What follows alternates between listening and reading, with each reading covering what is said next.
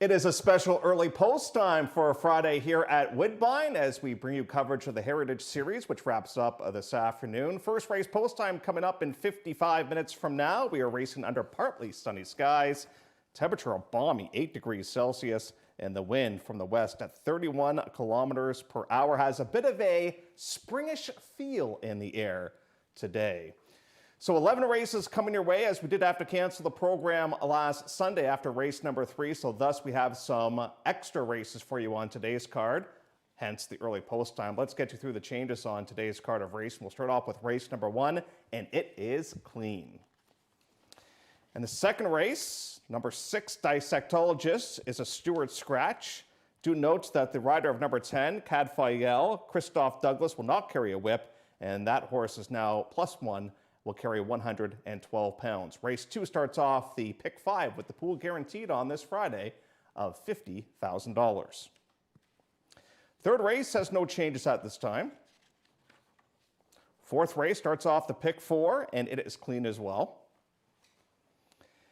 Fifth race is the Asbridges Bay Stakes. Big scratch of the inside participant, that being the number 1, that being Regal Moment. That is a Stewart scratch. And then we have a couple of overweights. The 5, Miss Pierre, is 1 pound over, will carry 119, and the 6, Peace Posey, is 1 pound over and will now carry 119 as well.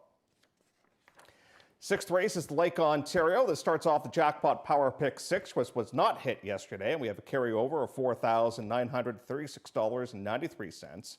There's an overweight in that race. Number 7, Shinigami, is 1 pound over and will carry 119. Seventh race is clean.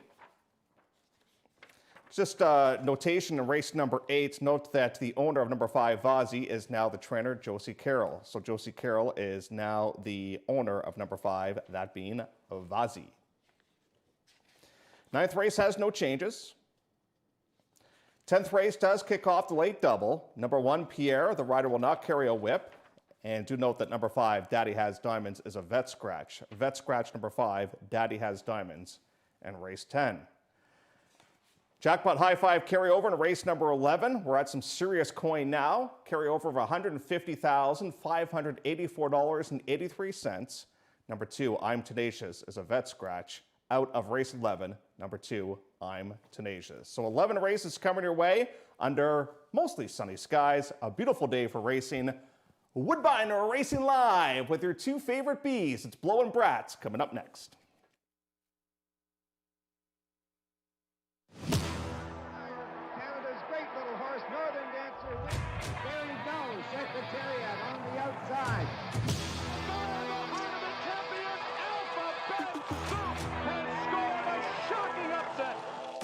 Yeah, motivated on focus. This is the moment. Gotta one-up my opponent. Games absolutely punishing them. Gotta get it the mindset, gotta put it in motion.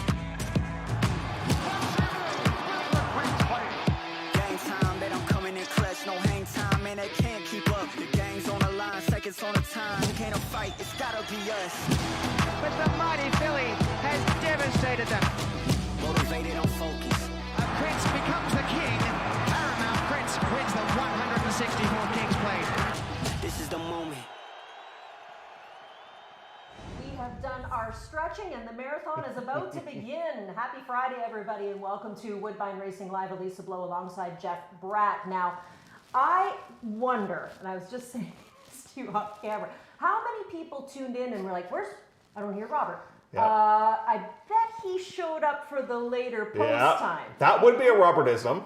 That would be, but in Robert's defense, he is a little sick today, so what we're going to make him do is just do the race calls today. We're going to make him, Yeah, he's going to do the race calls, but we'll do the post parade, we'll do the changes, we'll do everything else. All Robert has to do is call the races and then be quiet. Yeah, and he can give a nice, easy Yes, call. yes. You don't need to raise your voice today. Yes. Lots of honey, lots Yes. of lemon and warm water. It's really important. And it just kind of goes to show you, like, these kind of jobs that Jeff and I have, you know, that Robert has.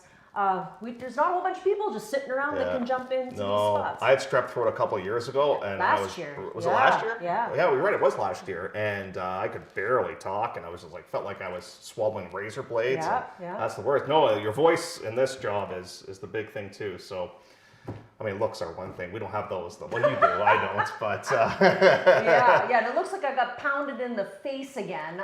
This time I'm going to blame it on my co-host because I didn't pick any winners yesterday. Gave me a good smack. wake up. It's back. I just can't seem to get rid of this darn thing. Well, you're playing hurt. It's all good. You know, this one, it's swollen. You know, I look at us. We're all falling I apart have over more here. admiration for you that you've come in and you're playing hurt today. Robert can't talk. I can't see. Yeah. It's going to be a And really I, great and I afternoon. can't pick winners. So there you go. Here's the good news, though. If you handicapped your Sunday program that got canceled after 3 races, then you're good to go for today because 7 of those races return for you this afternoon, and we'll remind you about them all throughout the program today too. So hopefully you didn't toss that one away and got your handicapping done early. We do have the special post times that'll take place today and tomorrow because of that canceled card. So we'll start now with first race at 3 o'clock, so approximately 49 minutes away. We have 11 races. We'll get out of here around 7:30, 7:45 tonight, and then back for another marathon tomorrow. We'll start a little earlier tomorrow, an hour earlier, 12 o'clock will be first race post time. So that means if you want to tune into the pregame, which most people do, that'll be around 11:05 tomorrow. But yeah, tomorrow's a busy day. And then we go back on Sunday. We revert back to our original post times. It's hard to keep up. Just make sure you watch social media, and I hope that you've tuned in today and be like, oh yeah, that's right. It's an early post time because we do have a good card. We have 2 stake races on today's program. Basically a Sunday card. It is. It is a Sunday card. Yeah, and you know what? Last night, the one thing that has not changed, we've changed post times a lot, but the one thing that's not changed this year is the inside's been good. Oh, babe, it was really fast yesterday, boy. You wanted to stay on that golden rail yesterday. They won a pile of races on the inside. Look at that. 6 horses were winners out of 8 if they took the inside yesterday as opposed to the outside. Fair track goes as far as speed and stalkers went, though. And you know what? I was looking at the overall stats. So favorites so far this meet are at 32%. Oh my gosh. Should I rat you out right now? No. It's okay. Oh my gosh. The people I'm working with today. I have a sick announcer. Elisa was talking to start off the show with her mic on her chair. Well, oh my gosh. I was so fascinated by listening to you. I can hear you much better now. Thanks. We're talking like you sound like Maybe let's just rewind. We'll just start the show all over again. It's gonna be one of them Fridays. It's going to be one of those Freaky Fridays. I can tell already. Mm-hmm. Yeah. You sound great now. Oh, cool. Thanks. Yeah. Lots of claiming on the program yesterday as well. Lots of horses changing barns yesterday, and we'll see if the same thing happens on today's program too. What do you want to talk about? Let's get started because we have lots of things, don't we? This was a sign of our show because our show got blown up right off the bat because we had this big battle between Pietro and Raffi of this big board. Our first topic was verses because they're going to ride against one another on 2 of the choices. And then Pietro's horse had to scratch that being dissected. Yeah, but it's still going to be a fun race right down to the wire. I mean, yesterday, as far as Raffi went, he had 2 nice winners on the program. Ryan Munger with 2 winners on the card. How about Danny Yu? That barn's got to be celebrating with breakfast and lunch probably today, courtesy of the riders that rode his winners. Actually, it was Ryan. Ryan rode both of them. So they had a fantastic afternoon. But yeah, here's the field for race number 2, which is our first topic. And this is a board that we're going to start showing you now, right up until the end of the meet. Just like the battle between these 2 riders, Raffi and Pietro. Now, today's kind of the last day for Pietro to see if he can rack up a couple because he's on his way down to ride at Churchill tomorrow. He'll ride Mancetti. Looks like they're going to be on a muddy track tomorrow too, buddy. Well, it's supposed to be on turf and it might be off the turf. It could be off. That's what I mean. Like it could be off and it could be onto a sloppy surface because if you're watching the races right now from Churchill, they're getting into their 4th race already. It's extremely sloppy. Something you see down there that you never see here anymore, mud tails. And their commentators have their microphones on. Yeah, well, they're not, I put it in my pocket. For safekeeping. All good, all good. Alrighty, so yeah, that's what we got as far as Pietro and Raffi are concerned. And we're going to talk about race number 2 first. Now, race number 2 is not a part of the Sunday program. This is a new race on the card. And it's a wide open 75. And, back in the day, these could be really salty. You'd get some horses, that had won numerous races. And I think you could say the same thing here. You got a 8-time winner in Mambo on 3, Napa Spirits, a 7-time winner, 10-time winner in Bordertown, 7-time winner is Highland Society. These are some horses that are very familiar with the winners. I don't know if Napa Spirit's as good as he was when he started off the campaign and going through the summer months, but he finds himself in an absolutely gravy spot in a race here today. I mean, he was in against the hot Indy 1 on Captured Moment. He's been running against Kinetic Stone, who all of a sudden can't lose a race. He's been running against some really good horses, and I just think they're being really aggressive here. This is one of a couple of horses that Tiller claimed about a month or 2 months ago, and Took it for himself, too. Right, and so this is going to be the second start off the layoff for him. They're going to drop down in classes, found a real kind of cozy spot. Now, obviously, the scratch by psychologist, it's a massive one in here. He works more than you and I do. This guy races every week, it seems like. But you know who I think is sitting on a good one is Mamba on 3. I just think that for whatever reason, he always gets involved in pace battles or the trips doesn't work out. He gets a beautiful rail post position here today. Yeah, but you see, I'm all over anything Raffy's picking up that's new. Because yesterday he rode, who was it? Tiger Town for John Coryat. Never rides for that barn. Got hammered. I know, exactly. And same can be said here for Napa Spirit because he's never ridden this horse before, and he's going to ride this one today for Hall of Famer Bob Tiller, but he's just starting to ride in this outfit since Sofia Vivez has left the colony. What is the temperature in here? I feel like I could ride by the 4th race. It's like, I feel like I'm in a hot box, folks. Jeff Bratt will not be carrying a whip tomorrow. I will go and turn it down in the. I'm actually sweating a little bit too. Woo! I thought I was just sweating because I was panicking because of the, the microphone oopsie that I made. Yeah, it is a little warm. All right, let's get to our next topic, which comes up from race number 4, and this is road trouble. I have been very fortunate in my lifetime to have never had to pull over onto the side of the road with a problem. It's one of those things that you dread, right? Even the Corvette, no problems with the Corvette back in the day. Let's not talk about that. So you got a horse you want to show us a replay of, and while you're showing that, I'm going to turn the heat Perfect. So this is Possible Monte, who did not have a great trip last time out. Now, it's a little bit difficult to find because there's a bit of a bulky field in here, but there's no question that Ryan Munger had to take up in this event and was claimed out of this race back by the Marty Drexler barn. But it's going to happen right now with the Turquoise Silks, and right now has to put on the brakes, and still kind of trying to figure out where to go as Possible Monte in here. But now we finally get a seam. And can the horse quicken with that seam there? Not quite quicken fast enough, but I think, when you kind of wrestle enough with a horse like they had to wrestle with this one, even here it's not a great trip, it has to be taken up a little bit in there with Possible Monte. I just didn't think got a real clean journey, and because that might be able to escape here at a bit of a number in this spot. Now, the obvious question is English Actor. Now, this is a guy that's really improved a ton, and I posed this question to you last Sunday, so you've had more chances to think about it.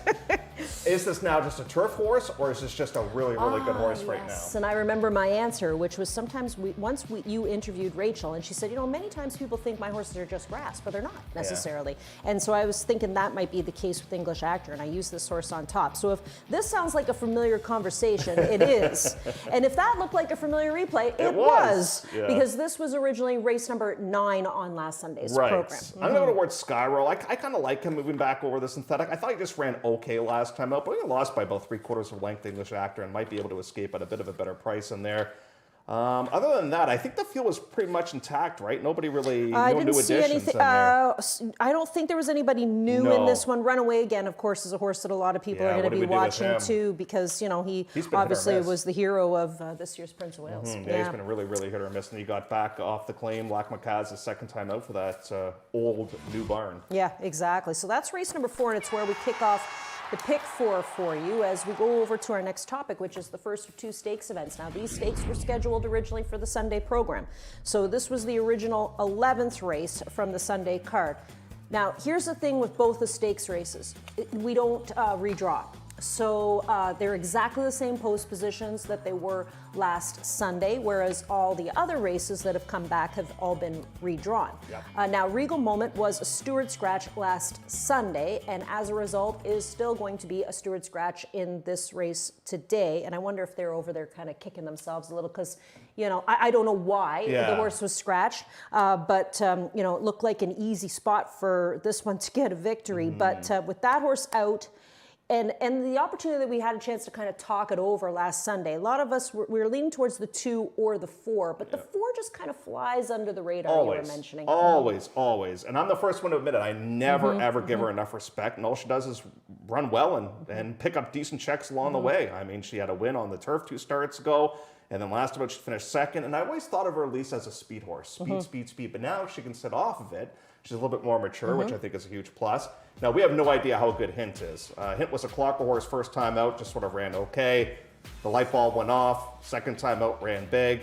The mares produced 3 route winners, one of them being Arashi, who was able to finish second in the Cup and Saucer. The mare had success going around 2 turns. I think it's 2-4, 4-2 to the cows come home myself.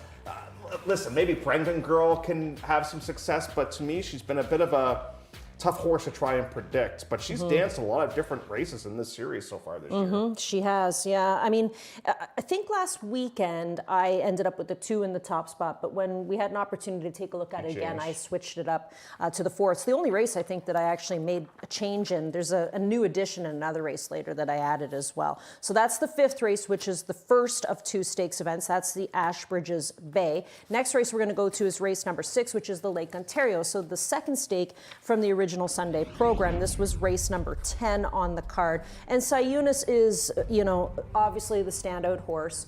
The horse makes the Clocker Report as well, made the Clocker Report for last Sunday, and Ernie, same thing, recycled that one and is going to use it here today. So Sayunis gets Hernandez for the second time, but Lasix for the first time for Hall of Famer Roger Attfield. And it comes out of a good race too last time out. So ran very, very well when finishing second. And this is kind of the race he is meant for early on in his career. I know they took a shot in the breeders. That was a big step up in class. And Roger was trying to win a race they always win. So he took a bit of a shot, didn't quite pan out, but great to see him bounce back. And the one thing that I always find with Roger is, and maybe this is his old school mentality, is he waits the last possible moment to put horses on the Lasix. And he's waited here with this one. So now that one gets on the Lasix. Now Sudbury's Ghost. Yeah. Speaking of runaway again being an enigma, what do we do with Sudbury's Ghost? I put him in. Totally well, you have to. I mean, this is such a massive drop in class. You've got Dark Screen. I'm not sure the horse wants to go this far or not. You've got Kakoa, who's razor sharp. You've got DeWolf, who's been kind of a morning glory. I'm kind of a little bit more intrigued by this race than the girls' race. Yeah, well, you got a claimer in here too that broke his maiden for $15,000, that being Shinigami. So it's an interesting group, but Sayunis certainly is the standout, at least on paper, for Roger Attfield. Maybe this will be the last horse that Roger sends out at the meet. I'm not 100% sure. I wonder if he's still here, if he's gone down to Florida already. Well, when that snow hit a couple of weeks ago, I would imagine a few people on our backstretch were like, get me on a plane. Yeah. So Dark Screen's kind of your wild card because you've got him third. Yeah, it's the distance and the surface. He's because good right now. When I've interviewed Bev in the past, it's grass. He just really is a better horse on the lawn. But he's going to go around 2 turns today, which is a challenge, but we'll see if he's up to it. So, yeah, this was the original race 10 from the Sunday program. Let's go to race number 7. 7th race was the original 12th. So this would have been the last race from the Sunday program where we offered the jackpot high 5. And now they come back here with a new horse into the mix. The new horse in the mix is the 7. Yes. That being Warlord Cruisin', and I'm going to use him here. I took out one of my original selections from Sunday to bump in the 7, who makes the second start off of the layoff after winning here in the first start for Dave Borsk. So I stuck with the 6, that being Ella Lacron, because he just won so easy last start out. I mean, this horse won by 10 lengths, and it could have been more because he was basically geared down. Crushed. Absolutely crushed. I mean, obviously this field's tougher, but I mean, his speed figure makes him look good. He's in great form right now. This horse reminds me a little bit of the Lippy horse. Oh yeah, Lovely Lippy. Just really good right now, and was able to move up in class and win again yesterday. Just razor sharp right now. Asking My Name is one that you got to give some consideration to. I landed on an Uncaptured Moment. Is really sick and tired of seeing Indy 1. Doesn't have to worry about that one. But I'm kind of with you on this Warlord Cruisin', and in hindsight, boy, did David Borsk find a real cushy spot for that comeback race. They were able to take advantage of the waiver claim in there, got a great trip on that particular occasion as well. I would not be surprised if this guy was able to double up, and I would not be surprised if this horse makes his way down to Florida to compete over the winter time. That's right, yeah, and I wouldn't be surprised if good old Bachelor Pad finds himself in that the would mix be as cool. well. That I would be mean, cool, I love yeah. you know what they've done. I mean, they're offering him up here today for $15,000. He's with his best buddy in Rafael Hernandez too. So I mean, to me, I would love to see this horse win. I just worry a little bit about Ella Lacron, like I said, because that last one was just so easy. But you know, Bachelor Pad's going to try. Yeah. He tries every single time. Yeah, draw's Really not neat great, horse. but listen, he's definitely capable of winning this race. There's no question about that. So a cool race there. Chamber Bob's a new horse to the field too. I don't really think he's got much of a shot though. And Walter Ladd, I think, will appreciate the cutback in distance. Alrighty, let's go to our next topic, Too Late, which comes up in race number 8 on the program. 8th race was the original 7th race from Sunday. And, you know, you take a look at this one, and I didn't change anything, Jeff. We originally had Just Magnificent as a horse in here, the one-horse Lady Iona. She's new. Yeah. Sorry, she is new, so I did change in here. I added Lady Iona into the mix, so I went 4-1-2, but you might want to take a quick peek at that one horse if you were re-handicapping this card. Yeah, Lady Iona is interesting. I mean, when she was able to win, she got away with really slow fractions. And then she threw in a bit of a clunker, but she bounced back with a much better race last time out. The replay horse is going to be Just Magnificent, who was just so far back. I don't know if the horse just took a little while to get going in here. I don't know what happened, but I think Davey, like, he's asking right now, and it's not like we're really flying at this point. We're going to pass one lonely horse here at this portion of the proceedings, but we're going to eventually lose Just Magnificent on the screen, and all of a sudden you're just going to see this blur fly home to finish in the 4th place position and eventually lose by about 2 lengths. So now we've lost Just Magnificent, but just watch when the 3-horse comes back on the screen here and is moving better than anybody at the end of this race. But it just takes a long time. Now we're flying, absolutely flying in here. But the knock against this horse, Lisa, is her running style costs her because she is such a victim of pace and how races unfold, and that's why she's just a one-time winner. So I'm going to go towards Z-Train. Obviously, you know, we talked about this on Sunday. Celebrity Row, question marks about the synthetic. Same with Z-Train as well, but I'm just trying to find kind of a hot horse right now in Z-Train. Yeah, and you know what? It looks like Devin Gittins doesn't want to lose this Serenading Kitten because he claimed the horse for $15,000 and he's offering the horse up for $40,000, so he must like what he got. Yeah, big win last time. Big Maybe win. for the first time in her career, she's got a little bit of confidence too. You know, she was able to finally win last time. Yeah, that's but it true. is a big move up in class.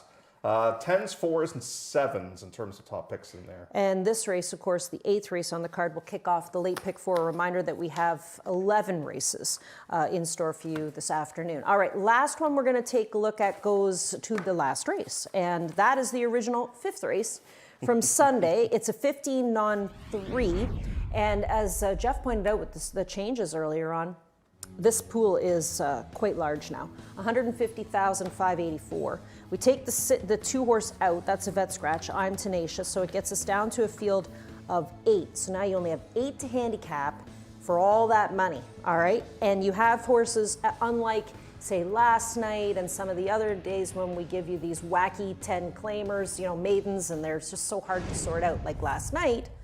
Now we give you real horses that, you know, we have form on, that we know. And the horse that I think a lot of people are going to zero in on is the 3.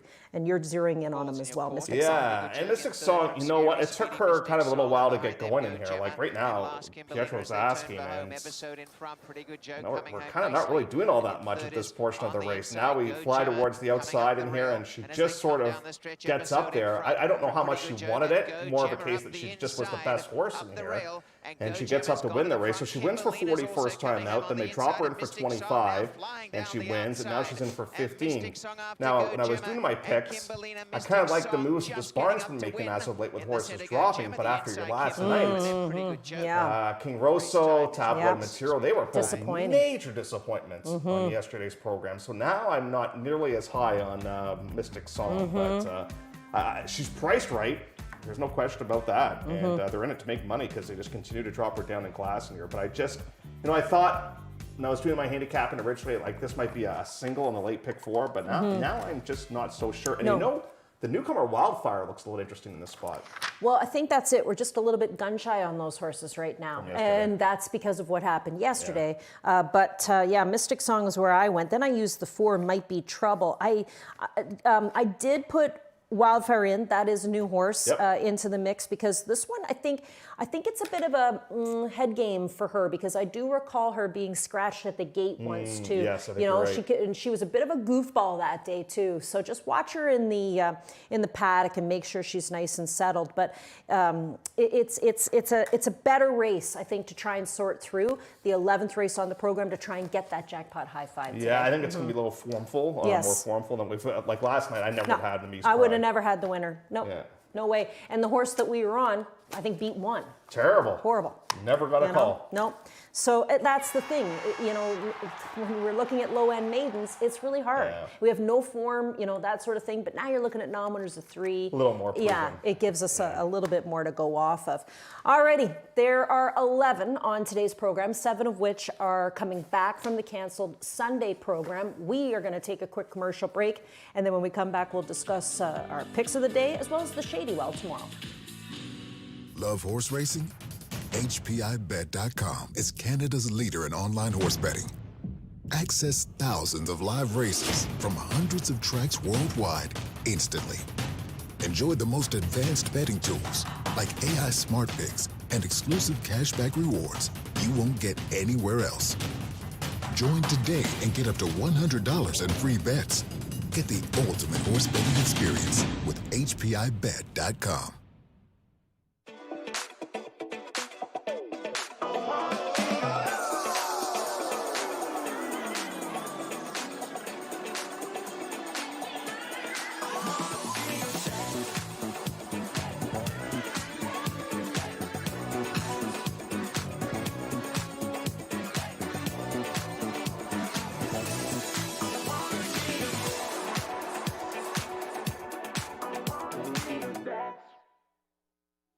Thoroughbred horse racing is steeped in tradition. It's known as the sport of kings and queens. But for those who are not monarchs, owning a thoroughbred racehorse is accessible to us too. And whether it's your family's biggest win in 30 years or your first win after your first few months as an owner, it's an experience unlike any other. To learn more about thoroughbred racehorse ownership in Ontario, reach out to connect with someone who can help you get started on your journey. Well, as promised, we will show you our plays of the day. Not that we were much help yesterday. I think you got one home, right? Yeah.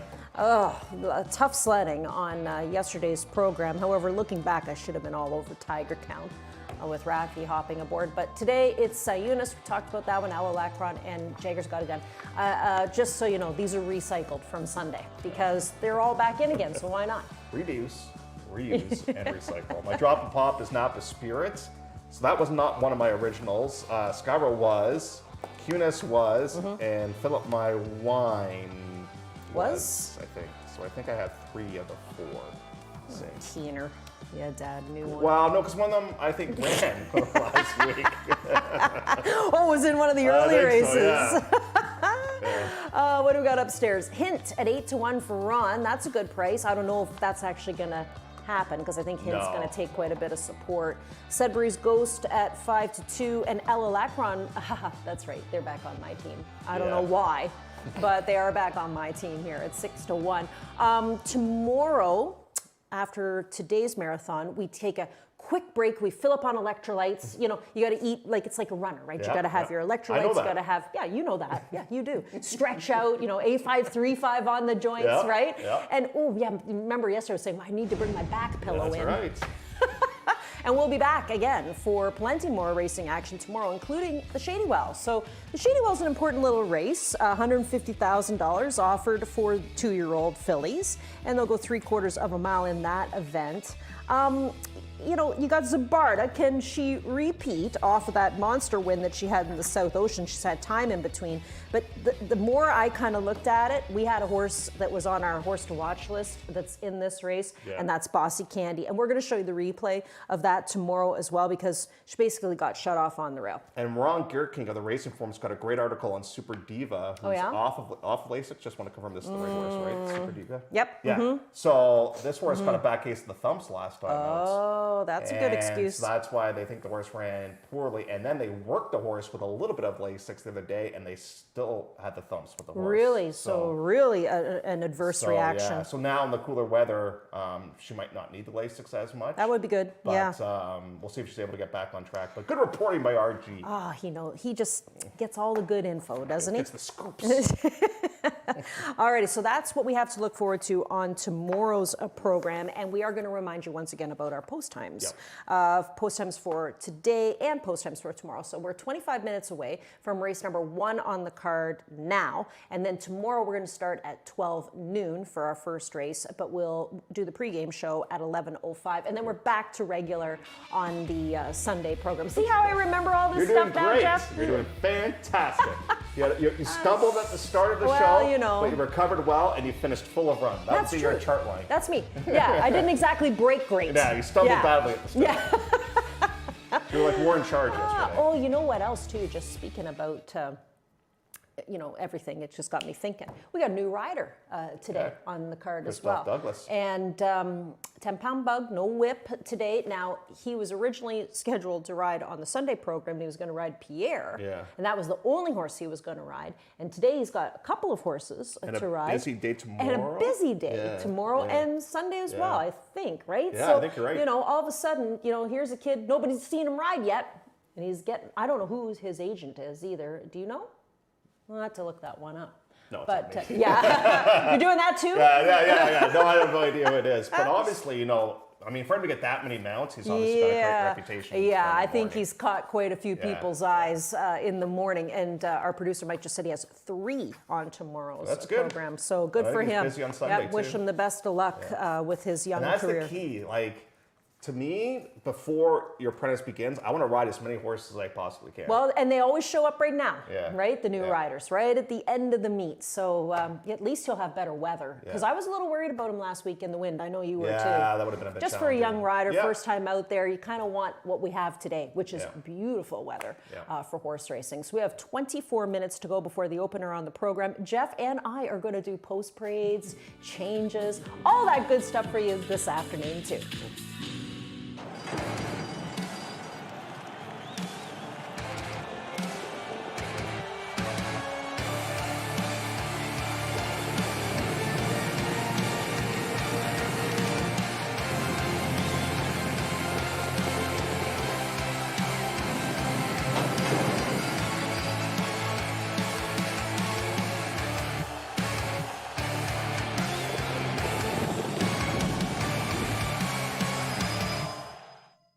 Download the Bet365 app, the only sports book available to bet on today's races, and see why it's never ordinary at Bet365. If whiskey could talk, Johnny Walker Black Label would sing with notes of sweet, smooth coffee, rich fruit, and a touch of smoke. Tastes as good as it sounds.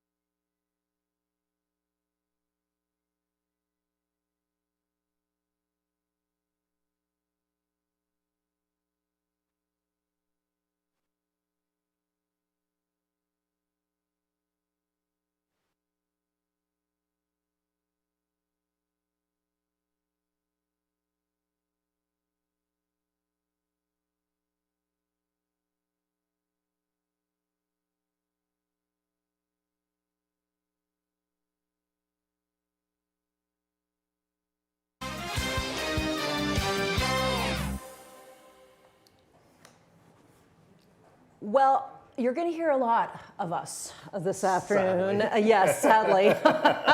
We're going to do double duty today. Now, first of all, you should know that Robert is here. Yes. I know you haven't heard his voice yet, but he's likely, he should have a sock around his neck, drinking a hot lemon tea or something along those lines, because he's got a little bug in his throat. Yeah. And Jeff and I are just so gracious that we are going to be doing post parades for him. We'll do winner circles for him.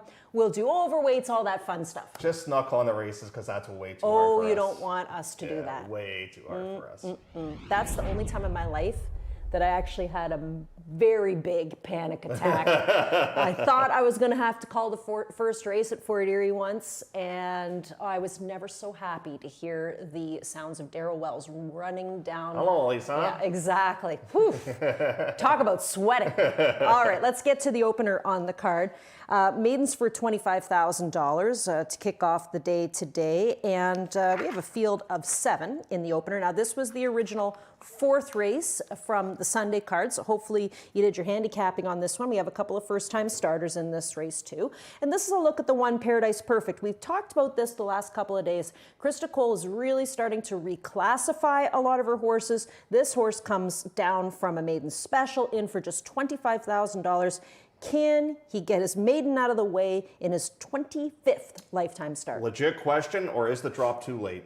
Because he is going to start now for the 25th time in his career, and he's never won a race. He's got some races in the past that would absolutely demolish this field.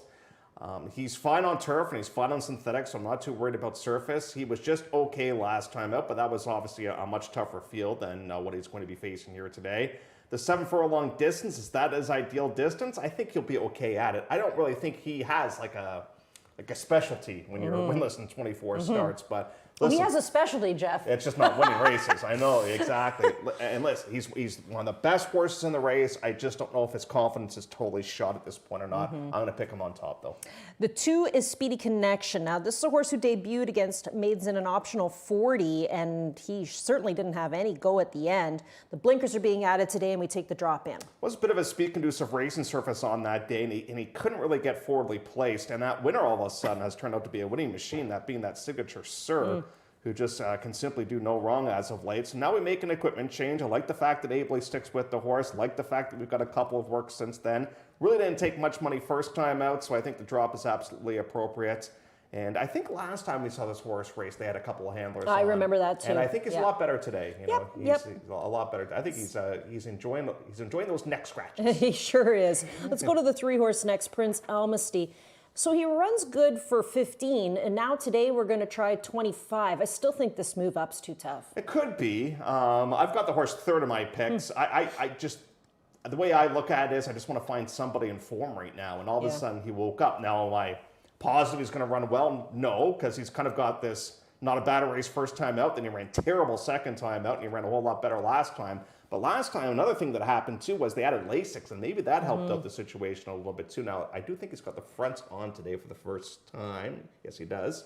So that's something you might want to keep an eye on in here. But Prince Almasty right now, kind of lukewarm at 6-1.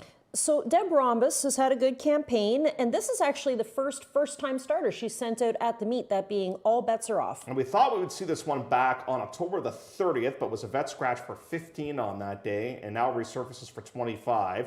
So back, way back in 2023, this horse sold for $1,000 and then went through the sale at OBS in 2024 and got up to $8,000. So they paid absolutely nothing for the horse. Now, the works don't look all that much intriguing to me. The mare was kind of a bit of a war horse. She ran 65 times and was a 12-time winner. Let's go to the 5-horse, and this is a first-time starter for Rachel Halden. Now, she sent out a number of first-time starters at the meet, but so far none of them have found their way to the winner's circle. So this is not a good sign to me, because they paid a decent buck for this horse out of the local sale, and now all of a sudden resurfaces in for just $25,000, and this mare has been a producer. This is a half to a stakes winner named 89 Red, half to a stakes winner named Silver Princess. The mare's a half to Not Bourbon. This is a really nicely bred guy in here, and he's just not been able, obviously, to put up quick clockings. Now, they're wasting absolutely no time debuting the horse in for $25,000. So I just think in the morning times he's maybe not been able to make the cut. Or maybe they're taking a bit of an edge against this field in here. But The fact that they paid more than what the horse is in for right off the bat, just to me, that's not really an encouraging sign. I don't mind the 6-horse Gus's Drumbeat. I mean, he had an okay debut to finish third. The second place finisher came back to win, Sterling Castle, but we couldn't find him yesterday when we needed him. And then they tried the 40s, and they were only beaten 5 lengths to Signature Sir. Now they're back for 25. The problem that I have, and this is just me being devil's advocate in here, he probably ran a winning race for 15 last time, you know, and then he's all the way in for 40, and now maybe now he's kind of found the sweet spot for 25,000 in here, but I just hope that last race wasn't a waste, because he ran very, very well on that particular occasion to finish in the 5th place position. That field's a lot tougher than what he's going to be facing here today. Bill Theranis is probably dreaming of palm trees right about now, but he's got the 7-horse in this race, and that's You and Me, Baby. He hasn't raced since July the 4th, so coming back to the races here late in the season. Yeah, it didn't post to work until October the 18th. So probably went to the farm then. Yeah, and something happened where the horse needed a little bit of time, and now is back on the swing of things in here. Did have a handling move last time out. We've seen kind of different styles being employed by this horse. I kind of like the horse on turf myself, but this race will take place on the synthetic. Has shown a little bit of ability, and with some of Theranos' horses, he's been dropping and they've not been running well. This horse kind of remains against the same type of caliber of competition that he was facing last time out. So we have 12 minutes to go before the opener here. I'm watching Churchill right now. What a mess down there. It is absolutely pouring in Kentucky. And then I'm looking out the studio window, and Jeff, look that way. That's not so good. No, those are some pretty dark clouds. I hope the sunshine sticks with us, though, for the afternoon, as we have a really busy day for you with 2 stakes races in store and lots of racing. Just 12 minutes before the opener. Good luck.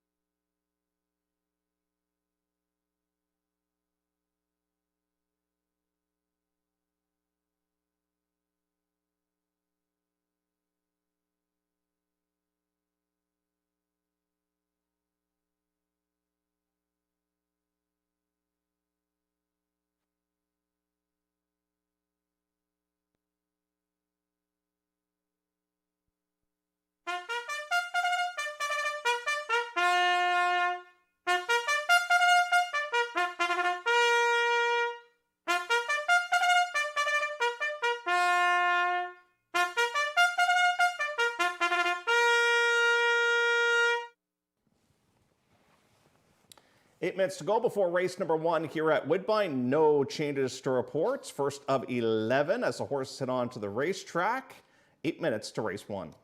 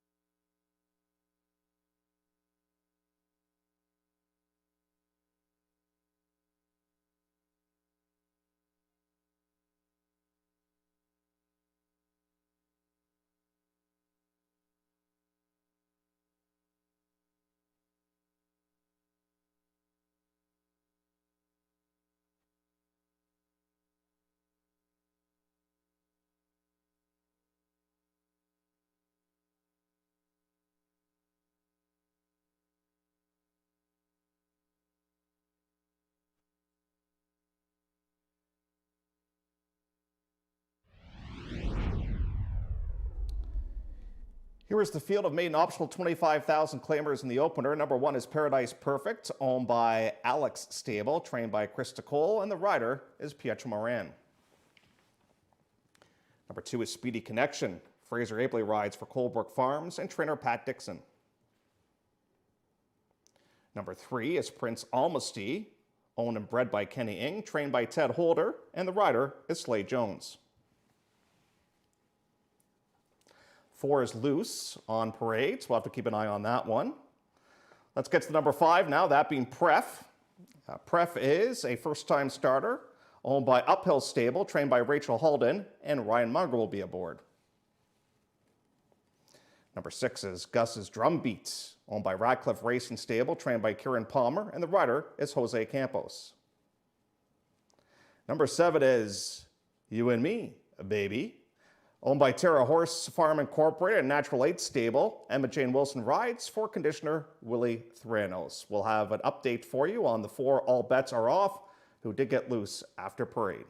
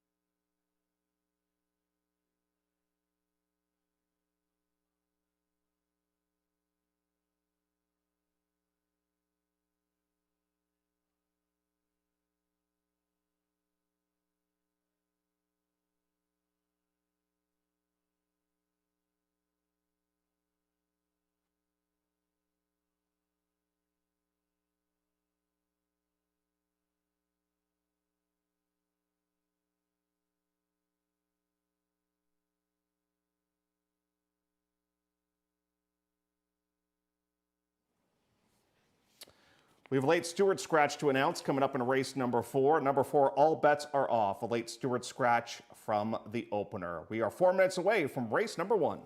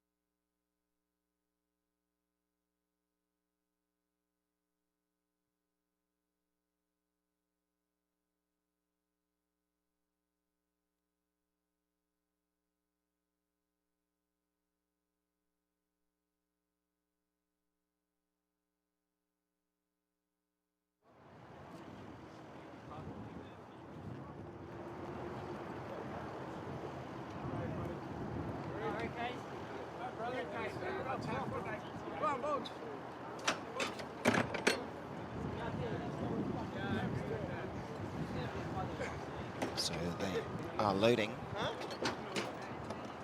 Prince Almasty coming in as they move up.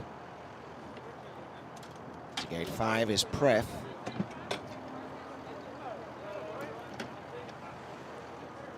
Gus's drumbeat.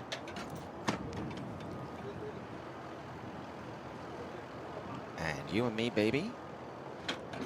Race 1. This field is set to run. Off they race, best away. You and Me, Baby, from the outside. Going for the lead is Gus's drumbeat, and coming through fast is Speedy Connection on the inside. They're the top trio. They got away from Pref. Back to second last early is Prince Almasty, and the trailer by a couple of lengths, Paradise Perfect. Gus's drumbeat just in front of Speedy Connection. A length away third is You and Me, Baby. Pref in fourth. On the inside, Prince Almasty, and a break in the field to Paradise Perfect at the back. The main flight bunch up and Speedy Connection in front. A half mile to run. Speedy Connection by about a half a length. Gus's drumbeat second. Moving through is Pref. You and Me, Baby on the outside. Back on the rail and pushing through is Prince Almasty. 3 lengths away last, Paradise Perfect. They race through down towards the 5/16, no change, and Speedy Connection the leader. On the outside, pushing is Gus's drumbeat. In third, You and Me, Baby. A length behind them, Prince Almasty getting a rails run and taken wide. Paradise Perfect, and last is Pref. Top of the stretch, and Speedy Connection the leader, coming on well. Paradise Perfect right down the outside. You and Me, Baby, the center. 3 across the track. And Paradise Perfect has swooped and gone on by. And out wide, it's Paradise Perfect and Speedy Connection. Paradise Perfect narrowly in front and takes the first. Paradise Perfect a length from Speedy Connection, You and Me, Baby, and Pref. 126.15.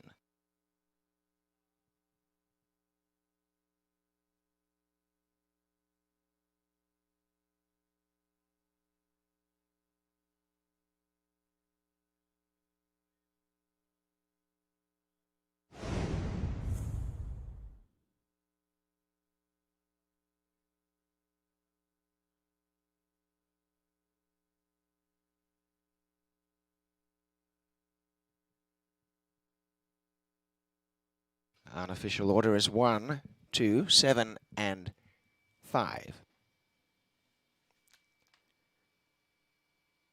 The winner number 1, Paradise Perfect. Second is 2, Speedy Connection. Third is 7, You and Me, Baby. And fourth was 5, Pref.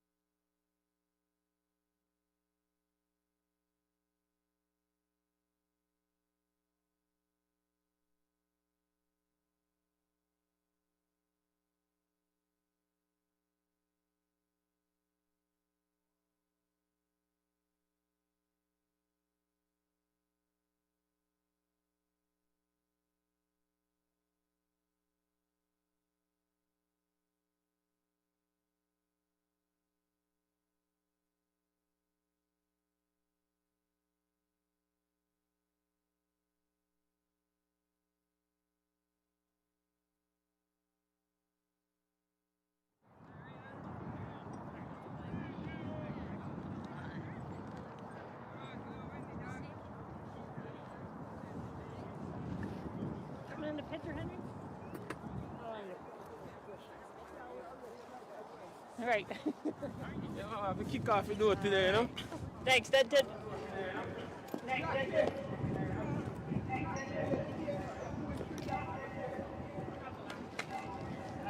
There's the winner of the first race, number 1, Paradise Perfect. Paradise Perfect is a dark brown gelding by Perfect Timber out of Duro Paradise, bred by Charles Phippie, owned by Alex Stable, trained by Krista Cole, and the winning rider, Pietro Moran. 1-2-7-5 unofficially in the opener.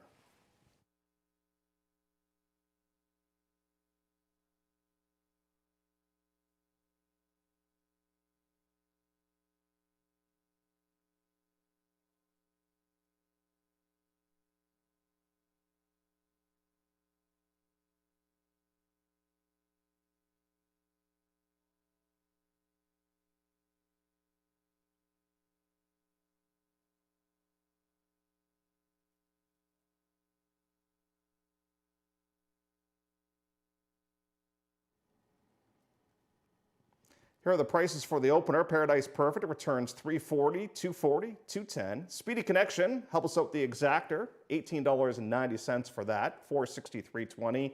You and Me Baby was third, $230. Those are the swinger payouts. The try for $1, $41.95, and the super 1-2-7-5, $183.75. The second coming up next, which starts off the pick 5 with a guaranteed pool of $50,000.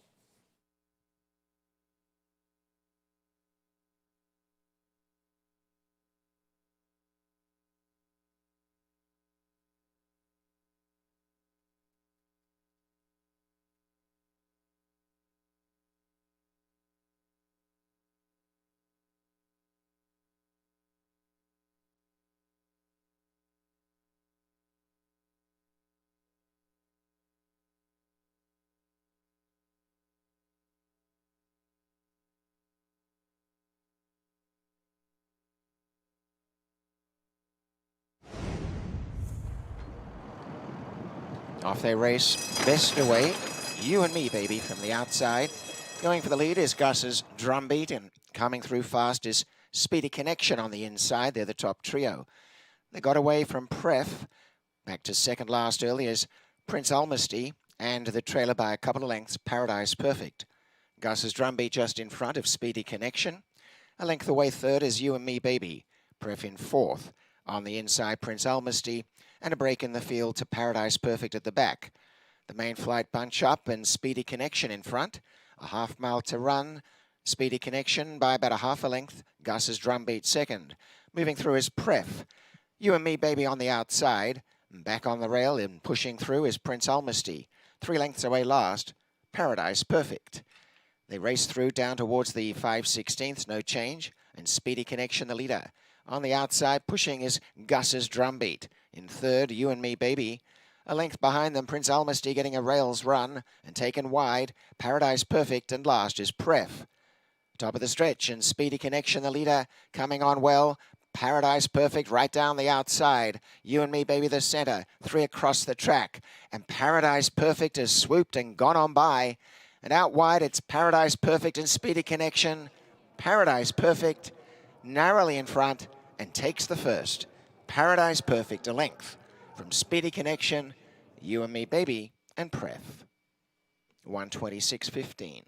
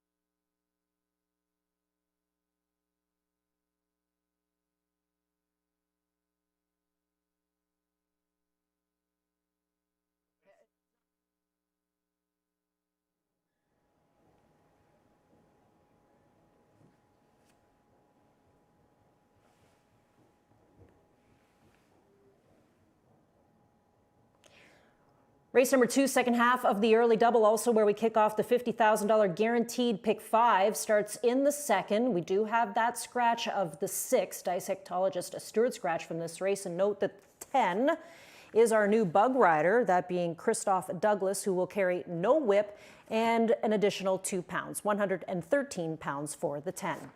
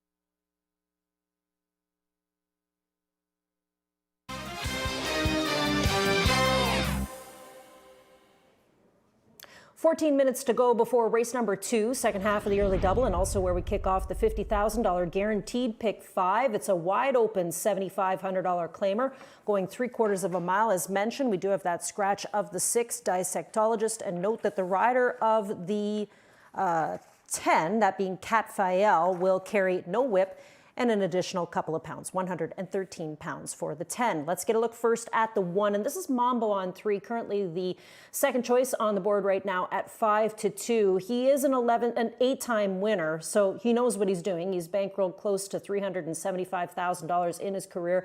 And Zelko Kretschmar has had a good campaign. Now, this horse does switch up riders here today to Cavey Nichols. I haven't seen Cavey ride this horse, at least never, because this was one that they would have claimed down in the United States. And generally up here, he was using Salas, he was using Slade Jones, and most recently, Salas gave him a good ride in that wide open 75, where he ended up finishing third behind Dissectologist, who came back to win.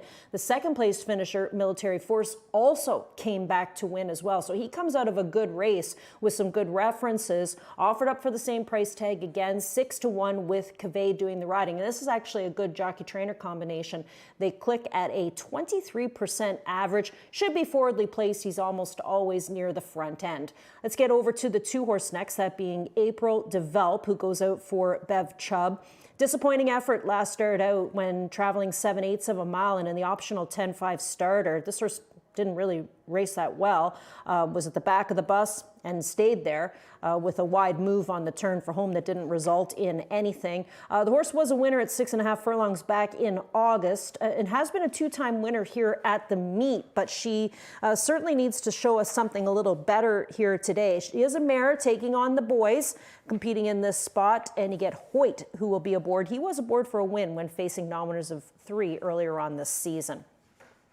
Over we go to the favorite, 3-5. Now, sorry, 6-5, the price on the 3, that being Napa Spirit, who was claimed for $10,000 by Hall of Famer Bob Tiller for himself. Now, we don't see Bob do a ton of claiming for himself, but obviously there was something there that he wanted to have. And he ran the horse back in an optional 15-7 starter at 3/4 of a mile, and he just didn't really run the race that we're used to seeing him run. Now, he's offered up today for $2,500 lower than the price tag that Bob took him for. Phil Hall did have success with this horse earlier on this year, and I just kind of wonder if he'll take another look, because Phil has been doing an awful lot of claiming as of late. Hernandez gets the call. That's something you really need to take into account. Anytime you see Raffy hopping on these horses for the first time, I've been calling it the Raffy effect, and it worked last night. He rode a horse by the name of Tiger Town for John Coriat. Never rides for that barn, never rode the horse, got him into the winner's circle, and he could probably do the same thing here with this horse, Napa Spirit, as he hops on for the first time. Over we go to the 4 at 17-1. This is Harper City, who had a great start to the season. On May 23rd, fourth, then came back to win again, and then seconds and thirds so far this season. So this horse has certainly paid for himself. He's been able to bankroll over $30,000 with those 2 wins, 2 seconds, and a third. He rarely runs a bad one, and it is Zero Ford who picks up the mount on this horse, as Bino will not ride this one here today, and he's been successful with him, same as Pietro Moran. The 5 is Awesome Crusader, offered up for the $7,000 price tag, which means this is a claim that just hasn't panned out. Took him for $20,000 down at Gulfstream Park. He did win back in May. He was able to pay for himself when he took the optional 40 non-winners of 3, non-winners of 3. Now he's in for the low tag of $7,000. 6 is a Stewart Scratch. The 7 is Wet and Wild, a Fort Erie horse that came in and didn't run that badly in the wide open 75 when he was the 4th place finisher, and he actually ran pretty well late in that race too. So he comes out of the same race as Mambo on 3. If you like him, this horse is good value right now at 14-1 if he happens to take to this surface again. The 8 Highland Society goes out for Ron Sadler. Didn't get played at all last start out on November the 7th, winning the optional 10-5 starter. And now here today is offered up for the $7,000 tag with Fraser Abley back aboard after that disappointing race last start when he backed through the field and ended up being beaten 16 lengths. The 9 is Border Town, and this is where we find Dominic Pozzanelli, who had success on last night's program with Periwinkle back in race number 6.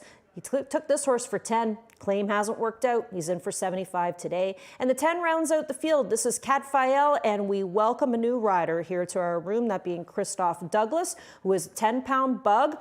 He will ride this horse for Willie Armada, and he'll carry 113 pounds. Now, obviously, we have a lot of new riders in the mix here, some coming from Western Canada, some obviously with experience in the past, but this is the new 10-pounder, and there has been a lot of chatter about him in the morning. He has caught a lot of people's eye. He'll ride a couple on today's program. He'll ride 3 on the program tomorrow, and he is represented by Leroy Trotman, who, of course, has handled some of the best that Woodbine has ever seen. He is at 13-1, no whip, and 113 pounds. Just 9 minutes to go before race number 2.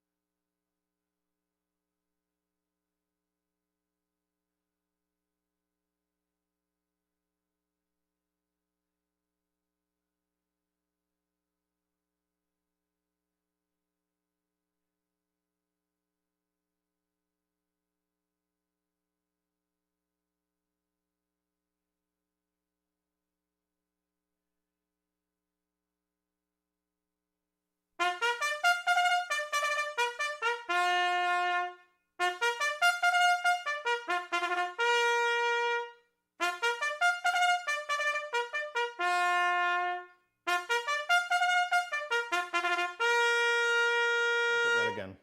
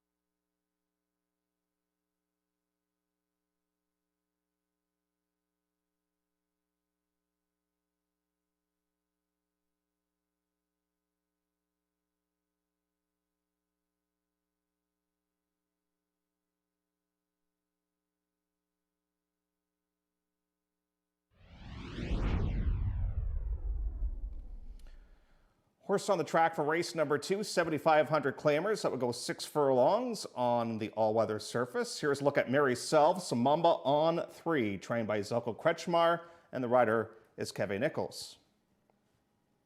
April Develop is the 2, owned and trained by Bev Chubb, and the pilot is Jason Hoyt.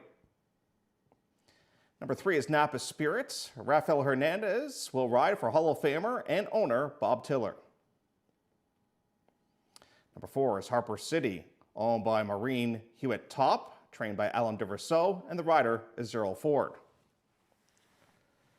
S1 Flores rides number 5, Awesome Crusader, for Randy Exelby, and the trainer is Marty Drexler. Scratch the 6, Dissectologist. The 7 is Lou Cappy's Wet and Wild, with Juan Crawford. Number 8 is Highland Society, owned by Wayne Levy, trained by Ron Sadler, and Fraser Abley's up. Number 9 is Dominic Paulsnelli's Border Town. He trains, and the rider is Steve Jadu. And we wish all the best to apprentice rider Christopher Douglas. His first ride with Cat Fael will not carry a whip in this race, owned by Max Stable and trained by Willie Armada. It's the starts of the Pick 5 guaranteed pool today of $50,000. Will travel 6 furlongs on the all-weather surface. Post time in 4.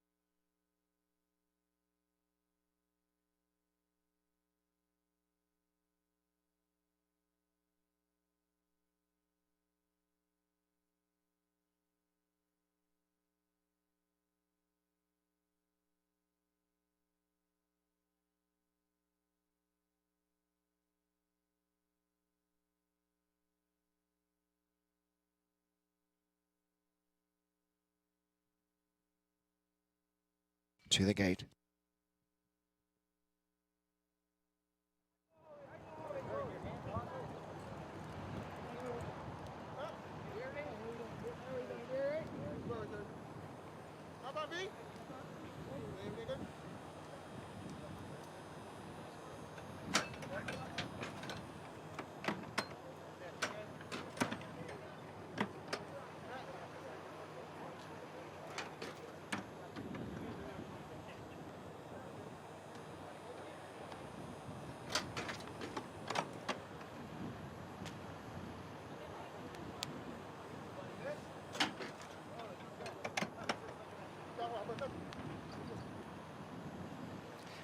They're moving up. Harper City has gone in.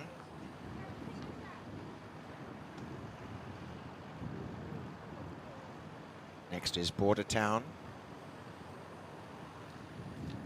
And the last is Cartwheel, and they'll be on their way. Set to run.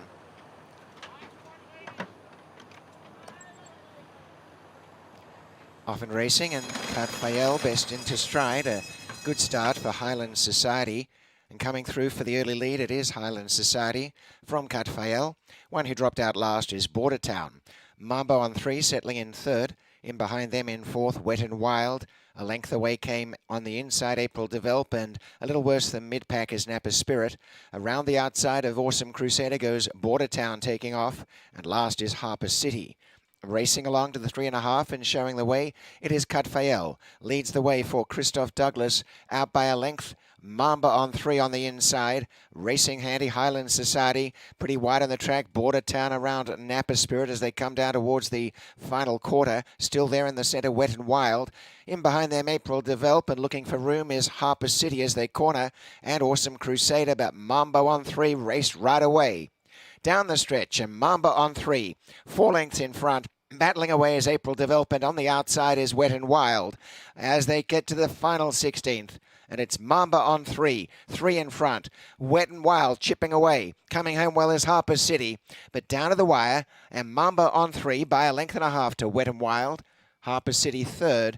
And about 4 away 4th is April Develop. 112.68.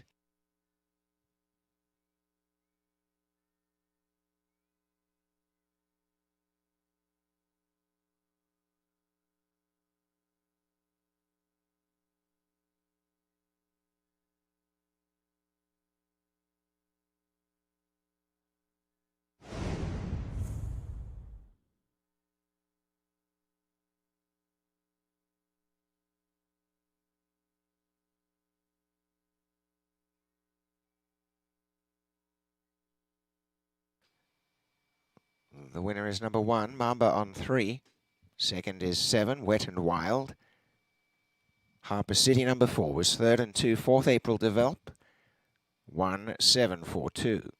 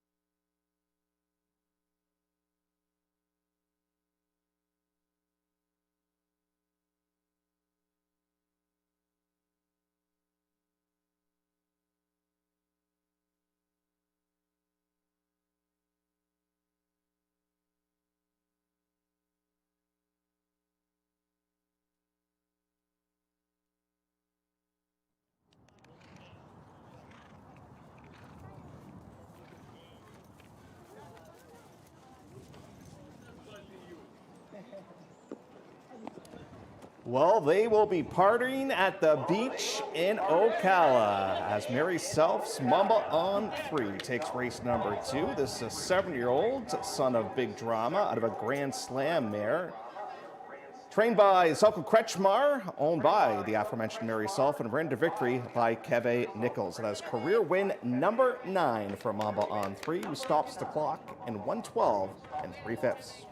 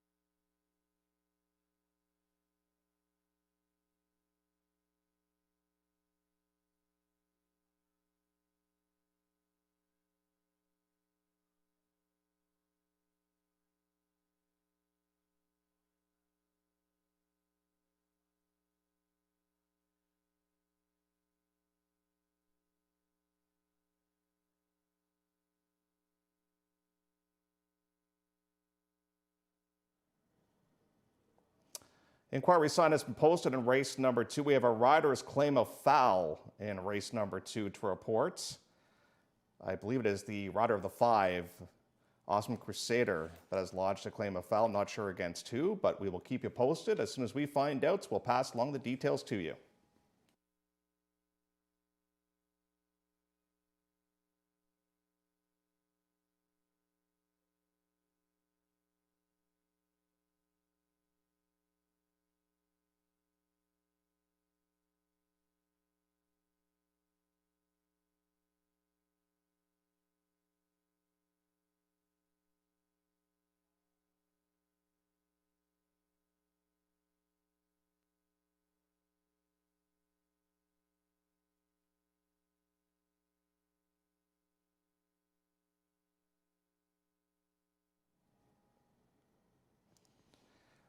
Sorry, I was given some misinformation in there. The inquiry is involving the 4 Harper City. The rider of the 4 Harper City has claimed foul against the 7 Wet and Wilds for interference possibly just after the start.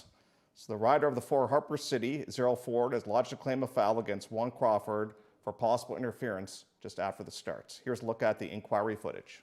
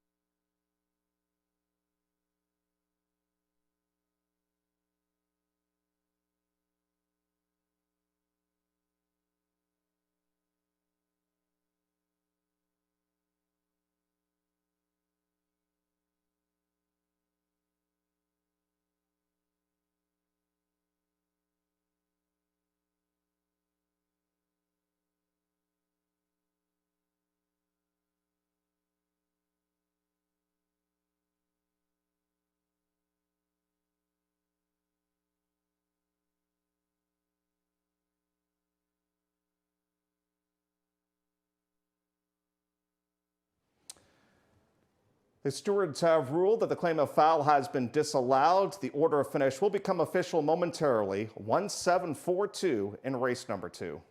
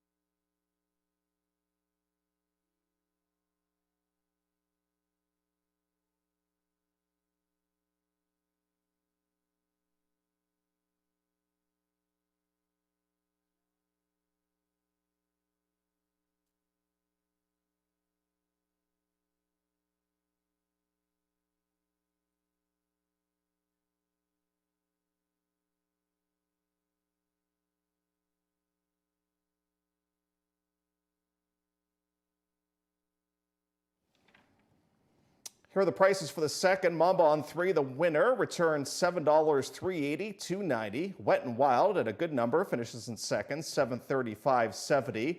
And Harper City was third, $6.50. The exacta of 1 and 7, $72.30. $1 try, $1.74, $2.05.75.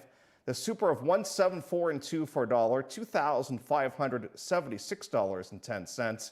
And the early double with a couple of ones. We're rolling the dice there, some snake eyes, $13.80. Third race coming up next from Woodbine features 5,000 claimers going a mile and a 16th. We'll have a look at the field for you for race number 3 momentarily.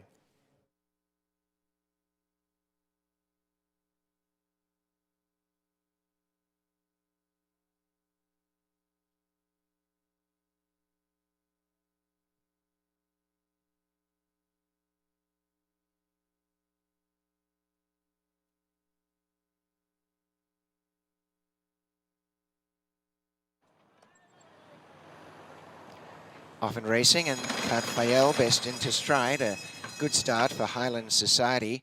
And coming through for the early lead, it is Highland Society from Catfael.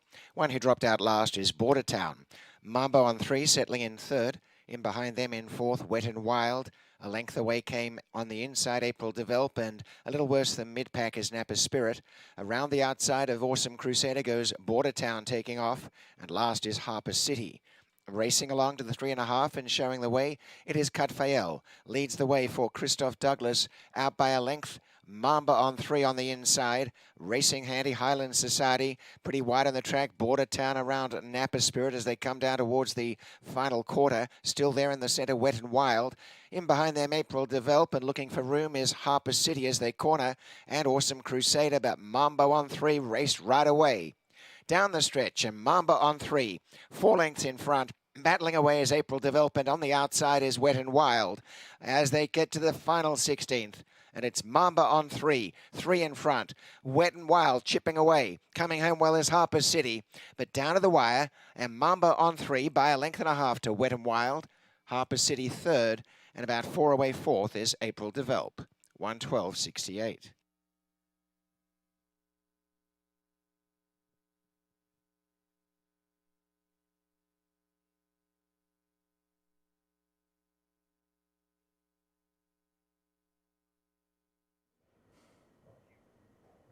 12 minutes to go before race number 3, and there are no changes in the upcoming third race.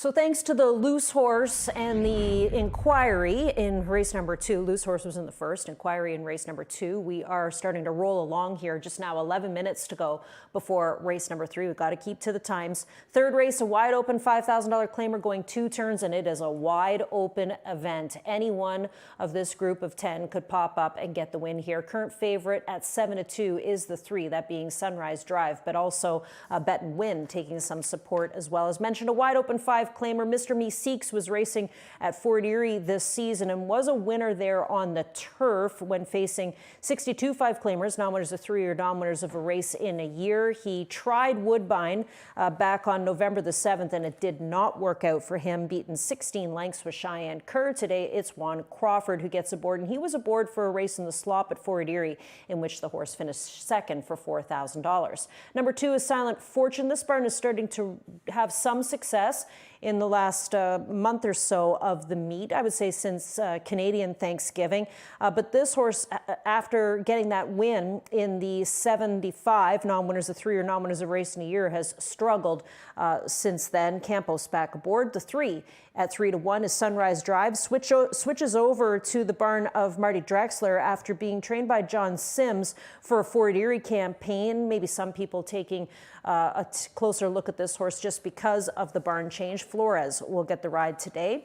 The 4 is Motorist at 6-1. Austin Adams will ride yet again. Was second last start out for conditioner Willie Armada in behind Good Sin. Would be a horse that I would consider in here just because of that good most recent form. The 5 is Kitty Holiday, makes the return back very quickly in just 7 days. Raced here on November the 14th, finishes 7th out of a group of 11 and is right back in the entries for the $5,000 tag with Salas back aboard. 6 is Bet and Win, 7-2, makes this horse the current co-favorite right now for Kathy Patton.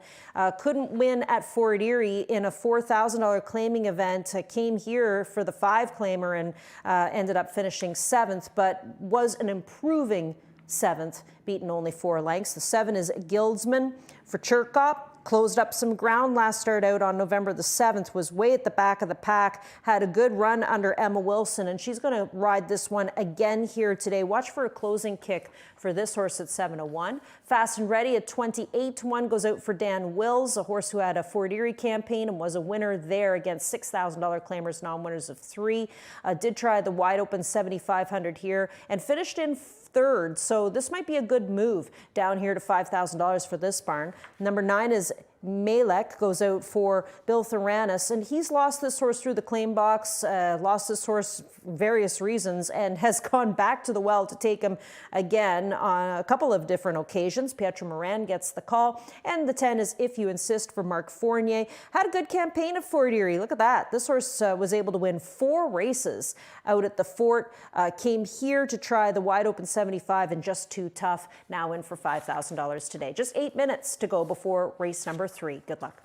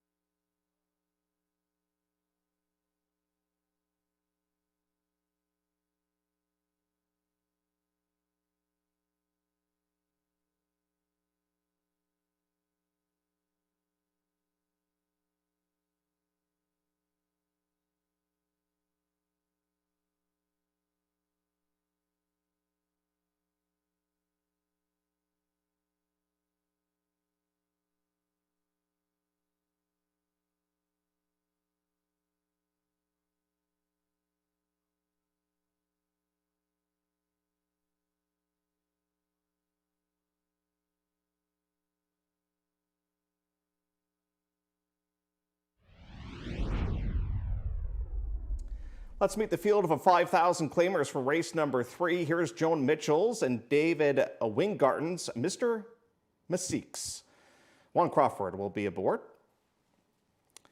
Terry Brooker and partner 2 are the owners of number 2, Silent Fortune. Terry Brooker trains and the rider is Jose Campos.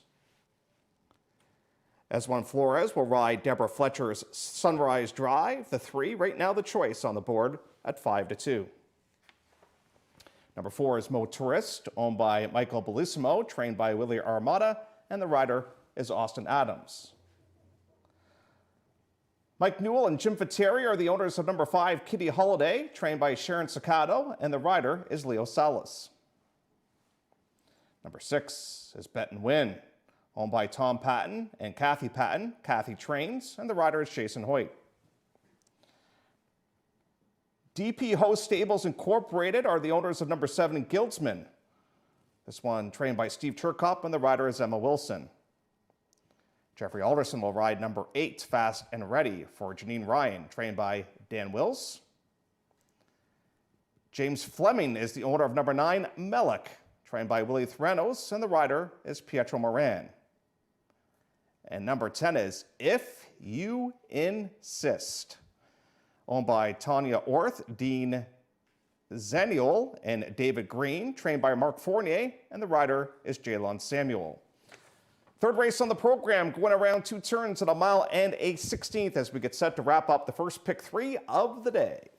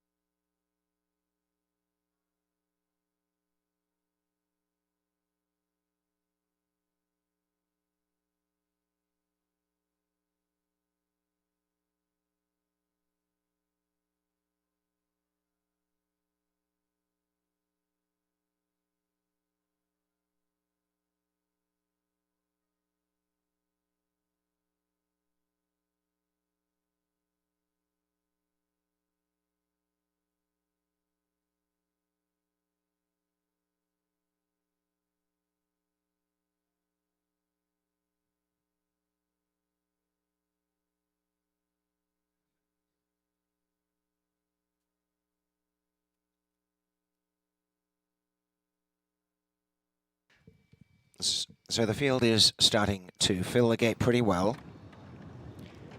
Just about ready with Sunrise Drive. Guildsman has gone up. And the next, Mo Tourist.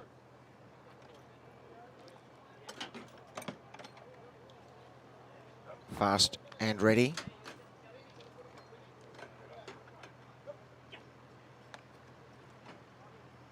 Now, Melek.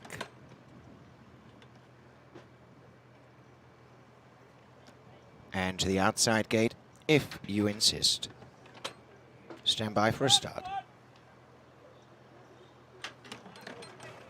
Set to run.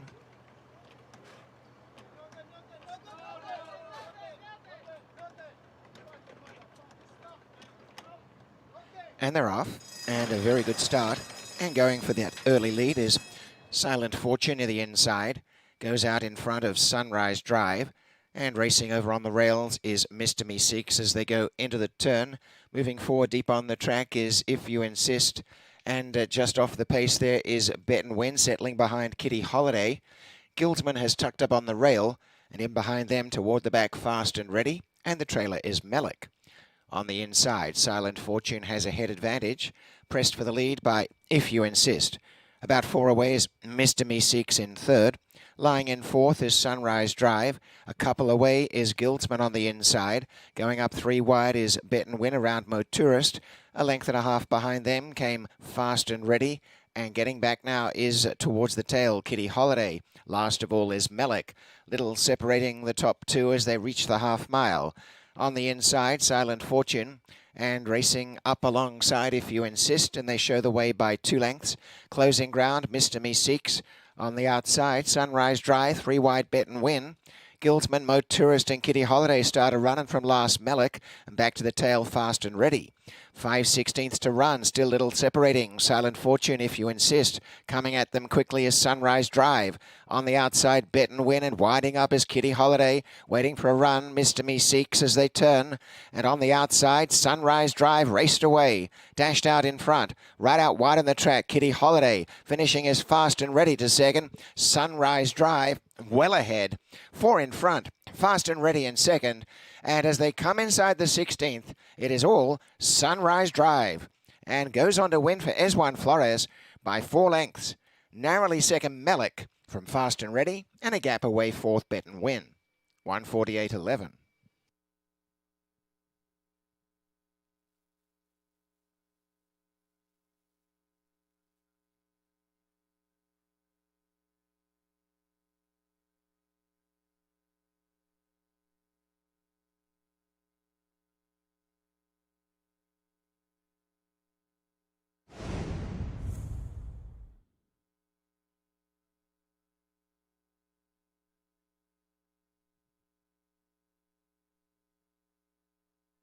Three is first, Sunrise Drive, and a place photo. 3 into photo.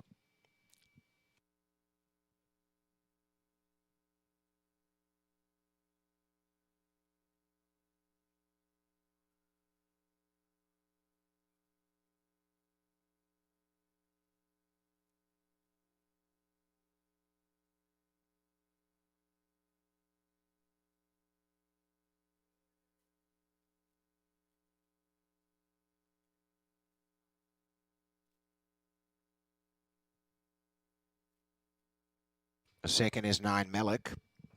Third is 8, Fast and Ready. And fourth, 6, Bet and Win. 3986 unofficial.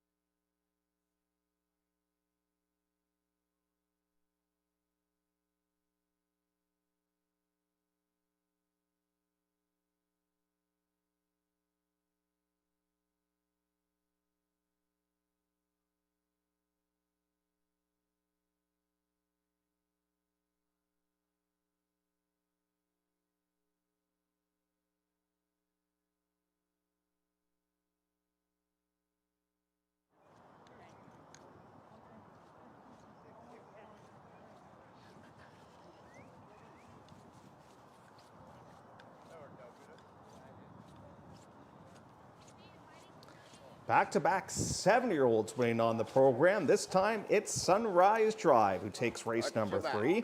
Sunrise Drive is a 7-year-old by Danza out of an Evansloo Slew mare named Knocker. Bred by Diana Gale Bristow here in Ontario, now owned by Deborah Fletcher. Winning trainer Marty Drexler and the winning rider Eswan Flores. That's career win number 8 for Sunrise Drive, who takes the 3rd as the favorite.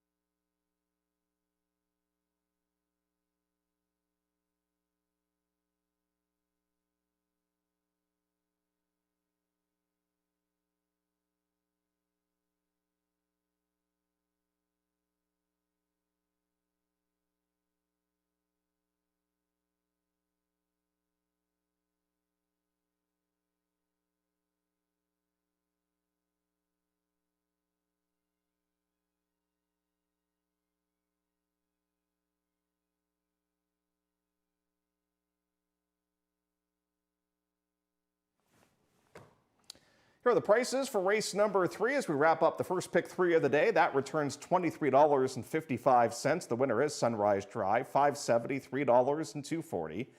Getting up for second was number 9, that being Mellick, $3.40, $2.60.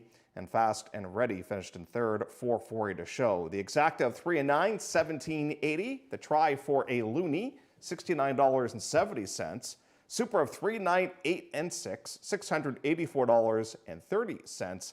And the double for races 2 and 3, $37.30. You know what's coming up next. It's the start of the pick 4 as we have some high-level optional claimers going into the starting gate. Lisa and I will give it the old college try with our pick 4 tickets. That's coming up after we check out the replay for race number 3.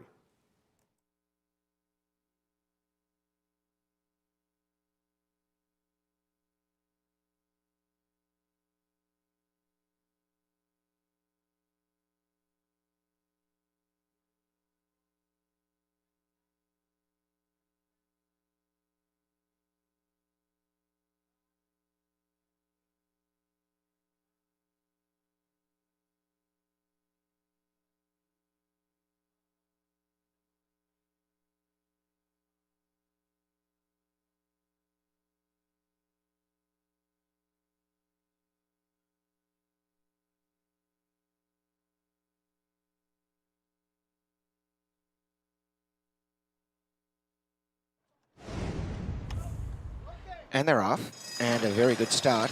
And going for that early lead is Silent Fortune near the inside. Goes out in front of Sunrise Drive. And racing over on the rails is Mr. Me Seeks as they go into the turn. Moving forward deep on the track is If You Insist. And just off the pace there is Bet and Win settling behind Kitty Holiday. Guildsman has tucked up on the rail. And in behind them toward the back, Fast and Ready. And the trailer is Mellick. On the inside, Silent Fortune has a head advantage, pressed for the lead by If You Insist. About 4 away is Mr. Me Seeks in third. Lying in fourth is Sunrise Drive. A couple away is Guildsman on the inside. Going up 3 wide is Bet and Win around Motourist. A length and a half behind them came Fast and Ready. And getting back now is towards the tail, Kitty Holiday. Last of all is Mellick. Little separating the top 2 as they reach the half mile. On the inside, Silent Fortune, and racing up alongside If You Insist, and they show the way by 2 lengths. Closing ground, Mr. Me Seeks. On the outside, Sunrise Drive, 3 wide Bet and Win. Gilsman, Motourist and Kitty Holiday started running from last Melick and back to the tail fast and ready. 5/16 to run, still little separating. Silent Fortune, if you insist. Coming at them quickly is Sunrise Drive. On the outside, Bet and Win, and winding up is Kitty Holiday. Waiting for a run, Mr. Me Seeks as they turn. And on the outside, Sunrise Drive raced away. Dashed out in front. Right out wide on the track, Kitty Holiday. Finishing is fast and ready to second. Sunrise Drive well ahead. 4 in front. Fast and ready in second. And as they come inside the 16th, it is all Sunrise Drive. And goes on to win for Esjuan Flores by 4 lengths. Narrowly second, Melick from Fast and Ready, and a gap away fourth, Bet and Win. 148.11.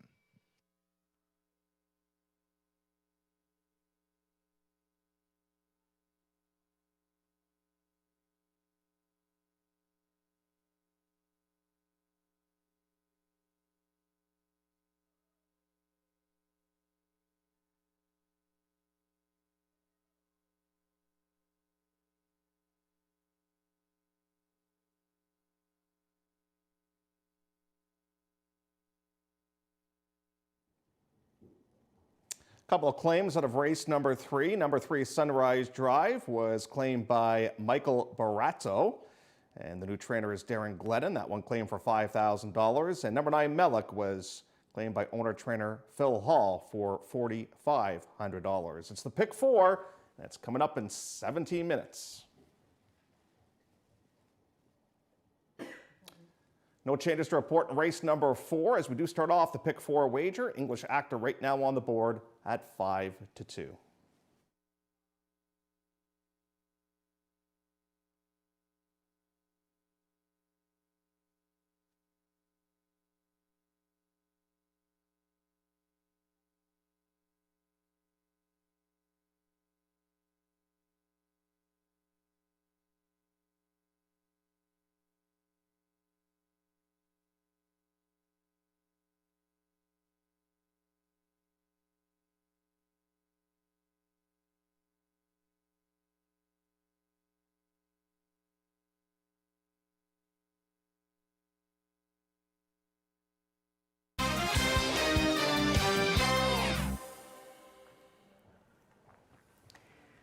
Well, we have 16 minutes to go before race number 4. You know, the day started off kind of unusual, of course, with me sitting on my microphone. Yes. And then, of course, it's a weird day now. I mean, Robert's voice. He's fighting it. He's fighting it. He's doing the best that he can. Yep.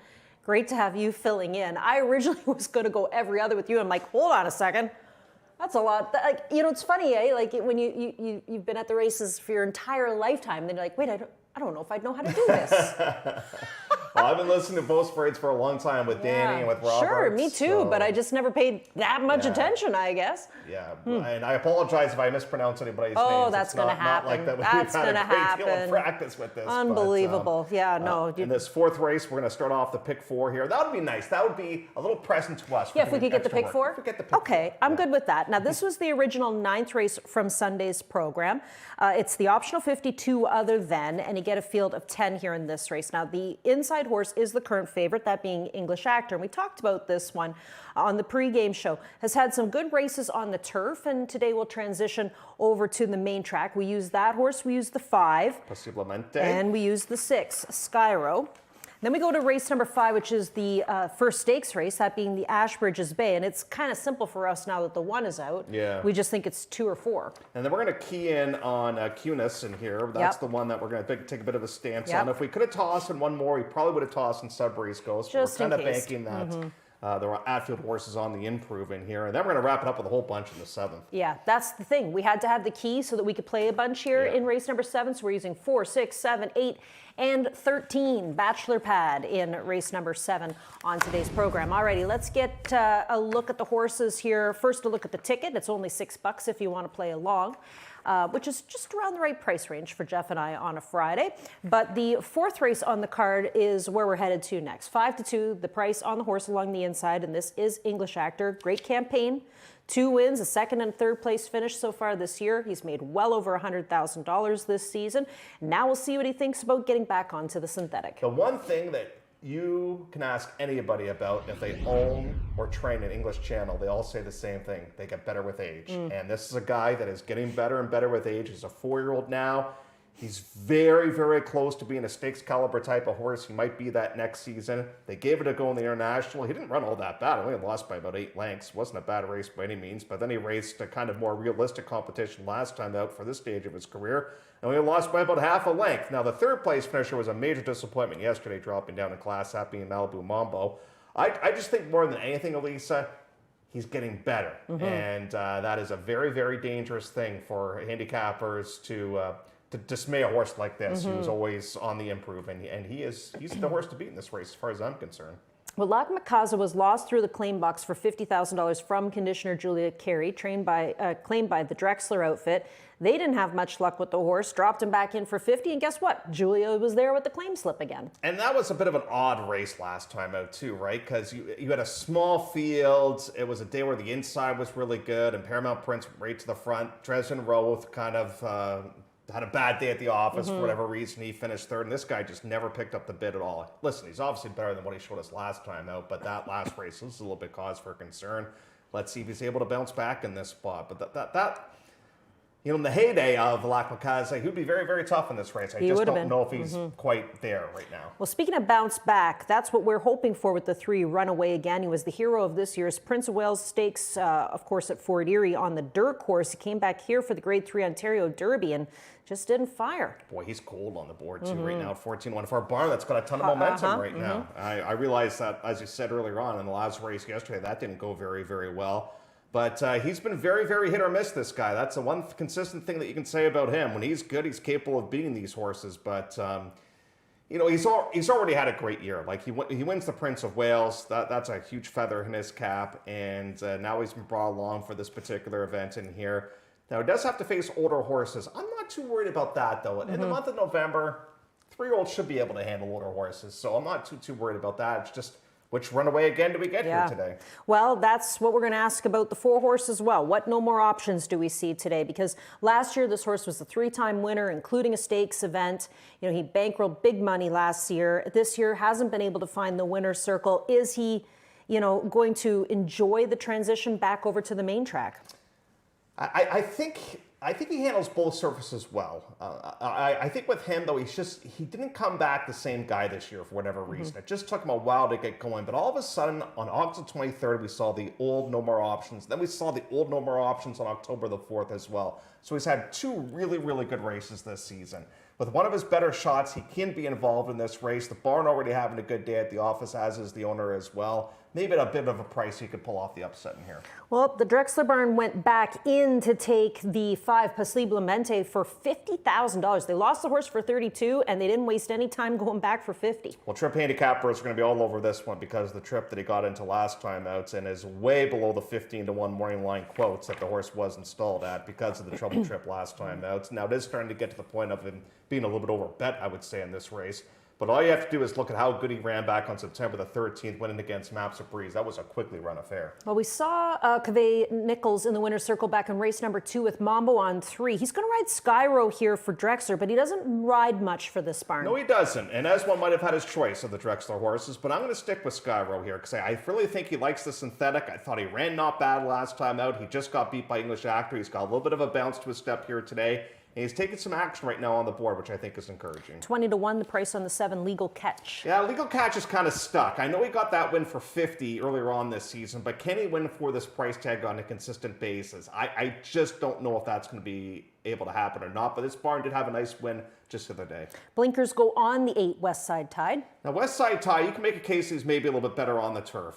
He ran okay last time out on the turf. The race prior to that on the main track, he got really far out of it, so he would like to stay a little bit closer if at all possible. Cassie brings back the 9 after taking some time away from the races, and his stats are pretty good when he brings horses off the rest. I really liked him on August the 2nd, and he flattened out and didn't run well. Now there's been some gaps in the work tab as well. He is better than what we saw in that most recent race. And Di Vernon will round out the field for Kevin Attard. Yeah, Di Vernon doesn't have any speed. That's kind of the problem with him. And I do think he's got some ability, though. I do think he's got the ability, if he gets a little bit of a pace battle up front, to do some damage in this spot. So I do think this is one that's going to fly under the radar a little bit. Listen, you can't use them all in here, but I've got this horse fourth in my ticket. So we have 9 minutes to go before race number 4. Fourth race is where we kick off the first of 2 pick 4s on the afternoon. A reminder, we have a very busy program for you today. We're only on the 4th race. We have 11 races in store for you this afternoon, including 2 stakes events, and they will begin in race number 5 with the Ashbridges Bay and race number 6, the Lake Ontario. Just 9 minutes to go before race number 4. Good luck.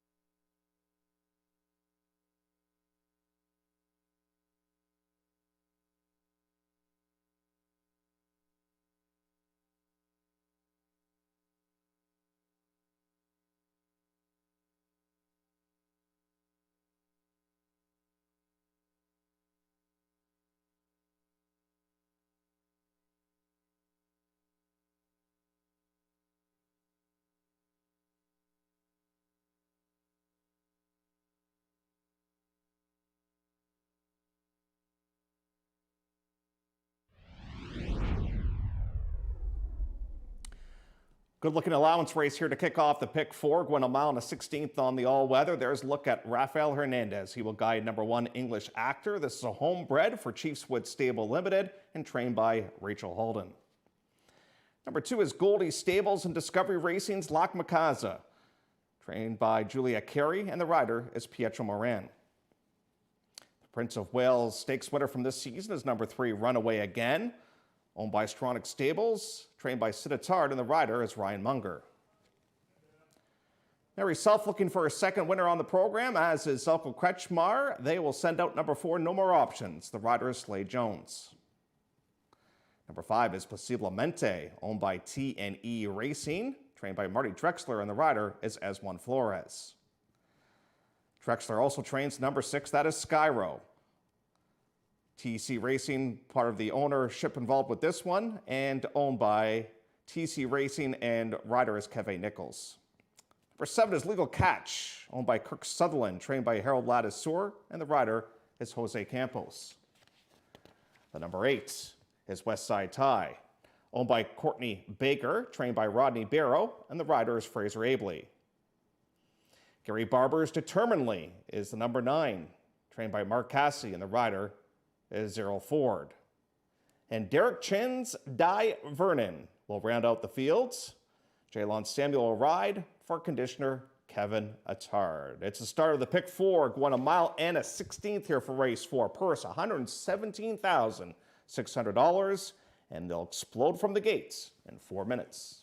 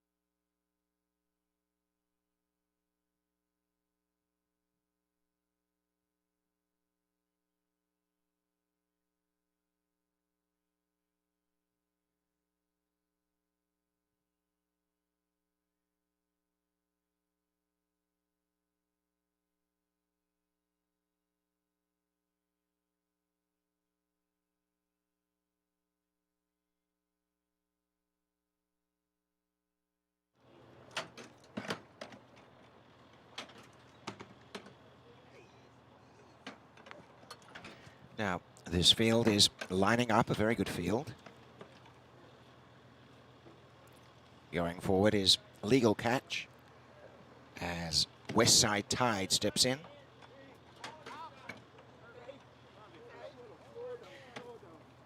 No more options has gate 4. Runaway again is set. No more options moves up. And to the outside gates are Determinedly and Divernon. English Act to the rail. The grey has gone in Determinedly. Jalon Samuel with Divernon. So the field is set. Locked up.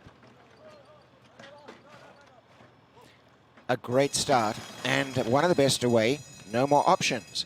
Dashes out in front. Fast beginning. Possiblemente on the outside challenging for the lead. And lying on the outside, West Side Tide in third from English Actor. Runaway again is there with Skyro in the centre. And Legal Catch on their outside as they take the turn. Luck Macuzza the rail, followed by Determinately. And last is Di Vernon. The leader is No More Options, a length in front of Possiblemente. Tucking in third, English Actor. A length in behind them is West Side Tide, who's shading Runaway again. Another length away came Legal Catch and Skyro the inside. The grey determinedly third last, pricking the ears coming forward. Next to last, Luck Macuzza and the trailer Di Vernon.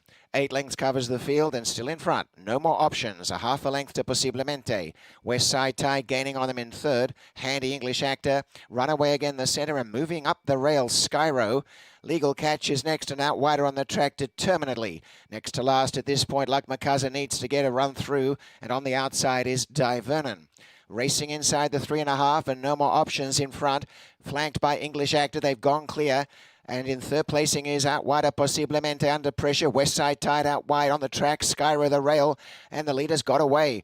Behind them, Runaway again, determinedly finishing on now. Then Luck Macuzza, Di Vernon at last is Legal Catch, but No More Options swings for home in front. No More Options, 3 in front. In second, English Actor. Battling on is Skyro. They're coming now. Skyro the inside. Runaway again up the rail. Out in front, No More Options. And now the rail for Runaway again. And down the centre of the track, sticking on, is also Possiblemente. But Runaway again up the inside, flying to the front. The class of the field, Runaway again is back. Wins a length to No More Options. Luck Macuzza got third. And back in fourth was Skyro. 1:45.89.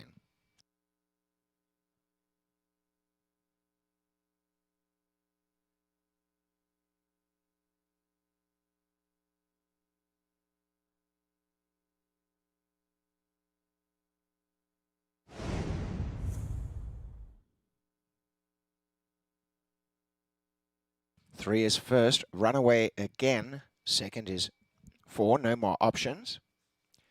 Third, 2, Luck Macuzza. And fourth, 6, Skyro. That's 3, 4, 2, 6. The time, 1:45.89.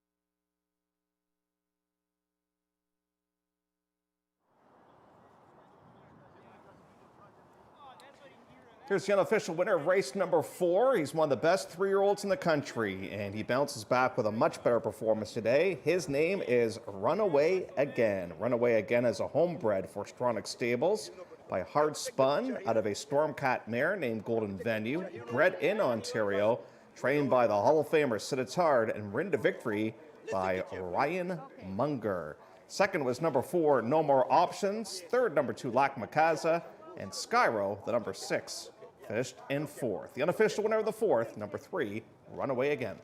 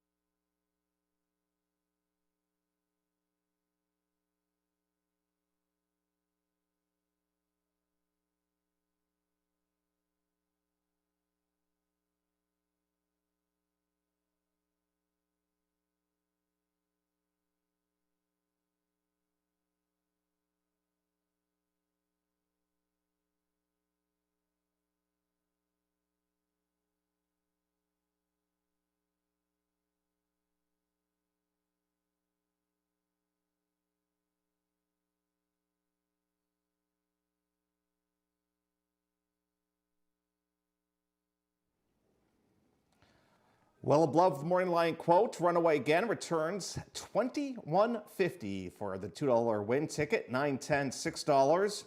No More Options. Terrific effort to finish in second, $11.67.70. And Lac Macaza bounces back with a much better race today, $9.10. The exact of 3 and 4, $244.90. The try, $1,085.70. Look at that super. 3, 4, 2, and 6, $8,307.95. And the pick 3 with the winning combination of 1, 3, and 3, $110.60. Coming up next, some stakes action as the Heritage Series wraps up. We have the Ashbridges Bay coming up next. Scratch the one, that being Regal Moments. 5th race coming up momentarily.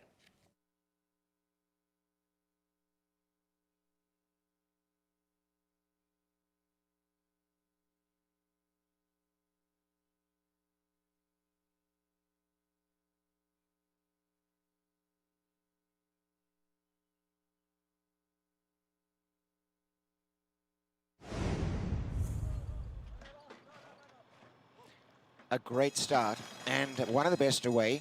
No More Options. Dashes out in front. Fast beginning. Possiblemente on the outside, challenging for the lead. And lying on the outside, Westside Tide in third from English Actor. Runaway Again is there with Skyro in the centre. And Legal Catch on their outside as they take the turn. Lac Macaza the rail, followed by Determinedly. And last is Di Vernon.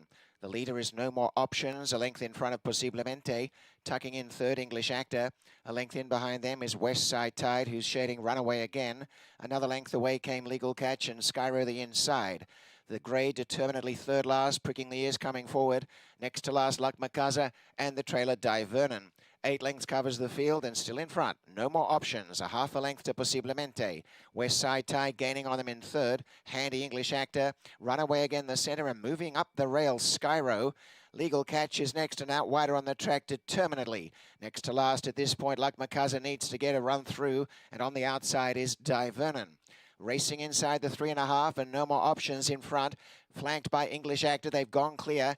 And in third placing is out wider Posiblemente under pressure. Westside Tide out wide on the track. Skyro the rail, and the leaders got away. Behind them, Runaway again, determinedly finishing on now. Then Luck McCuzzer, Di Vernon at last is Legal Catch, but No More Options swings for home in front. No More Options, 3 in front. In second, English Actor. Battling on is Skyro. They're coming now. Skyro the inside. Runaway again up the rail. Out in front, No More Options. And now the rail for Runaway again. And down the centre of the track, sticking on, is also Posiblemente. But Runaway again up the inside, flying to the front. The class of the field, Runaway again is back. Wins a length to No More Options. Luck McCuzzer got third. And back in fourth was Skyro. 1:45.89.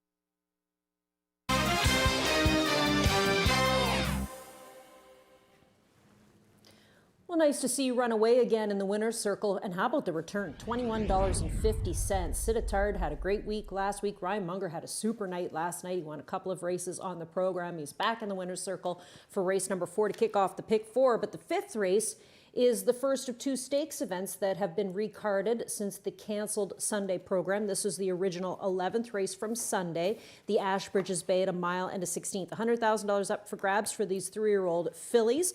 And we do scratch the 1-horse Regal Moment. That horse is a steward scratch, and it kind of changed the complexion of the race altogether when the horse was an original steward scratch last Sunday, because a lot of us were leaning towards Regal Moment. But we'll look next at the 2-horse, and that is Hint for Gail Cox. Comes in off of a maiden score. So much about the game of handicapping is projecting, and we're trying to figure out, can this horse go around 2 turns? The pedigree says absolutely. Your silent name out of a mare that has produced a Rashi that I believe Gail trained, and obviously finished second in the Cup and Saucer back in his heyday. The mare had some success going around 2 turns.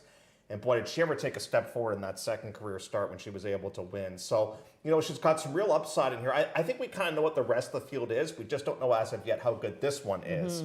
Clearly, the 4 deserves to be the favorite in this race right now at odds of 6-5, but I'm going to give this one a shot right now at 7-2. Well, there's going to be a few price horses in these races, and this is a price horse, 22-1 on the 3 Aussie Hyper. Blinkers go on here today. This has been a Fort Erie campaigner pretty much for conditioner Anthony Husbands. So what a year these owners are having. They're going to have their big horses, Sarbada, coming up in the not-too-distant future and against stakes competition. And here they've had some success with this one down at the Fort. Now, the Woodbine races, they leave a little bit to be desired. I mean, the horse is going to have to run even better to be a real serious factor in here, but they do make the equipment change as the blinkers go on. And let's face it, this field's not come up all that tough. I still think this is a bit of an outsider looking in, but this owner, they know a thing or two about pulling off upsets in stake races. 6-5 the price on the 4. Ella It Is. Now, she could be the one that jumps up and gets the win here today for Pietro Morana Marcassi. And as I said, I'll be perfectly honest, I never give this horse enough credit, and I'll be the first to say that. And she ran a terrific race last time out, winning against Bessie Abbott on that day. That was the race favorite, and she eventually finished in the 2nd place position. She looked great when she won on the turf a couple of starts ago. But what I really, really like that she has done this season is, she used to me, be kind of one-dimensional. She'd like to be on the front end, but now it seems as if she can sit just a little bit. And another huge plus for her, Lisa, is she's a perfect Woodbine horse because she can handle the turf and the synthetic very, very well. And some of these horses on the card, they've maybe gone over the top a little bit of their good form. This horse is still in pretty good form right now. Well, Miss Pierre goes out for John Coriat. He had a nice win on yesterday evening's card with Tiger Town. He'll have Jeffrey Alderson ride Miss Pierre. And I thought she ran against a bit of a bias early on that card. I thought it was somewhat difficult to make up ground on that particular day early on in the day.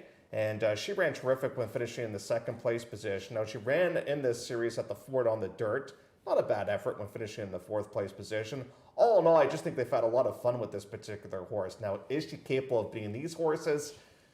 She's going to have to run a career best, I think, to do that. Peace Posse is the 6. 16-1 is the price. Now, she was a winner, but against 15 claimers and on 2. Now she's going to try Stakes Company. And I wonder if this is one of those situations where the owner, David Bloom and Ted Holder, they looked at the noms, they said, let's supplement, because they did just that, to supplement the horse into the field in here. And they've had back-to-back good races, but as you said, against much weaker competition than what she's going to face. The distance, not a problem. It's just class is the big question mark with her. Bren Gun Girl is the 7. 5-2 is the price. She'll get the services of Rafael Hernandez, and he gets along well with her. He broke her maiden, and he won with her in the South Ocean back last season as a 2-year-old. Been a bit of a frustrating year for her because she's run some really nice races, like in the Thunder Bay she ran well. She ran well in the Rondo Bay. Then she just sort of ran, I thought, so-so in that most recent event. It was the same race that Miss Pierre was in. But now you get Hernandez aboard for the first time in a while, and Hernandez knows her very, very well. And she's had a lot of work since that most recent race, too. It's only her second time going around 2 turns, and lots of members of the racing club with us here in attendance, including Donato Lani, who is one of the leaders of the Canuck Racing Club, and it would be great to see them have some late season success with this one.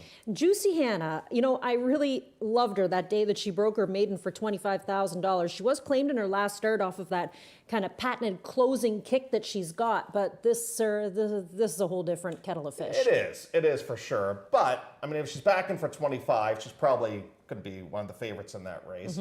But this race is so restricted, I think you got to give it a shot. And if it doesn't work, you can always back in for the 25,000. She's getting better, but as you said, I just don't know if she's of the caliber of competition she's going to be facing here in this spot. So this is the first of 2 stakes events that have been recarded from the canceled Sunday program. It is the Ashbridges Bay at 1.16 miles for 3-year-old fillies, $100,000 on the line here. Again, it was the original 11th race from the Sunday program. Same post positions and the same steward scratch of the one Regal Moment. A field of 7 getting ready to go for race number 5. Good luck.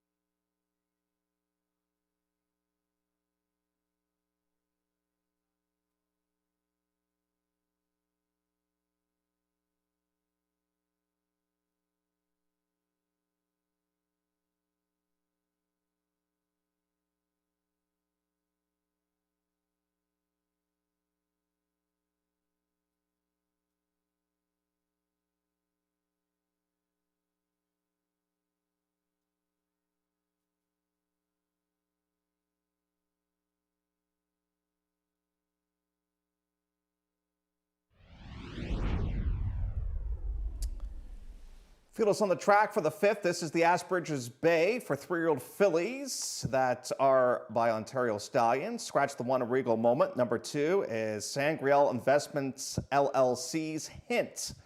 This one's trained by Gail Cox, and the rider is Ryan Munger. Terra Horse Farm Incorporated's Aussie Hyper is the number 3, trained by Anthony Husbands, and the rider is Deshaun Bino. Number 4 is Heste Sports Incorporated. Ella It Is, trained by Mark Cassidy, and the rider is Pietro Moran. P413 Racing's Miss Pierre is the number 5. Jeffrey Alderson will ride for conditioner John Coriat. Number 6 is David Bloom and Ted Holder's Peach Posey, trained by Ted Holder, and the rider is Kevin Nichols. The Canuck Racing Club are the owners of the number 7 Brengun Girl, ridden by Rafael Hernandez, and the rider is Kevin Attard. And number 8 is Juicy Hannah, now owned by Brutal Chickadance, trained by Martin Hinkson, and the rider is Esjuan Flores. That is the field for race number 5, the Asbridges Bay Stakes. We scratched number 1, that being the Regal Moment. Post time for the 5th coming up in just 4 minutes.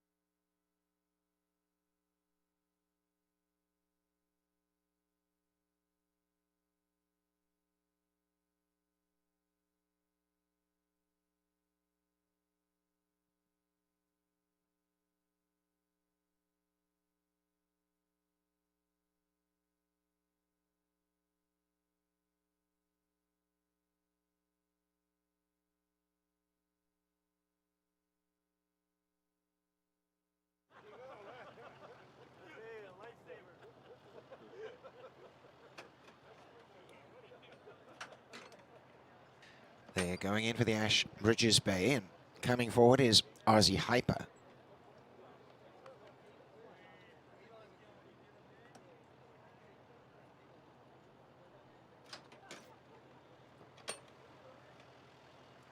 Next along, Ella It Is. Miss Pierre.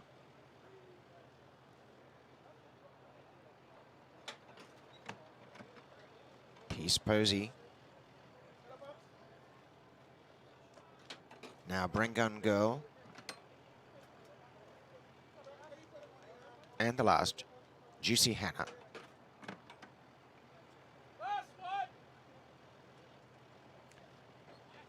They're set to run. Off and racing, and a very nice start. Although boring out a bit, Brengun Girl. And back to last is Juicy Hannah. Showing the way is Hint on the inside. Rolling up on the outer is Miss Pierre as they go into the turn. A length and a half to Brengun Girl, racing up on the outside of Ella It Is. In behind them, on the rails, is Aussie Hyper. Peace Posey the outside, and the trailer is Juicy Hannah. Racing in front, Hint leads the way by 3 parts to Miss Pierre. A length and a half away, Brengun Girl in third. Ella It Is fourth. About a length and a half again to Peace Posey. On the inside is Aussie Hyper. And 3 away last is Juicy Hannah. That's the running order. There's been a little shift to position.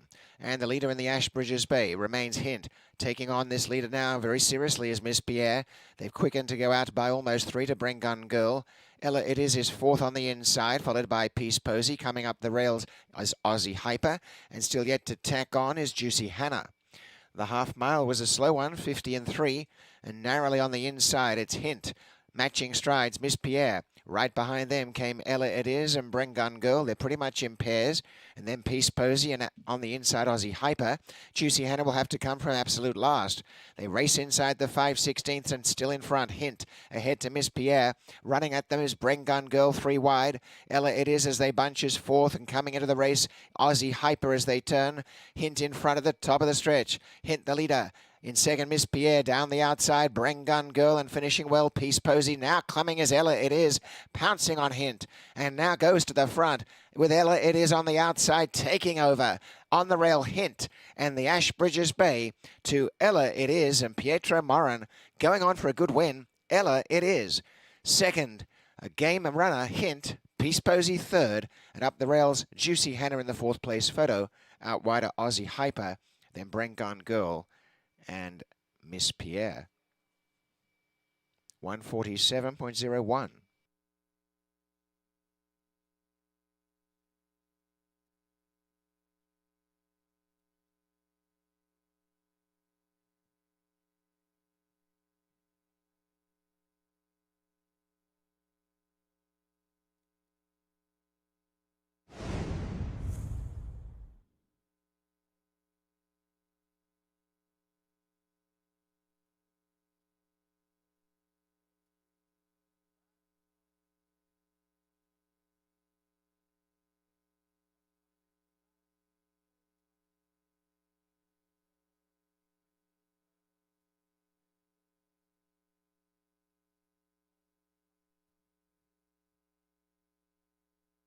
The winner is 4, Ella It Is.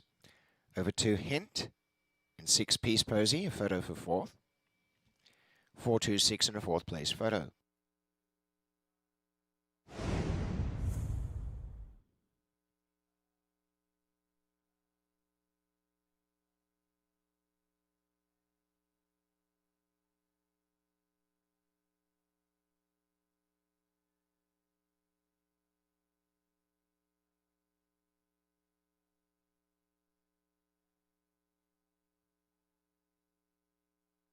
Fourth was 8, Juicy Hannah. All the even numbers, 4, 2, 6, 8.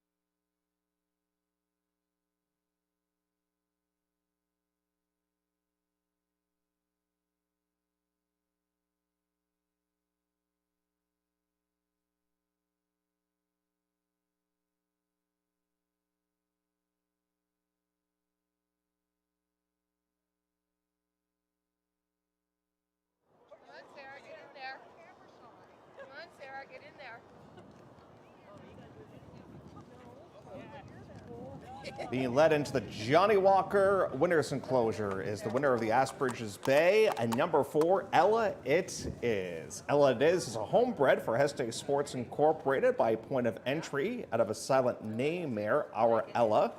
Ridden to victory today by Pietro Moran, the winning trainer, Mark Cassie. That is stakes win number 1 in the career of Ella It Is. Perfect trip engineered by Pietro Moran as the Jocks race is back to 127 for Hernandez, 126 for Pietro as he picks up his second on the day. Yeah, that's good. Okay. All righty then, yeah. You silly. Stay on your feet, that's important. It's dramatic.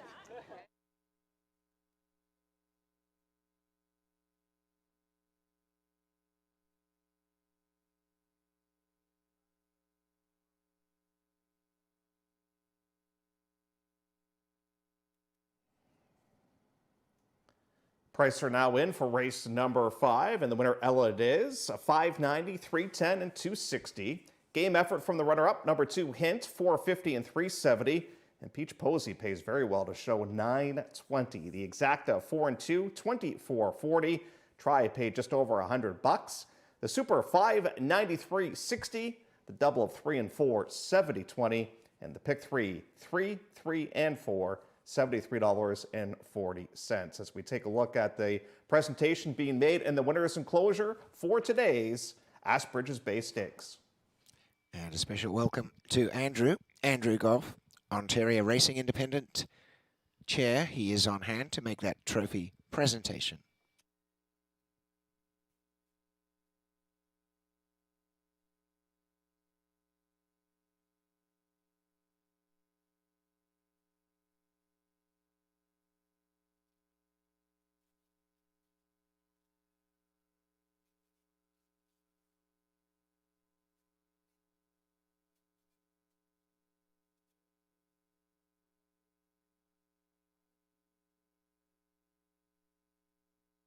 The Ashbridges Bay will go to Ella It Is. This race originally scheduled last Sunday. Of course, the race was canceled and brought back here again today. Pietro Moran, of course, doing the riding for Mark Cassie. You know, we were talking about this filly on the pregame show, just saying that her style has kind of changed up the older that she's gotten. I mean, I know she's only a youngster still, but she used to be more of a speed horse, and now she seems to do her best running when you get her relaxed in the mid-pack or so. Yeah, she's pretty easygoing. I mean, she could do whatever you want. She won on the lead earlier this year with me, and off the pace now. So she's just a very easygoing horse, a sweetheart, very nice to ride. I was just sitting on a ton of horse, and she did the rest. Yeah, she's really quite impressive, and she's a lovely horse for here because she can race very well on the turf, and she can race very well on the synthetic. Let's talk about tomorrow. Tomorrow's a big day for you. Headed down to Churchill Downs to ride Mansetti, and I know the horse has settled in. What are your thoughts? You know, this is a big moment for you to head down to Churchill and ride in a stakes race. Yeah, I'm excited. A new opportunity. Go to Churchill Downs. It's a huge track, a lot of good riders, good horses down there. I'm just very excited, thankful for the opportunity, and yeah, I can't wait. And let's hope maybe that the rain dries up. Yeah, we'll see. So, yeah, can't wait. Well, we'll be watching and cheering for you. Congratulations on the win here. Thank you to Mark Cassie and the Heasty Group. I appreciate it. Thank you. All righty, good stuff. Pietro Moran in the winner's circle with Ella It Is as they take the Ashbridges Bay.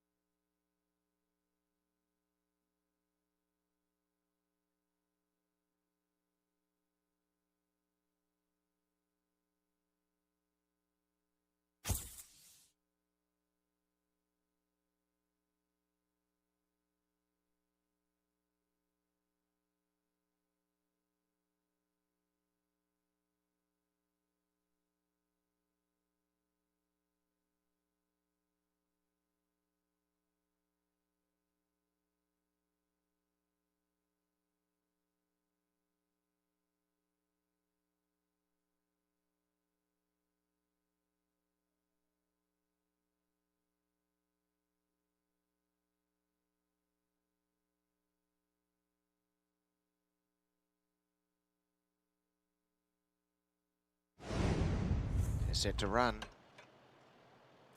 Often racing and a very nice start, although boring out a bit. Bring Gun Girl. And back to last is Juicy Hannah. Showing the way is Hint on the inside. Rolling up on the outer is Miss Pierre as they go into the turn. A length and a half to Bring Gun Girl, racing up on the outside of Ella It Is. In behind them on the rails is Aussie Hyper. Peace Posy the outside, and the trailer is Juicy Hannah. Racing in front, Hint leads the way by 3 parts to Miss Pierre. A length and a half away, Bring Gun Girl in third. Ella It Is fourth. About a length and a half again to Peace Posy. On the inside is Aussie Hyper. And 3 away last is Juicy Hannah. That's the running order. There's been a little shift to position. And the leader in the Ashbridges Bay remains Hint. Taking on this leader now very seriously is Miss Pierre. They've quickened to go out by almost 3 to Bring Gun Girl. Ella It Is fourth on the inside, followed by Peace Posy. Coming up the rails is Aussie Hyper. And still yet to tack on is Juicy Hannah. The half mile was a slow one, 50 and 3. And narrowly on the inside, it's Hint. Matching strides, Miss Pierre. Right behind them came Ella It Is and Bring Gun Girl. They're pretty much in pairs. And then Peace Posy and on the inside, Aussie Hyper. Juicy Hannah will have to come from absolute last. They race inside the 5/16 and still in front. Hint ahead to Miss Pierre. Running at them is Bring Gun Girl 3 wide. Ella It Is as they bunch is fourth, and coming into the race, Aussie Hyper as they turn. Hint in front of the top of the stretch. Hint the leader. In second, Miss Pierre down the outside, Bring Gun Girl, and finishing well, Peace Posy. Now coming as Ella It Is, pouncing on Hint, and now goes to the front with Ella It Is on the outside, taking over. On the rail, Hint, and the Ashbridges Bay to Ella It Is, and Pietro Morin going on for a good win. Ella It Is. Second, a game runner, Hint, Peace Posy third, and up the rails, Juicy Hannah in the fourth place photo. Out wider, Aussie Hyper, then Bring Gun Girl and Miss Pierre. 140.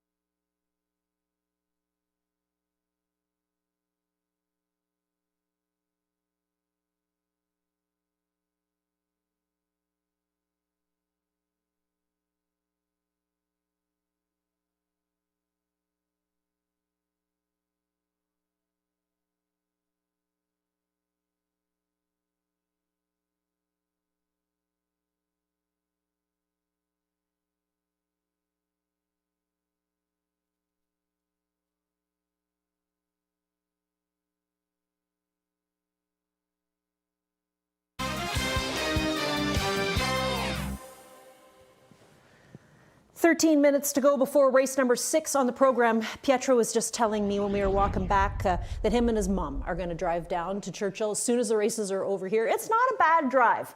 Some people think, you know, oh my gosh, it's going to be crazy. I've done it a million times now because my family lives in Kentucky, and it's an easy 8-hour door-to-door trip. Well, at least tonight you'd hope there'd be less traffic too. Oh yeah, right? and the weather's going to be fine. Yeah, it's a good night for traveling and talking to your mom. Because it is tough to get a direct flight there. I don't think there is one. I think you have to go through Cincinnati. Or... Sometimes it's interesting because there's an airport right there. I know. Alrighty, let's get a look at the horses for race number 6. Now this is the Lake Ontario. It was originally scheduled for Sunday. We're back here today. 3-2 the price on the 8th Sayunis. This race going a mile and a 16th. And that's the question mark with the one-horse Dark Screen as he goes long for the very first time. Boy, he looked good last time. I mean, he ran an absolute beauty last time. And he got bet. And he got bet.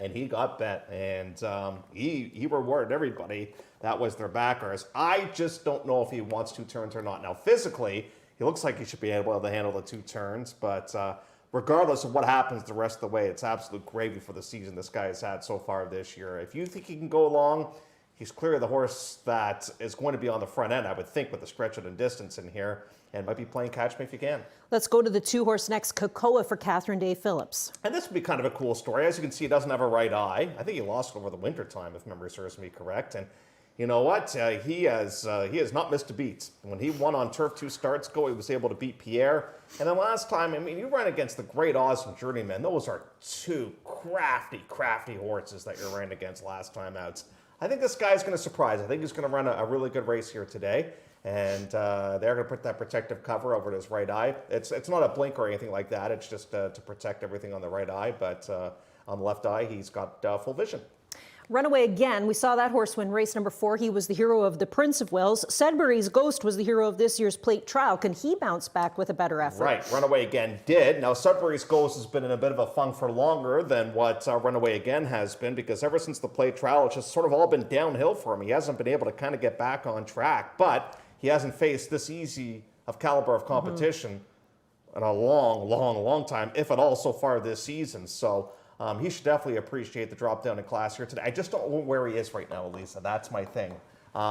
If I had my guess of Runaway Again and Sudbury's Ghost, who would bounce back, I probably would have said Runaway Again, just because the streak has not been as long for consecutive poor races as what this guy has done. But I'd be thrilled if the horse ran a corker here today. Well, Stratus has had a number of on-the-board efforts this season, and he warrants a chance in against Stakes Company. I got to give him some credit, because when he broke his mane, I thought, that's a slower split of a race, but he has gotten better too. And he ran against Mohamed Diamond last time out.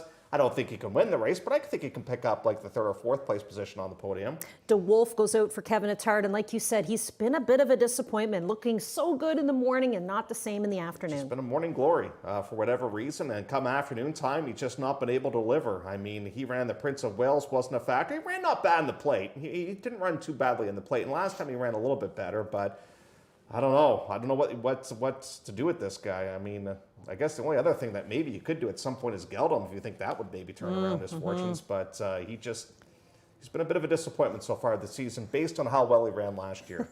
I like the play on names for the 6-horse. My math is correct. That's because Dave Mathis owns this horse, and Julie Mathis had been the conditioner when racing at Fort Erie, but now it's going to be Bev Chubb. I did see the Mathises here, though, today. And he's got a bit of a presence to him, this horse. You know, he's kind of cool. And he's bred by one of my good friends, Megan Allen, who works for the Jockey Club of Canada and does a great job there, bred by her and her mom.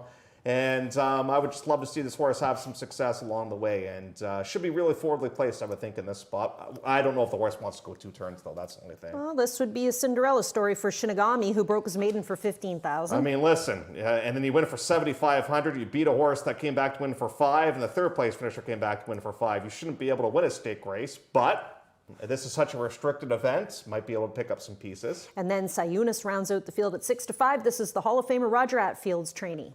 Of any horse in this race, if you were to ask me who's got kind of the most upside, I think it might be this horse right here. I don't think we've even been close to what the bottom of the well is with this guy. He overcame a lot of trouble in his first 2 starts to win, and hopefully he can kind of keep it going here today. He's going to get on to Lasix here today, and he's made it onto the Clock Report. And the Clock Report had a nice winner in yesterday's program. So 6-5 now, even money, the price on the 8-horse Sayunis. As we get set for race number 6, it is the Lake Ontario, the second of 2 stakes events this afternoon. Good luck.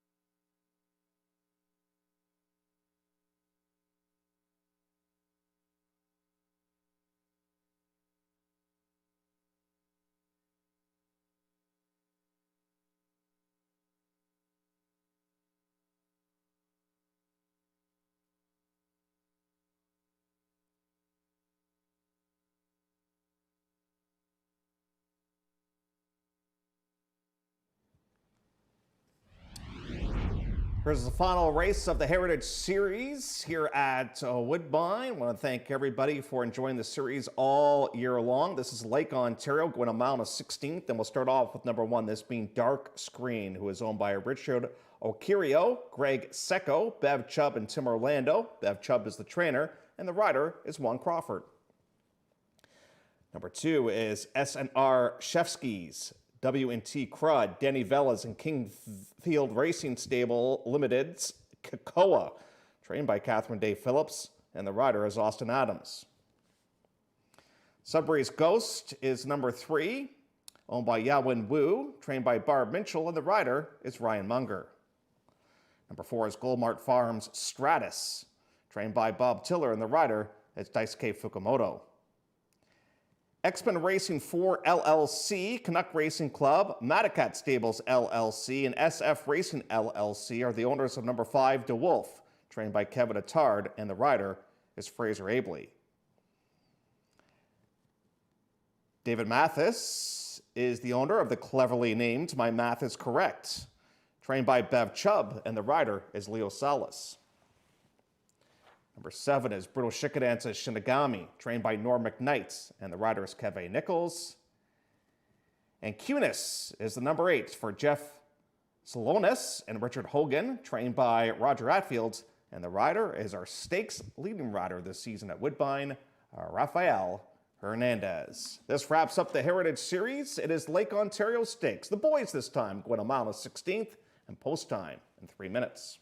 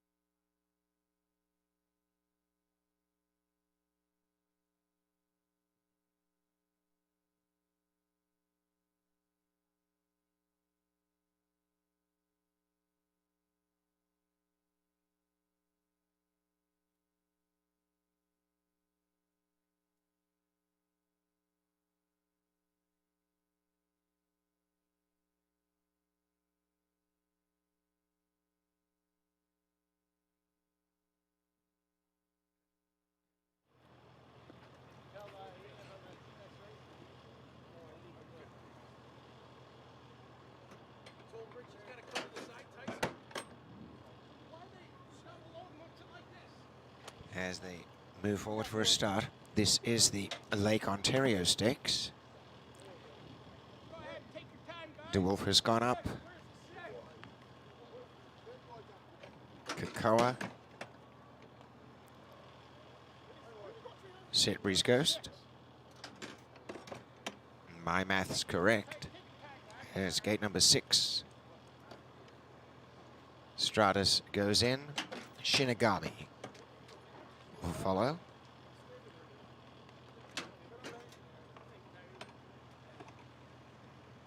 And the last will be Cunis, who is the favorite. For the Lake Ontario Stakes, a start coming up. And they're set to run. On their way, a very good start. Away well was in the centre, DeWolf. Going for the lead in the centre too is My Math's Correct, the grey. Pushing up on the inside is Dark Screen and Handy Sedbury's Ghost. There's a lot of pace on. Shinigami stays in the main ruck, and they came away from Kakoa. Back second last early on is Stratus and Cunis the outside. My Math's Correct shows the way by a length in second placing Shinigami. Third, Dark Screen. A neck away is DeWolf, and 2 lengths to Kakoa and Sedbury's Ghost. Together at the back, Stratus and Cunis. Into the backstretch in front, My Math's Correct leads the way in the Lake Ontario. Second, Shinigami. A length and a half to moving up is DeWolf. On the inside remains Dark Screen with a nice trail. One behind them, Kakoa. On the outside, Sedbury's Ghost. And 2 lengths away, Cunis next to last. And the trailer is Stratus. They race to the half mile. The first half, 48 flat. And showing the way, My Math's Correct for Leo Salas. My Math's Correct in Shinigami, the top pair. DeWolf in third. Over on the inside, Dark Screen. And coming around the outside is Sedbury's Ghost as Kakoa splits horses pretty well. Next to last and running now is Cunis, and Stratus is last. 5/16 to run. My Math's Correct taken on quickly. Kakoa and Sedbury's Ghost have gone to the front. Sedbury's Ghost on the outside, Kakoa the inner. And out wide on the track, Cunis is winding up as they corner in the Lake Ontario. Kakoa flat up against the rail, dashed away from Sedbury's Ghost. Now Cunis running on. Out in front, Kakoa as they go inside the furlong. And Kakoa by 2 lengths. The danger is Cunis. Cunis trying desperately, however. And Kakoa is holding. Cunis on the outside, coming late. Kakoa and Cunis. Oh, Cunis didn't make it in time, and Kakoa's got up and held on and won the Lake Ontario in a very fine display. Second home is Cunis. Back in third, Sedbury's Ghost, and the rest were headed by Stratus. 145.35.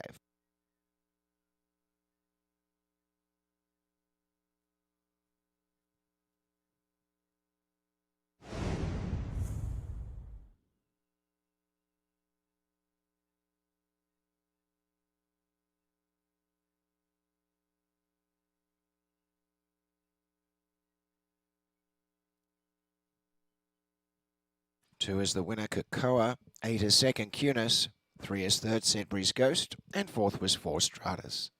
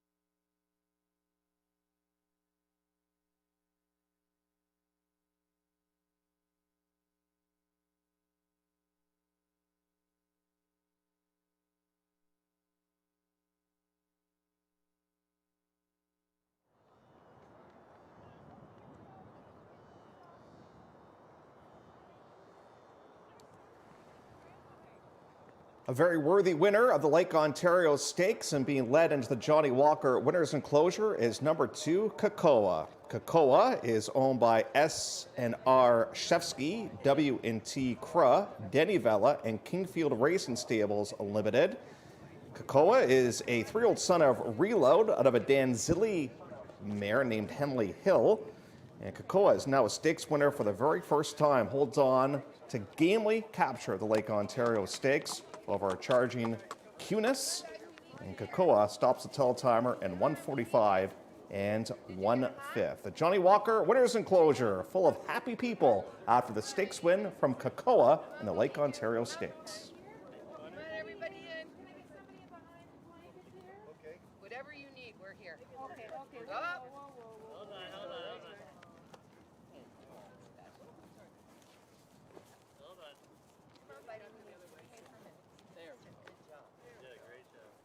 There you go. Picture time. Okay. That's a great picture. There you go.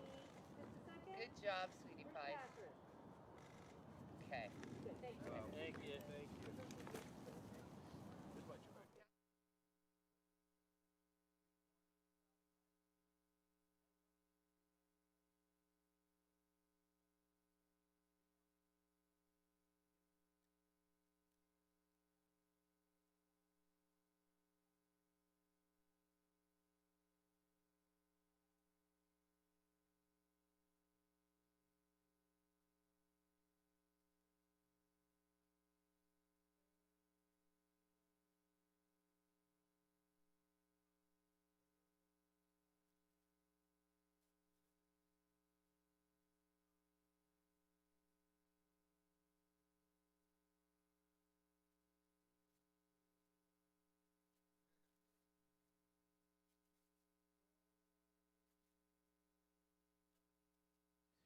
Making the presentation to the winning connections of Kakoa is Andrew Gaughan, Ontario Racing's independent chair, making the presentation to the very happy folks with Kakoa. And we're just going to wait for Austin Adams to get into the winner's enclosure, and deservedly so. Austin picks up his 4th stakes win of the season. He's had a terrific year. Congratulations once again to the connections of Kakoa, the winner of the Lake Ontario Stakes.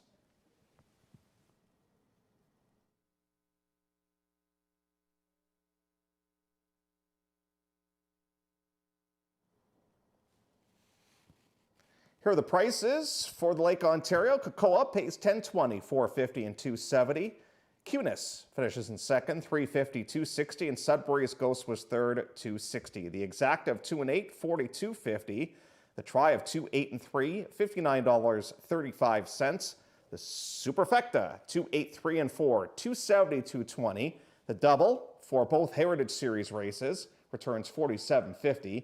Pick 3, $178.80. And the pick 5 today, the early one, a $1 pick 5, the winning combination of 1, 3, 3, 4, 2, returns $2,780. As we take another look at the presentation being made here to the connections of Kakoa, another stakes winner for the fantastic Sire Reload.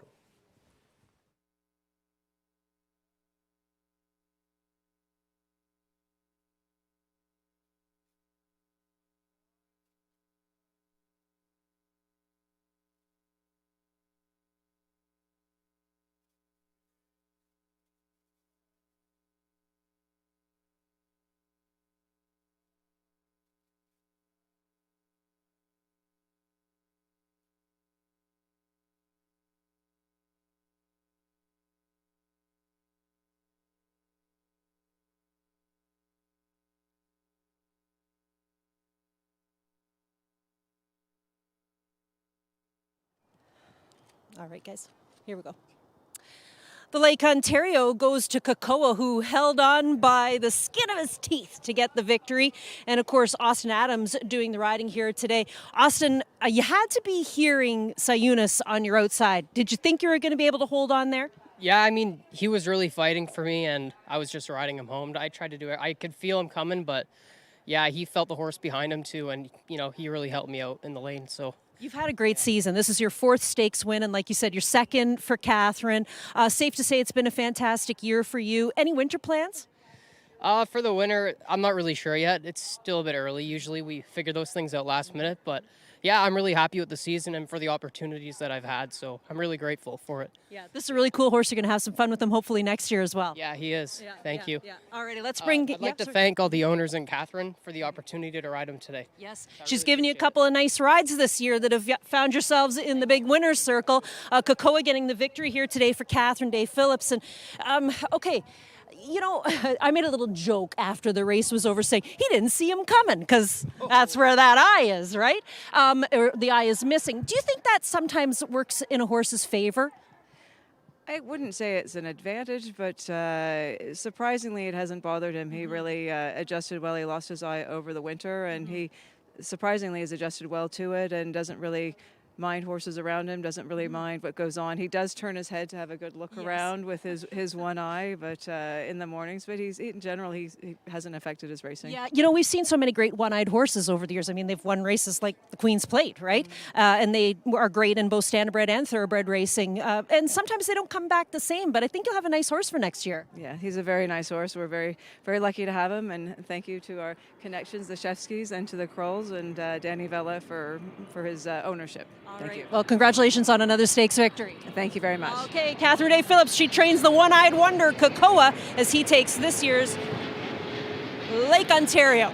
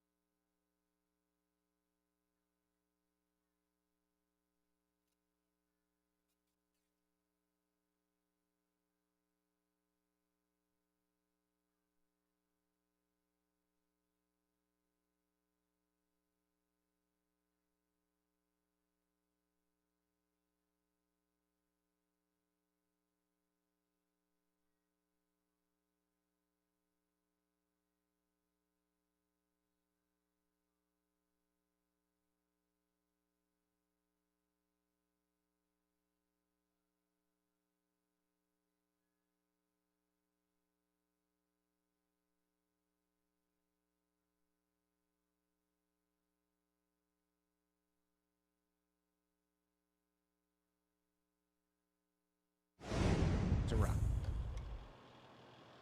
On their way, a very good start. Away well was in the centre, De Wolf. Going for the lead in the centre too is My Maths Correct, the grey.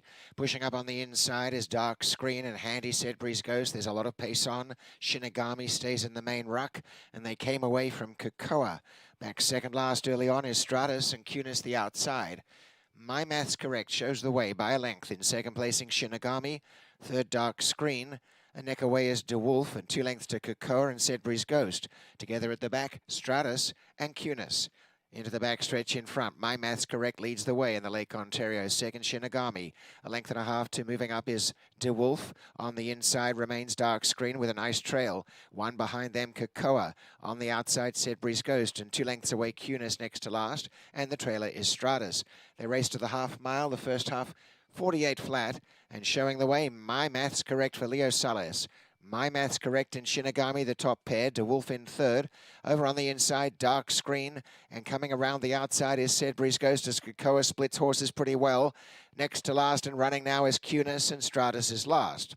5/16 to run. My Maths Correct, taken on quickly. Cocoa and Sedbury's Ghost have gone to the front. Sedbury's Ghost on the outside, Cocoa the inner. And out wide on the track, Cunis is winding up as they corner in the Lake Ontario. Cocoa flat up against the rail, dashed away from Sedbury's Ghost. Now Cunis running on. Out in front, Cocoa as they go inside the furlong. And Cocoa by 2 lengths. The danger is Cunis. Cunis trying desperately, however. And Cocoa is holding. Cunis on the outside, coming late. Cocoa and Cunis. Oh, Cunis didn't make it in time, and Cocoa's got up and held on and won the Lake Ontario in a very fine display. Second home is Cunis. Back in third, Sedbury's Ghost, and the rest were headed by Stratus.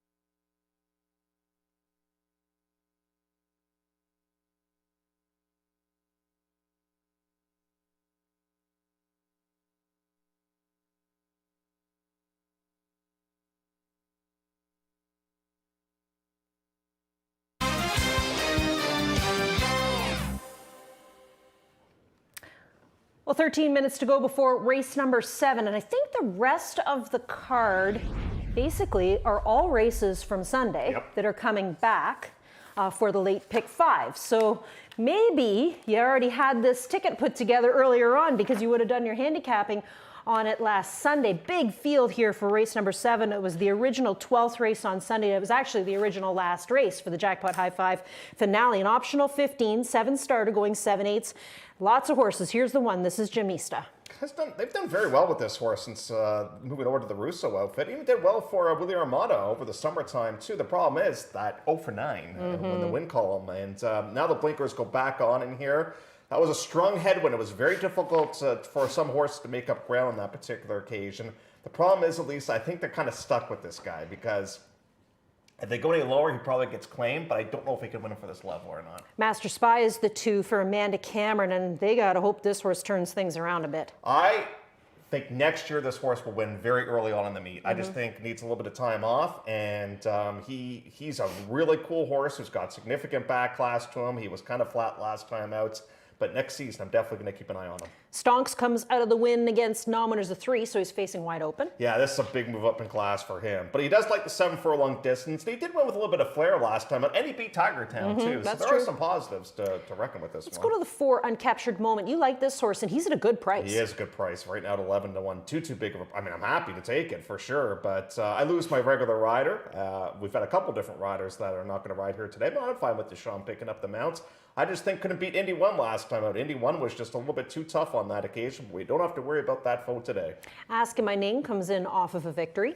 Yeah, and Asking My Name got really good there for back-to-back races in June and July, then tailed off a little bit, but woke up with a big run last time out. But that's the difference, I think, going from those optional 15s to those optional 10s. Now we're back in for the 15 here today. Here's the favorite, 5 to 2, the price on the 6, El Alacron, who won so easily last start out. Of any horse today, I am most curious to see how this horse runs today. Can this one duplicate that performance? If he does, it's over before it begins.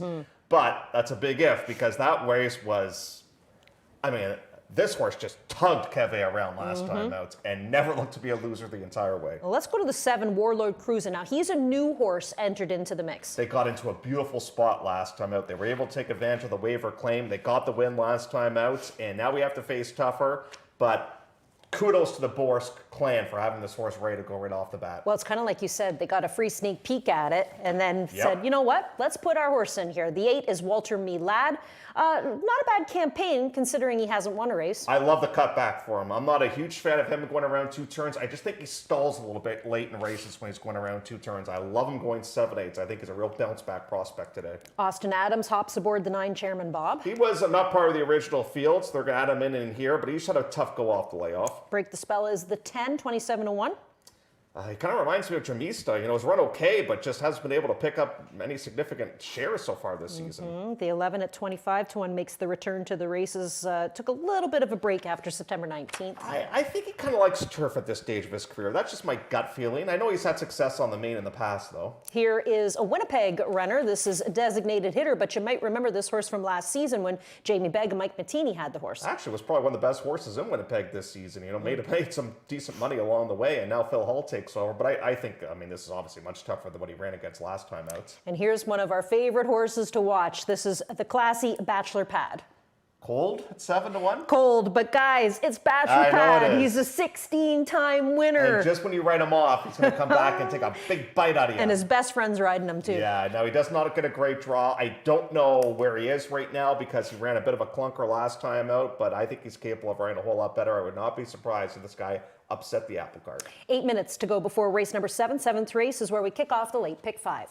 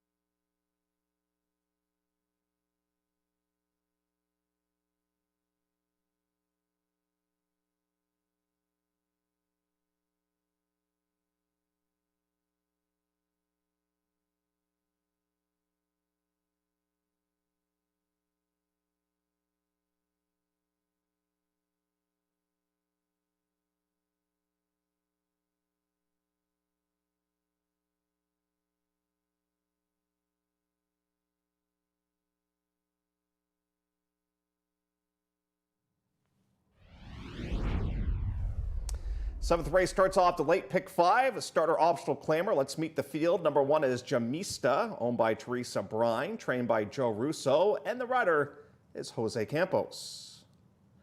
Zach Cameron's Master Spy is the number 2, trained by Amanda Cameron, and the rider is Ryan Munger. Bruno Schickedance is the owner of number 3, Stonks, trained by the Hall of Famer Robert P. Tiller, and the rider is Daisuke Fukumoto. Damian Jabbar Simpson, Jan Yves Watkins, and Kevin Hill are the owners of number 4, Uncaptured Moment, trained by Miranda Seeley, and the rider is Deshaun Gaskin. Kyle McDonald is the owner of number 5, Ask in My Name, trained by Dale DeRousseau, and the rider is Jalon Samuel. Kevin Nichols will guide number 6, El Elecran, owned by Valenti Racing Stable LLC, and the trainer is James Begg. Warlord Cruisin' is Lisa McCallum Smith's entrant in this race, trained by David Borsk, and the rider is Fraser Abley. Walter Milad is the 8th, trained by Marty Drexler, owned by D. Robotham and Partners 3, the rider Leo Salas. Michael Bellissimo is Chairman Bob, getting a nice warm-up in, trained by Willie Armada, and the rider is Austin Adams. Ryan Jones and Handle Love are the owners. Number 10, Break the Spell. Ryan Jones trains rider Jason Hoyt. Tino Attard owns and trains number 11, Quiet Intent, with Pietro Moran. Neil Van Dorp is the owner of number 12, Designated Hitter, trained by Phil Hall, and the rider Zero Ford. And Rafael Hernandez will guide the crafty 8-year-olds. Number 13, Bachelor Pad, trained by Norm McKnight, looking for career win number 17. We will travel a distance of 7 furlongs in the starter optional claimer, going for a purse of $40,700. It's the start of the late pick 5, and it's coming up in 3.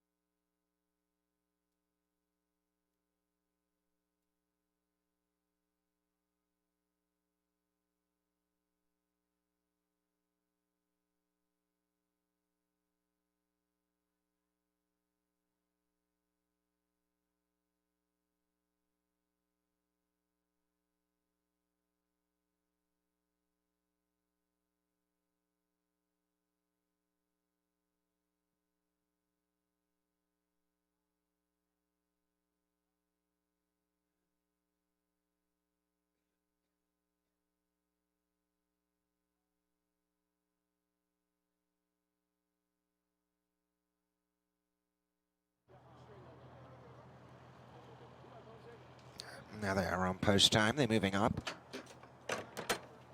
Jamista has gone in. Master Spy goes forward.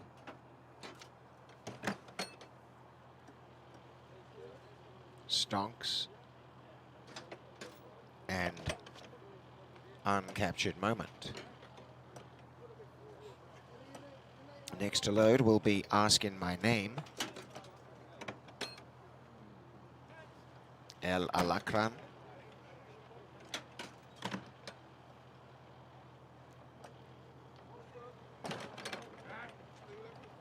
Warlord Cruisin. And Walter Me Lad.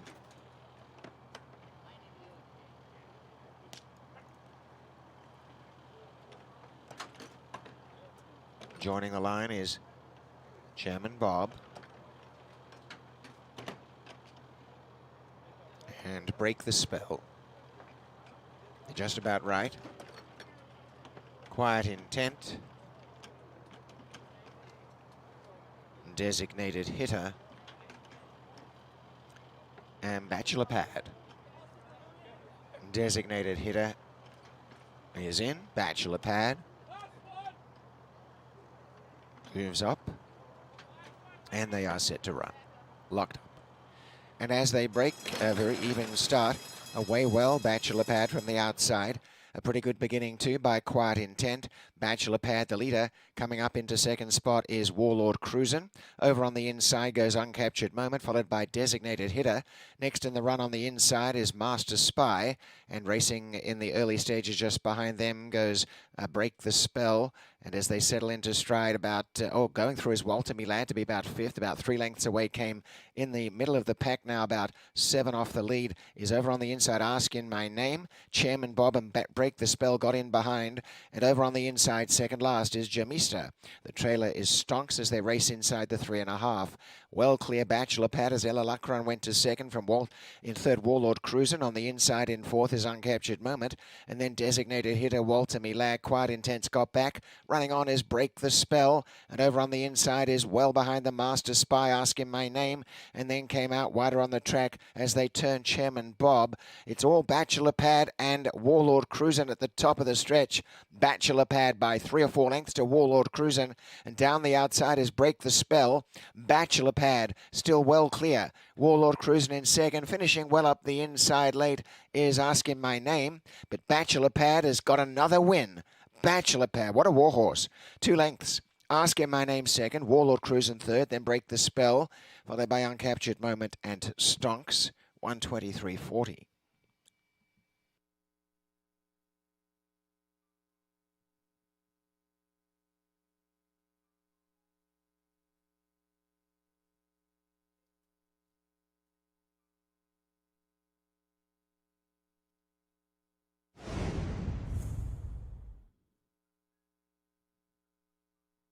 The winner is 13, Bachelor Pad, over 5, Asking My Name, 7, Warlord Cruisin', and 10, Break the Spell. 13, 5, 7, 10 in 123.40.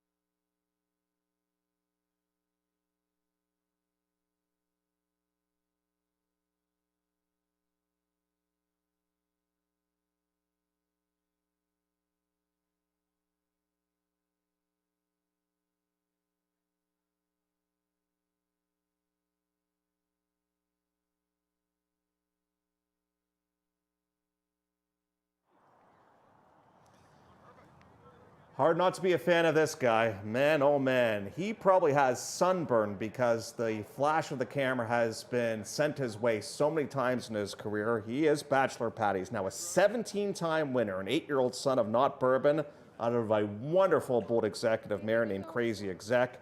Bred by Colebrook Farms, owned by Bruno Schickedance, trainer Norm McKnight, and the winning rider, Mr. Rafael Hernandez. Bachelor Pad, career win number 17 and a 7-furlong event in 123 and 2 to kick off the late pick 5 and capture race 7.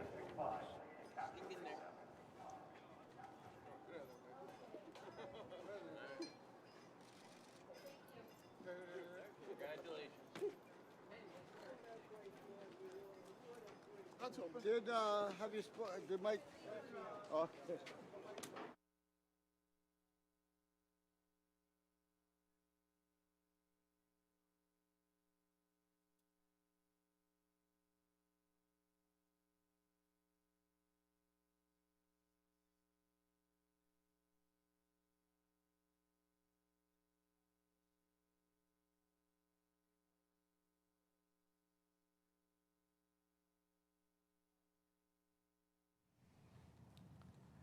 Some nice payouts here in race number 7 as Bachelor Pad returns 1570, 1080, and 660. Asking My Name was second, 710, 470. And Warlord Cruisin' finishes in third, $6. The $2 exacta of 13 and 5, 137.80. The try, 385.55. Oh, how's this for a super? $10,756.70. You can help or say thanks to Break the Spell for the big help for that superfecta. The pick 3, $199.50, and the early pick 4, the winning combination of 3, 4, 2, and 13, $1,852.80. So that wraps it up for race number 7. Late pick 4 gets underway with race number 8, and post time for race 8 coming up in 22 minutes.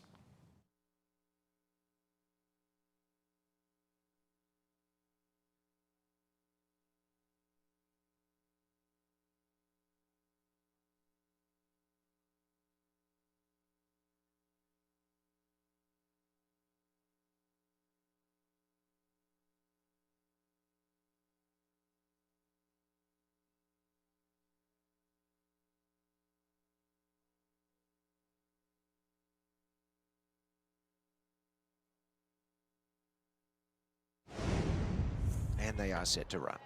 Locked up. And as they break, a very even start.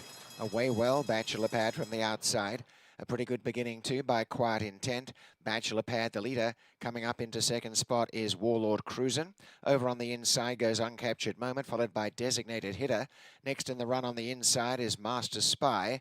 And racing in the early stages just behind them goes Break the Spell. And as they settle into stride about, going through is Walter Milad to be about 5th, about 3 lengths away, came in the middle of the pack now, about 7 off the lead, is over on the inside, Asking My Name. Chairman Bob and Break the Spell got in behind, and over on the inside, second last, is Jamista. The trailer is Stonks as they race inside the 3.5. Well clear Bachelor Pad as Ella Lucron went to second from in third Warlord Cruisin'. On the inside in fourth is Uncaptured Moment. And then Designated Hitter Walter Milad. Quiet Intense got back. Running on is Break the Spell. And over on the inside is well behind the Master Spy, Asking My Name. And then came out wider on the track as they turned Chairman Bob. It's all Bachelor Pad and Warlord Cruisin' at the top of the stretch. Bachelor Pad by 3 or 4 lengths to Warlord Cruisin'. And down the outside is Break the Spell. Bachelor Pad still well clear. Warlord Cruisin' in second. Finishing well up the inside late is Asking My Name. But Bachelor Pad has got another win. Bachelor Pad, what a warhorse. 2 lengths. Asking My Name second. Warlord Cruisin' third. Then Break the Spell. Followed by Uncaptured Moment and Stonks. 123.40.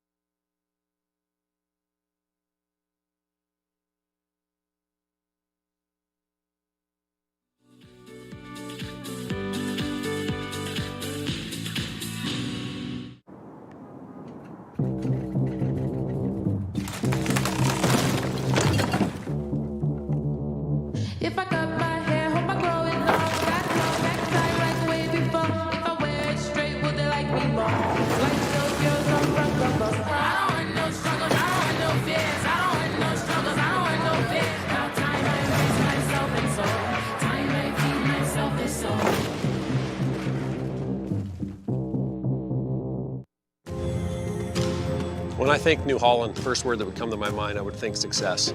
I think without it, for me, the success isn't there. Whenever you deal with somebody so long and they take care of you, you remember that. New Holland builds products that will continue to evolve and make the farmer more efficient, that can produce food for the world.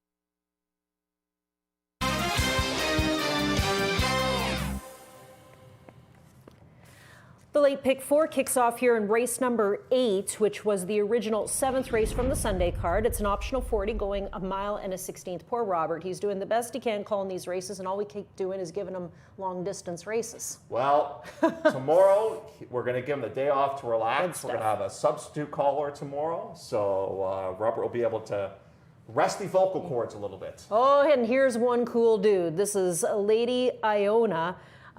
You know, Darwin's brought over, I don't know, what would you say, maybe 60% of the horses that he's brought over this year have worn these sunglasses.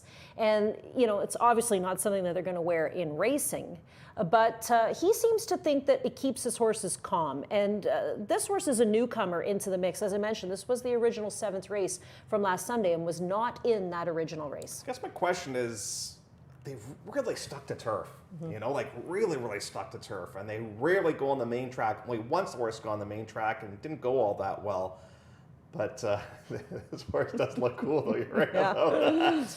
Ready for the ski season. That's right. That's right. But, you know, obviously a horse that's had a very profitable campaign with a good second, then got that maiden win, which was significant. The only real clunker of the horse is, well, I guess there's 2 clunkers, but the most recent one was 2 starts ago and finished in 7th. But my biggest concern would be the surface here today. I just don't know how the horse is going to handle the main track. The 2 is ratings upgrade. This barn had a winner yesterday evening. And a much easier spot. That should help out the situation here. But you know what? This one reminds me a lot of Lady Iona. Only 1 start so far this season on the main track, and it was terrible. Didn't go very well at all. But you're kind of limited where you can go right now. There's one place you can go here at Woodbine. It's the all-weather, or you can pack it in for the year. So they're going to give it another go here on the all-weather surface. So Remarkably Human broke his maiden for $15,000, or her maiden for $15,000. And then she tried the 15 non-2. Not a bad race. She led for most of the event and eventually ended up finishing in the 3rd spot. But we're back for 40 today. I'm thinking the race they wanted to go into didn't go. That's the only thing I can think of, because they've been great with race placement over the last couple of starts, and the barn already having a good day. Oh boy. Yeah, getting these polos off is a bit of a challenge. Yeah. But the barn's had a terrific day with a win and a second, a very good second earlier on in the program. But I just don't think, you know, this was the original plan. Now, having said that, this horse was not part of the original field, so maybe Zalko looked at it and said, you know what, I'm not scared of anybody. We'll give it a go and see what happens. Well, let's go to the 4 horse next. 9-2, the price on Just Magnificent. Now, you showed us the replay on the pregame show. This horse does make a good late run. Yeah, and you know, this one watched the first race today, this horse, and I was very happy to see that Paradise Perfect came from last to win, because that's probably where the horse is going to be. Maybe not necessarily last, but it's going to be pretty far off the pace. And for whatever reason, it just took her a long time to kind of get going. She's like, ho hum, and then finally she kicks into gear and she's able to close very, very sharply. She is just a one-time winner in 11 career starts, but I would be terrified not to have her on my ticket. We were talking about the 5, Vazi, back on Sunday, saying that this is very rare to see. This was an Augustan horse, went through a digital sale in August, was purchased by the trainer, Josie Carroll, for $20,000, and here she offers the horse up for $40,000. Boy, she knows what she's got, though, right? Yeah, she sure does. And the one knock against this filly has been the fact she just doesn't race very often. There's always gaps along the way, and there's a gap in her work time. She worked September 11th, doesn't work again for a month after that. But now she's kind of on a bit of a steady work tab in here. Now, her lone victory took place on the turf. Her main track race was not all that bad, though, on November the 25th of 2023, as a matter of fact. This is the wild card in the race. I don't know what to do with this one in this spot, because they might be taking a bit of an edge with this horse. Maybe Josie really likes what she's got. I think this is a really tough spot for the 6 horse coming in from Assiniboia. I would agree. This might be a bit of a test run to see kind of what they got, because I don't think anybody's going to drop the claim slip in for 40 on this one. But if it doesn't work out, you can always go back to Winnipeg, or you can always drop next time out. The 7 is Starship Serenity for Mike DiPaolo. Was a winner 3 starts ago against Maidens in the optional 40. Reminds me a little bit of Just Magnificent. Not one that's got a lot of speed, but can really fly home. And I think Emma will suit this horse to a T, because I think this is a horse that needs some great deal of encouragement in races. And she will get it here with Wilson. So hopefully Starship Serenity can fly on home. Danny Yu had a banner day at the office yesterday. He won with Holiday Snooze, and he also won with Grey Princess. This time they have the 8 horse Celebrity Row, who goes first start off the claim. And we have the typical Danny Yu fashion accessory with this horse. It's either the red hood or the yellow hood. Yeah, we use both. And do the blinkers change colors too? No, I think it's always the yellow blinkers, but it's the hood. It's either the yellow hood or the red hood. Never races on the main tracks. That's a bit of a guess. I got to give this one a lot of credit, though, because I thought I was fortunate to get her back on September the 20th when she won, but I didn't think she could come from off the pace and run as effectively as she did last time, and she ran a terrific race. Is Devin Gittins protecting Serenading Kitten here? He claimed the horse for 15 and in for 40. Well, guess what? Look at Remarkably Human, and look where that horse probably would have gone. And I think Serenading Kitten probably wanted to go in the same race, and it didn't fill. So now they're in here. So, listen, I don't think they would really want to run this horse for 40, but we got some confidence for the first time. And then rounding out the field is Z Train with Rafi Hernandez, who's looking for back-to-back wins. I am going to jump on the Z Train in here, despite the fact the horse has never run on the synthetic. I just love how confident Rafi was with the horse last time out. Now, the chart line says the horse had to take up a little bit of the 3/8 pole. It wasn't anything major, so definitely she was able to overcome that, which I think is a big-time plus. I was worried about the draw with Bachelor Pad last time out. That came back to bite me. I guess I shouldn't be worried about Rafi with the draw here today either. Post position number 10 with Z Train. Oh, we got 10 minutes to go before race number 8, where we kick off the final pick 4 on this Friday evening. Good luck.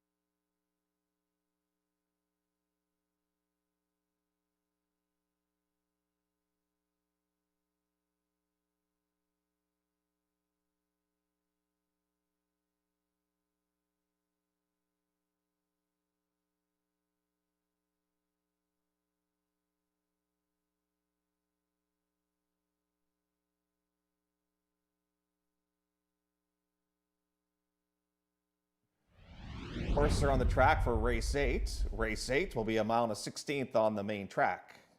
Here's look at number 1, this being Lady Iona, owned by John Dewick, trained by Darwin Banak, the rider Pietro Moran. Nick Nozawenko owns and trains number 2, Ratings Upgrade, with Zerrell Ford. Shelley Gould is the owner of number 3, Remarkably Human, trained by Zelko Kretschmar, and the rider is Jose Campos. Sue Leslie, the Kays, and Chris Odell are the owners of number 4, Just Magnificence, trained by Yvette Chartrand-Hoek, and the rider is Davy Moran. Josie Carroll is the owner and trainer of number 5, that being Vazi, and this is where we find Fraser Abley.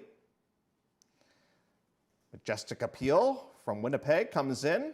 Kevin Nichols rides for Ken Lee, Dennis Mitchell, and the Twin Bullet Stable, trained by Phil Hall. Zilly Racing Stable, the owner of number 7, that being Starship Serenity, with Mike DiPaolo. The 8 is Sek Young Chung's Celebrity Row, trained by Danny Yu, and the rider is Austin Adams. Brutal Shikadance is the owner of number 9, Serenading Kitten, trained by Devin Gittins, and the rider is Esjuan Flores. And Elliot Logan's TEC Racing is the owner of number 10, that being Z-Train, trained by Katarina Vasklieva, and the rider is Rafael Hernandez. This is the start of the late pick 4, races 8, 9, 10, and 11, as we're under the lights. Our camera crew giving you some great visuals here on a chilly November night from Woodbine.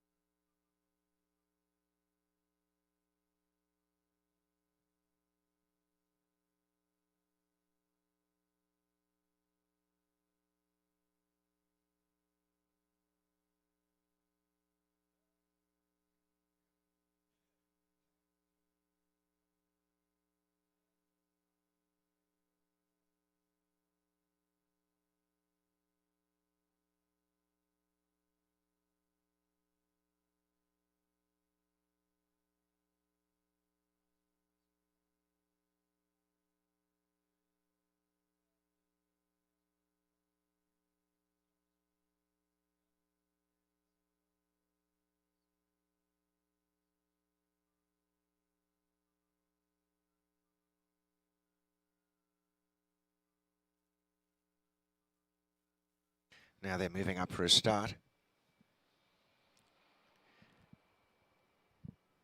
Lady Iona to the inside gate.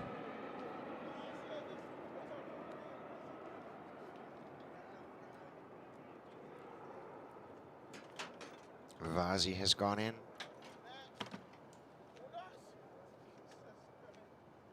Ratings upgrade.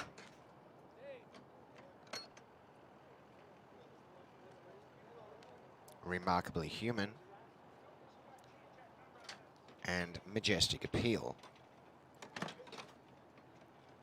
Next along is Just Magnificent with Starship Serenity. Celebrity Row. Serenading Kitten. And to the outside gate is Z-Train for the start. And they're ready to run. Off and racing, very good start. Back to last though, Just Magnificent and a good beginning. Lady Iona showing up in the centre for the early lead are both Celebrity Row and Serenading Kitten. Right behind them, Majestic Appeal tucks away, and going forward is Remarkably Human on the inside. And about a half a length away over on the outside going forward again is Serenading Kitten into fourth, and getting in behind them Z-Train. On the inside, Majestic Appeal's got worse than mid-pack now from Starship Serenity. Ratings upgrade, and last is Just Magnificent. Up the backstretch, Lady Iona the leader from Celebrity Row, Remarkably Human and Serenading Kitten. Vasi is fourth, a neck away is Z-Train, and 2 lengths to Starship Serenity. On the inside, Majestic Appeal. Ratings upgrade is second last, and 4 lengths away last is Just Magnificent. Lady Iona shows the way as they race along towards the half mile. The first half, 48 and 3. Leads out by 3 parts to Celebrity Row. Remarkably Human in third. Fourth, Serenading Kitten, followed by Vasi, Z-Train. On the inside, Majestic Appeal, and then came Starship Serenity. Taking off is Just Magnificent. And last is Ratings Upgrade. Down to the 5/16 they run, and the top 2 got away. Lady Iona and Celebrity Row by 2 lengths to Vasi coming home well. Remarkably Human the inside. Off the track, Starship Serenity, and also wider is Just Magnificent. 3 across the track as they turn. Lady Iona in front, and now coming is down the centre, Vasi and Z-Train finishing well, and out wider on the track, Starship Serenity and Just Magnificent, and they're coming fast. Out wide on the track, coming after Vasi, is Just Magnificent, and in the centre, Starship Serenity. Starship Serenity has got up to win it. Narrowly from Just Magnificent and Vasi, and then came Z-Train, and the time is 1:46:30.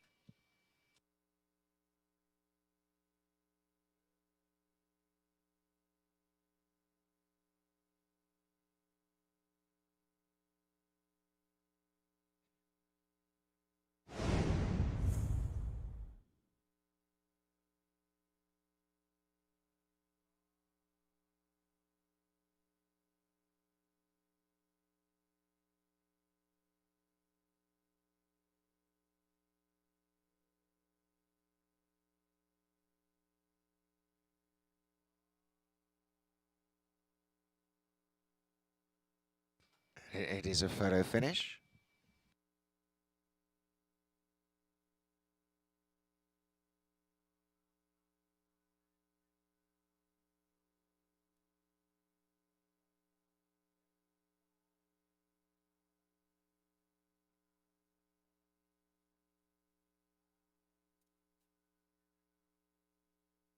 The winner is 7, Starship Serenity, over 4, Just Magnificent. 5, Vasi, and 10, Z-Train. 7, 4, 5, 10.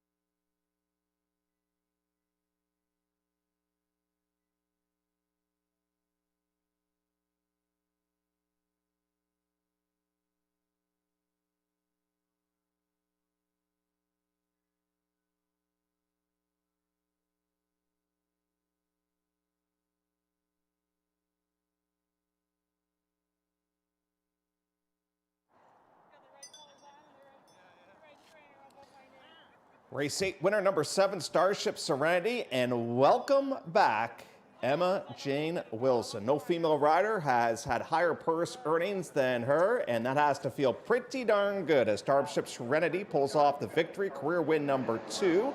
This one bred by Ralph Edwards Kinder and Irv Woolsey in Kentucky, now owned by Zilly Racing Stable, trained by Mike DiPaolo, and again the winning rider Emma Jane Wilson. Just Magnificent finishes second, number 5 Vazi was third, and Z Train was fourth. Welcome back to the winner's circle, Emma Jane.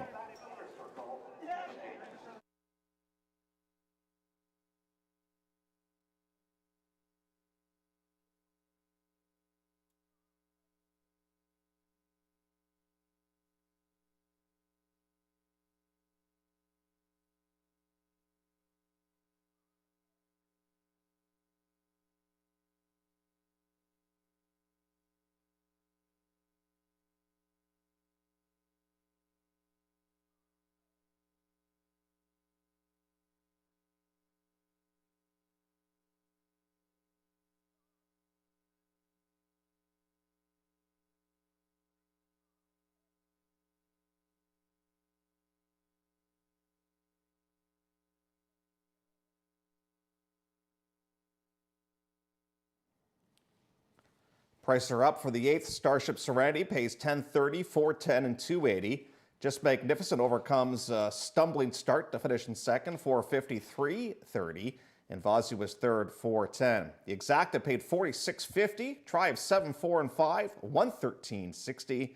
Superfecta 7, 4, 5, and 10, $615.35. The double of 13 and 7, $145.80. The pick 3 combination of 2, 13, and 7, $362.10. The 8th race goes to Starship Serenity. Race number 9 will start off the late pick 3 on the program. Your last chance to play one, as a matter of fact, and post time is in 20 minutes.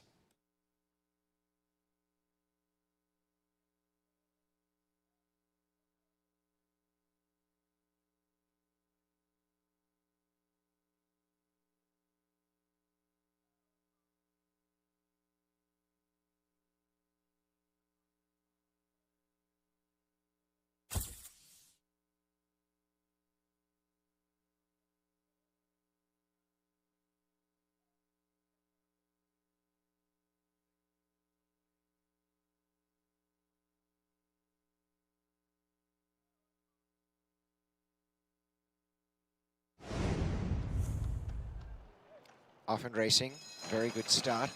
Back to last though, Just Magnificent and a good beginning. Lady Iona showing up in the centre for the early lead are both Celebrity Row and Serenading Kitten. Right behind them, Majestic Appeal tucks away, and going forward is Remarkably Human on the inside. And about a half a length away over on the outside going forward again is Serenading Kitten into fourth, and getting in behind them Z Train. On the inside, Majestic Appeal's got worse than mid-pack now from Starship Serenity. Ratings upgrade, and last is Just Magnificent. Up the backstretch, Lady Iona the leader from Celebrity Row, Remarkably Human and Serenading Kitten. Vazi is fourth, a neck away is Z Train, and 2 lengths to Starship Serenity. On the inside, Majestic Appeal. Ratings upgrade is second last, and 4 lengths away last is Just Magnificent. Lady Iona shows the way as they race along towards the half mile. The first half, 48 and 3. Leads out by 3 parts to Celebrity Row. Remarkably Human in third. Fourth, Serenading Kitten, followed by Vazi, Z Train. On the inside, Majestic Appeal, and then came Starship Serenity. Taking off is Just Magnificent, and last is Ratings Upgrade. Down to the 5/16 they run, and the top 2 got away. Lady Iona and Celebrity Row by 2 lengths to Vazi coming home well. Remarkably Human the inside. Off the track, Starship Serenity, and also wider is Just Magnificent. 3 across the track as they turn. Lady Iona in front, and now coming is down the centre, Vazi and Z Train finishing well, and out wider on the track, Starship Serenity and Just Magnificent, and they're coming fast. Out wide on the track, coming after Vazi, is Just Magnificent, and in the centre, Starship Serenity. Starship Serenity has got up to win it. Narrowly from Just Magnificent and Vazi, and then came Z Train, and the time is 1:46.30.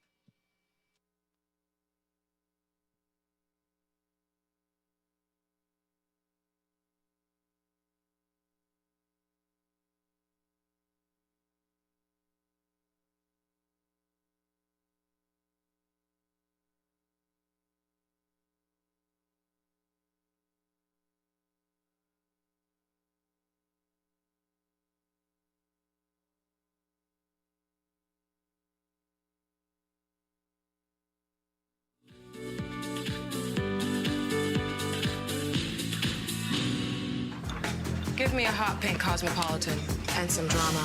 Give me a Kettle One soda with a twist. Give me a party, an espresso martini, and a room full of strangers. Give me a cocktail with Kettle One vodka. Love horse racing?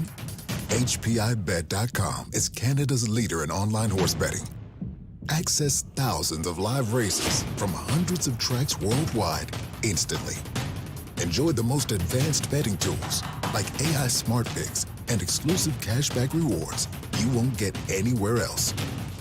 Join today and get up to $100 in free bets. Get the ultimate horse betting experience with HPIBet.com.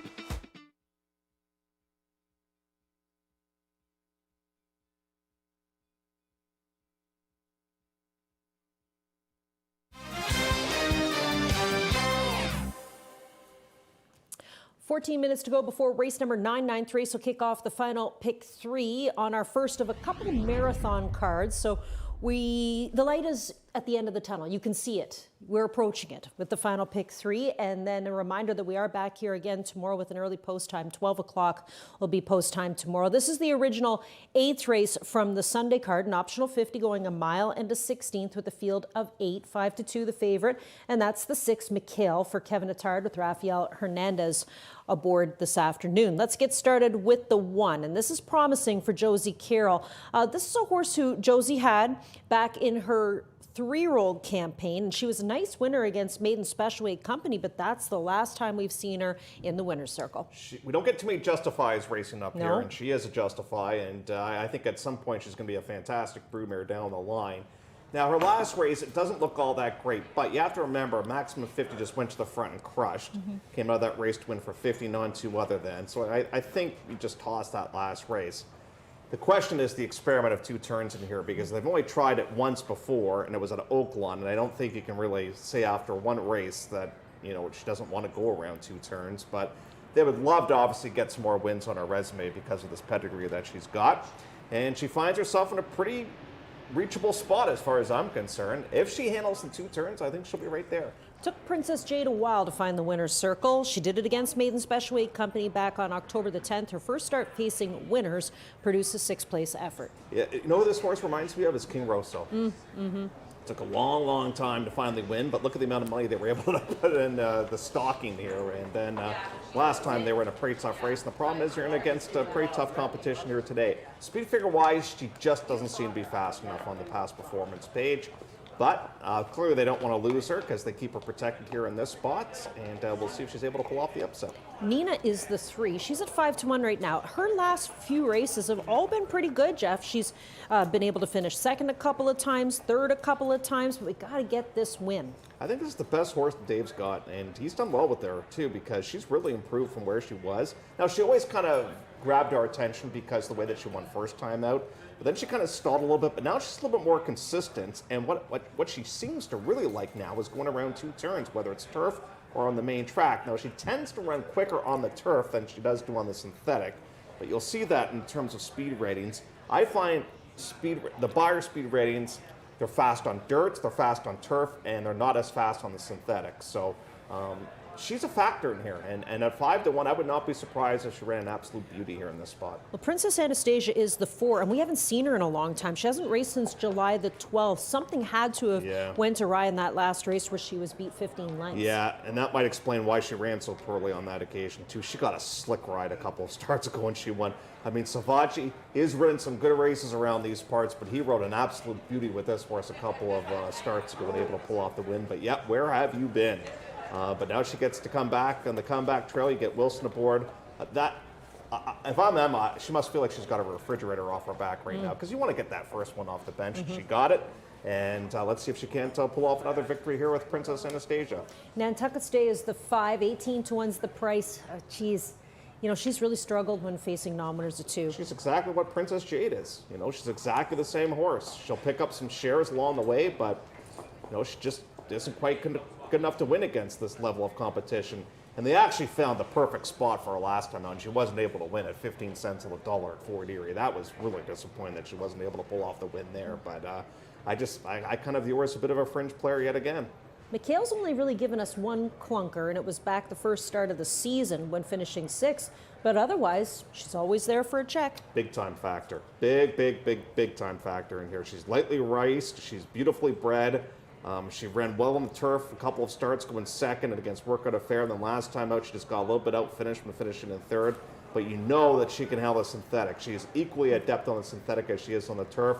I've picked the 1, but this is the main danger to the 1 as far as I'm concerned. And very scary horse in this spot. What pops out on paper with the 7 Determined First is the fact that this horse has run a 70 buyer speed figure for the last 4 races in a row. That's very difficult to do. Very difficult to do, and has done just that, as you said. And guess who finished second that most recent race? That being Ella Diz, who came back to win the stake. Now, that is a far more restricted race than what this horse is going to be facing here today. Now, what about the 2 turns? We've never seen the horse go 2 turns on the main track here. Has gone 2 turns in the past at different locales. I just kind of view this one as a bit of a fringe player, like a 3rd or 4th place type of position horse on my ticket. I stay far away from that back left leg too. She really means just business let one out for that right there. Yeah. And the 8 rounds out the field. This is the favorite, Dazzling Cruiser from the Chirkop outfit, excused from the paddock. Yep, heading out towards the racetrack right now. New pilot here today, and I find with her she needs a setup. And both times that she's run great on the turf, she's got unbelievably quick setups for her to close into. So she needs them to go lickety split up front. I don't think she's worthy of being the favorite myself at 5-2. Do you have this horse anywhere? I don't have the horse anywhere. I don't have 4th. her. No, I don't. Yeah. I mean, I thought maybe it could be the 6's turn today. I thought maybe the 1 would have a chance here today as well. And, you know, but she is taking the support here at 5-2. And it could be a lot of Pietro money because he's taking over here today, looking for back-to-back wins with this horse. Race number 9 is how we kick off the final pick 3. There's quite a few on their toes here in race number 9. We'll see how things shake out in about 8 minutes' time.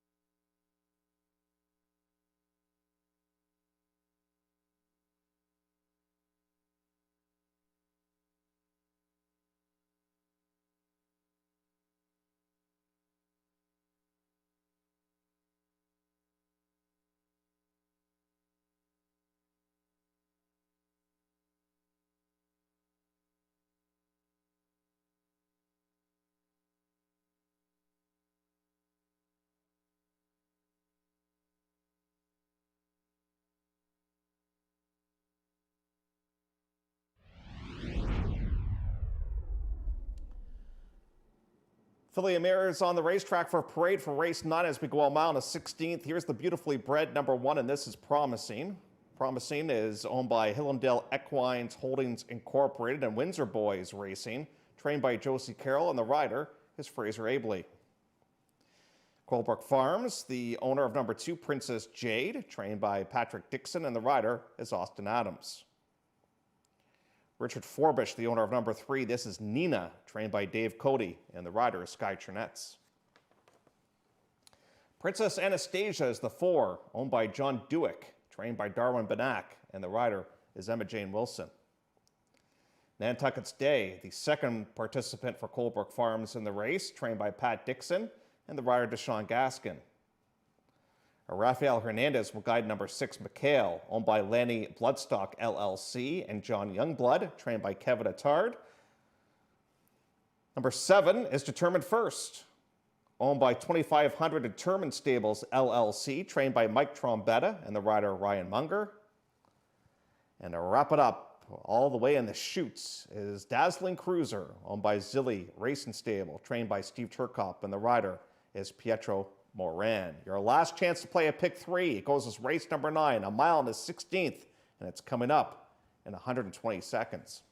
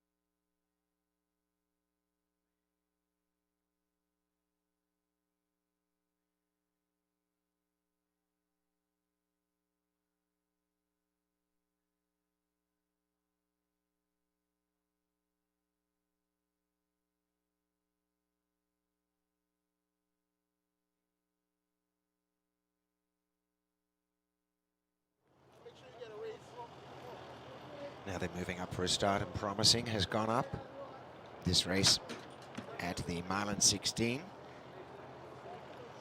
And joining the line is Nantucket's Day. Princess Jade, as the stablemate, has gone up, followed along by Mikkel. Nina,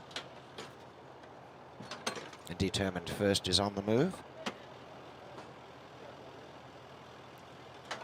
Into gate 5, or gate 4 I should say, Princess Anastasia. The last along is Dazzling Cruiser. Stand by for a start. Pietro Moran and Dazzling Cruiser set, they're ready. On their way, and a very good break. One of the best away Princess Jade on the inside, shows up in front of stablemate Nantucket Stay.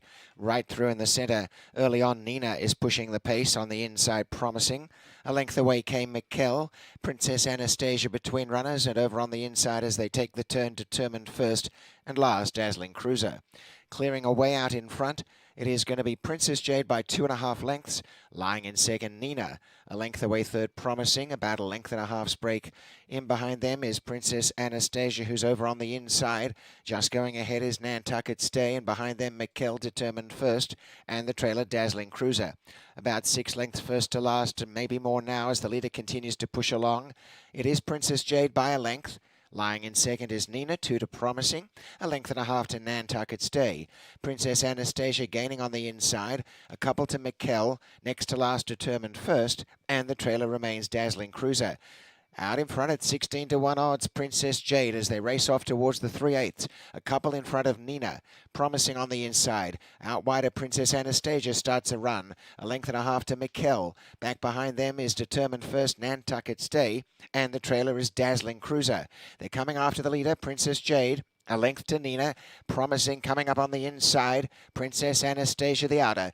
And they're the top 4 as they turn. 2 lengths away, Mikkel, and up the inside, Determined First. Running down the home stretch in front, Princess Jade narrowly joined by Promising, and they duel in front. Promising and Princess Jade, a couple clear of Mikkel making late ground, but Promising and Princess Jade the top 2, and Promising getting the better of Princess Jade, although out in the centre has it well won. Promising by a length and a half, Princess Jade. And back in third placing, it is Nina who held on from Mikkel. So 1, 2, 3, the top 3 in the time of 1:46.51.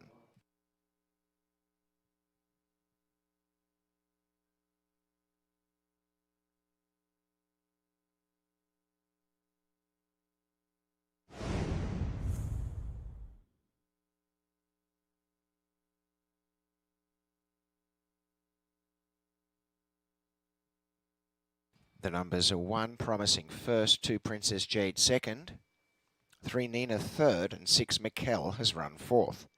The time, 1:46.51.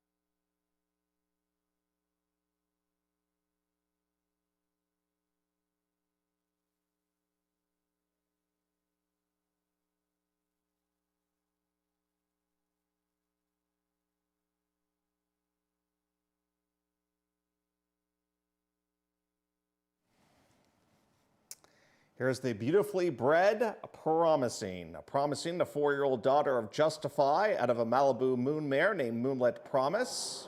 Bred by Hillendale Equines Holdings Incorporated. They now own with the Windsor Boy Racing.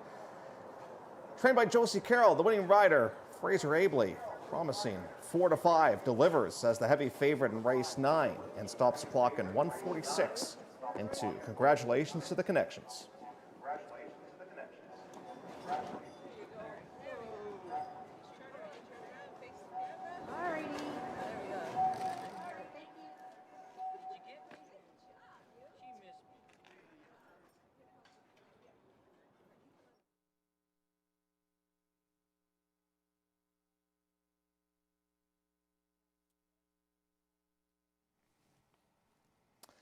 Promising 380, 290, 240 across the board for race 9. Princess Jade with a really good run to finish in second, 850, 490. And Nina finishes in third, 420. The exacta of 1 and 2 pays $24.70. The try, $69. 1, 2, 3, 6 super, $226.15. The double of 7 and 1, $36.10. And the pick 3 for races 7, 8, and 9, $119.15. The 9th goes to the number 1, and that is Promising. A late double time here from Woodbine. It goes as race number 10, and post time is in 20 minutes.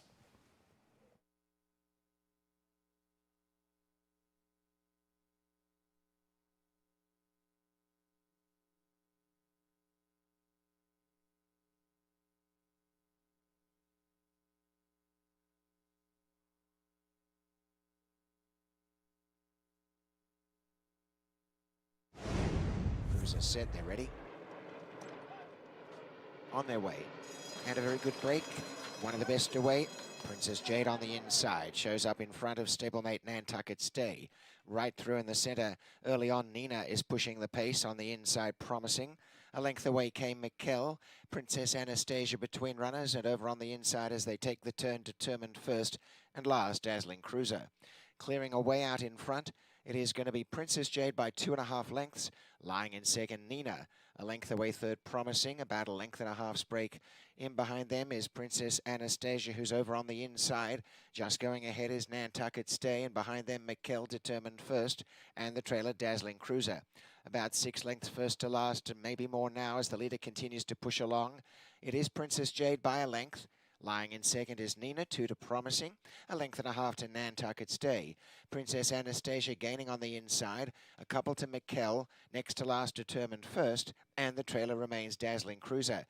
Out in front at 16 to 1 odds, Princess Jade as they race off towards the 3/8. A couple in front of Nina, Promising on the inside. Out wider, Princess Anastasia starts a run. A length and a half to Mikkel. Back behind them is Determined first, Nantucket Stay, and the trailer is Dazzling Cruiser.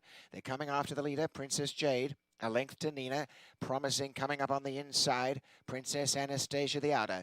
And they're the top 4 as they turn. 2 lengths away, Mikkel, and up the inside, Determined first. Running down the home stretch in front, Princess Jade narrowly joined by Promising, and they duel in front. Promising and Princess Jade, a couple clear of Mikkel making late ground, but Promising and Princess Jade the top 2, and Promising getting the better of Princess Jade, although out in the center has it well won. Promising by a length and a half, Princess Jade, and back in third placing, it is Nina who held on from Mikkel. So 1, 2, 3, the top 3 in the time of 1:46.51.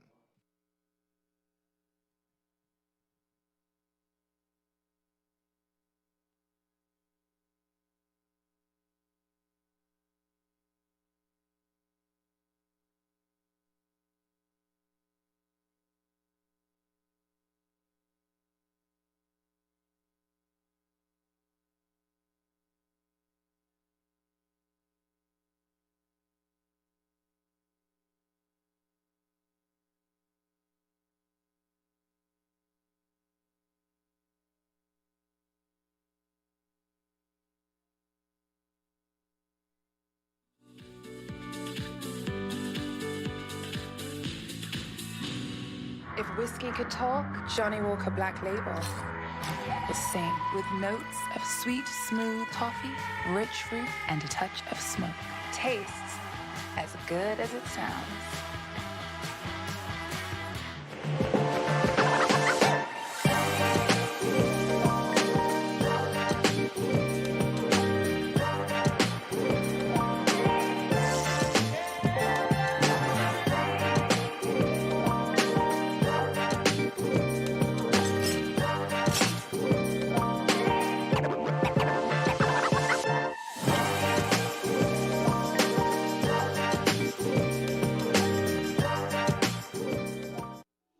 Thoroughbred horse racing is steeped in tradition. It's known as the sport of kings and queens.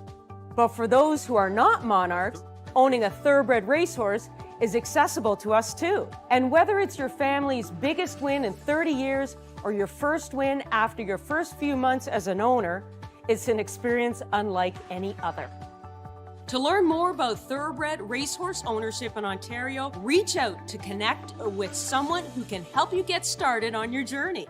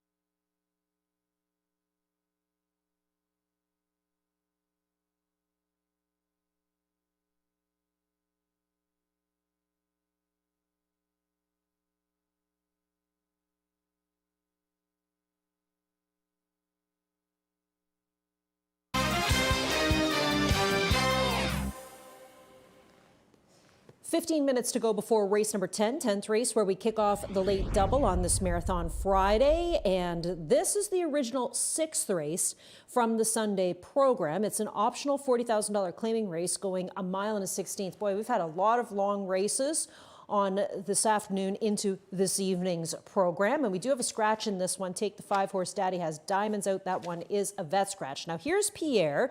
Christophe Douglas has already ridden his first race, but that was way earlier on today's program. Kevin Attard trains Pierre with Christophe Douglas, a new 10-pound bug who will have his second ride ever. No whip, of course, as this one is a new rider, so he's not going to carry it yet. Now, what we talked about on the pregame show is that Christophe has caught a lot of people's eye because he's going to ride 3 horses on tomorrow's program. Now, this is a horse who was a winner when traveling a mile and a 16th back mid to late June. And, you know, at one point in time, I think they had some really high hopes for him. He was a plate horse. He ran 4th in the plate last year. He was 6th in the Prince of Wales, and then we never saw him again until this season. So it's been, you know, a decent year with earnings over $44,000. And this is a great opportunity for a young rider to ride a nice horse, you know, a $40,000 claimer from a top-notch outfit. The 2 is Motion Granted. Now, I'm going to tell you exactly what's going to happen with this horse at 42-1. You will see Jose Campos gunning for the front end right out of the gate with this horse. He is a one-trick pony, and the trick is you have to go to the front end, and you got to keep him busy on the front end. That's exactly what happened last start when David Moran rode him in the 25 that he was able to win back at the end of October. He went right to the front, and if you watch that replay, you will see that when they left the starting gate, Davey gave him a couple of taps to make sure that he got onto the engine. Once he gets to the front end, he is incredibly brave, but this is a tough spot here to try this 40. He is currently at 38-1. The 3 is Thornbury, goes out for Tony Gadalero. Nice winner. Last start out in the 40-2 and going a mile and an 1/8 under Cavay Nichols, so he looks for back-to-back wins. You know, he's had obviously some issues in the past. You know, he's had a few breaks in his career. At one point in time, he was trained by Bill Mott. He came up here to Woodbine in July of this season, and it was tough sledding at first, just trying to find the right price and the right place for him to get a win. But things have seemed to have turned a corner with this guy as he was able to get that nice win last start out. Maybe the confidence will continue. Number 4 is Private Label for Dale DeRusso. Now, he collared this horse for $40,000 from Rachel Halden when she put him in for the $40,000 price tag. And the horse was an easy winner on the turf. He raced back off of the claim on the grass and ran a good race, was 4th, only beaten a length for the win.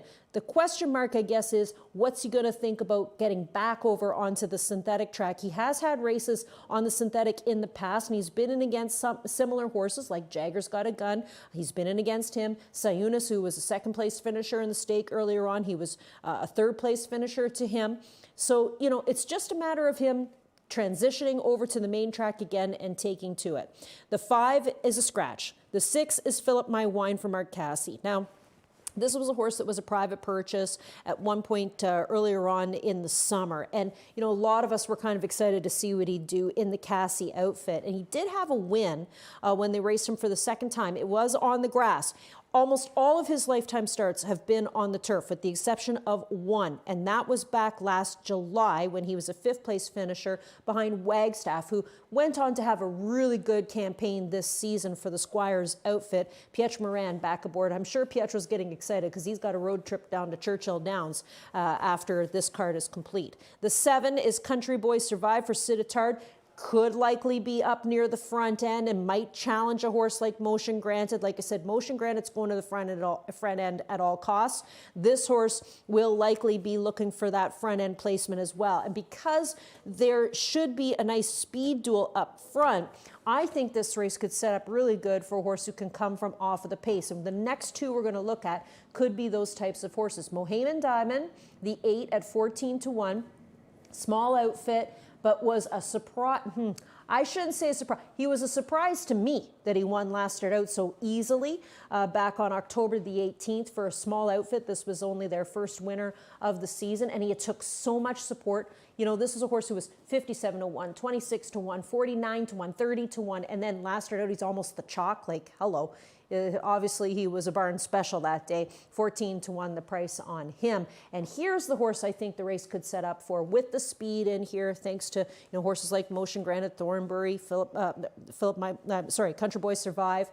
Jagger's Got a Gun could be sitting in a perfect position. We talked to the connections of Jagger's Got a Gun not too long ago, and they said, the older he's gotten, he really does enjoy coming from off of the pace. He wants everybody else to do the dirty work up front, and then he starts to kick into gear. He's gotten along with Zero Ford. He's had a nice win with Zero Ford. If he goes back to that race he had on September the 14th, he could be in really good shape here today. And as you know, he is my horse crush. So I'm going to go to Jagger's Got a Gun at 9-2. I think the race could set up perfectly for his types of running style, as we do have some speed in this race. Just 9 minutes to go before race number 10, the 10th race, the original 6th race from Sunday, as we kick off the late double.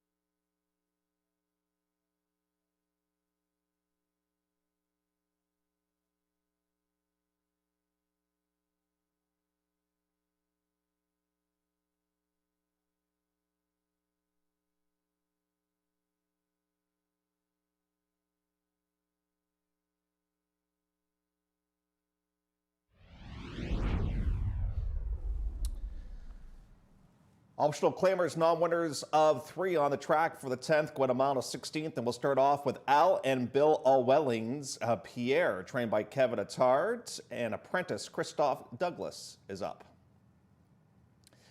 William B. Thompson Jr. is the owner and breeder of number 2 Motion Granted, trained by Nathan Squires, and the rider is Jose Campos. Cheesewood Stable Limited's number 3 Thornberry, trained by Tony Galileo, the rider Kevin Nichols. Teresa Shael is the owner of number 4 Private Label, trained by Dale DeRousseau, and the rider is Ryan Munger. Scratch the 5, Daddy Has Diamonds. The 6 is Philip My Wine, owned by Gary Barber, Pentafel Stables LLC, Wachitel Stables, and Peter Deutsch, trained by Mark Cassie, and the rider is Pietro Moran. Country Boy Survive is the 7, owned by Tucci Stable, trained by Sid Attard, and the rider is Jalon Samuel. Number 8 is Mohamed Diamond, owned by Shetran Mohibir. He also trains. The rider is Cheyenne Kerr. And 04 rides Jaggers Got a Gun, owned by Gail Hughes, trained by Gail Hughes. 4-1 right now for Jaggers Got a Gun. That's the field for race number 10 as we start off the late double. We'll travel around 2 turns, Guatemala 16th. Scratch the 5, Daddy Has Diamonds. Post time in 2.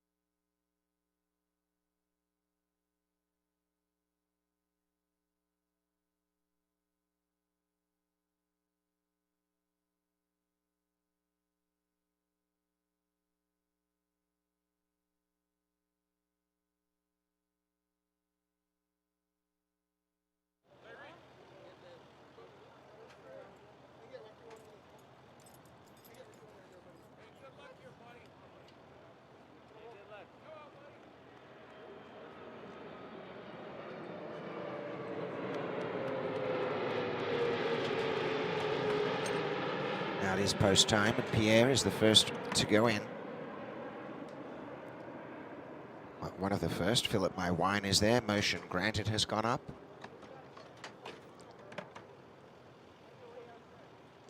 Country Boy Survive. And Thornbury.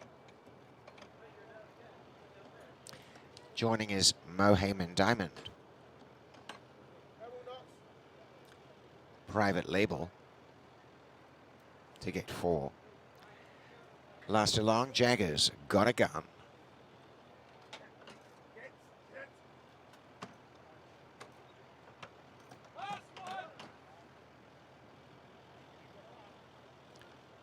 Goes in, they're ready. Get to be secured.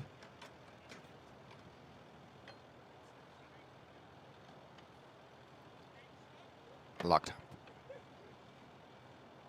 On their way, a terrific start Away very sharply, motion granted, taken on by Thornbury, who zooms to the front, and away pretty well is also up on the outside as they settle down.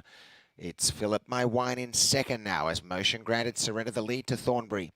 Racing handy in the centre is Country Boys Survive, Mohamed Diamond the outside. Pierre snuck up on the rail just to settle in behind them. And over in the centre, it is Private Label. 3 lengths away last, Jagger's Got a Gun. Thornbury in front, 2 to Philip My Wine. Motion granted ahead away third, 1.5 Country Boys Survive. 3 wide Mohamed Diamond, Pierre coming up on the inside of that pair of runners, and 2 lengths behind is Private Label. 3 away last, Jagger's Got a Gun. 5/8 to run, and Thornbury by 1.5 lengths. Philip My Wine second, pushed along, motion granted, coming into the clear. Pierre has a lot of racing room and is coming home well. Up the inside from the back, Private Label making ground. The centre Country Boys Survive with Mohamed Diamond still just ahead, and a gap away last, Jagger's Got a Gun. Racing in front remains Thornbury, being targeted. Here comes Pierre sweeping home on the outside, and ranging up now, it's Pierre within 1/2 length. Back in third is Philip My Wine, 2 lengths to motion granted. Country Boys Survive, Mohamed Diamond, and letting loose Jagger's Got a Gun. 1/4 mile to go, and Pierre's gone to the front. Now being chased by Philip My Wine. Thornbury trying to fight back. It's Pierre in the lead from Thornbury, Philip My Wine, and Jagger's Got a Gun. Pierre the leader, Jagger's Got a Gun coming home well. Jagger's Got a Gun, the danger. Pierre in front. Danger remains Jagger's Got a Gun, rifling home on the outside. Pierre the leader, Jagger's Got a Gun, and Jagger's Got a Gun gets up to win from Pierre. Philip My Wine in third, and fourth Private Label. 1:45.24.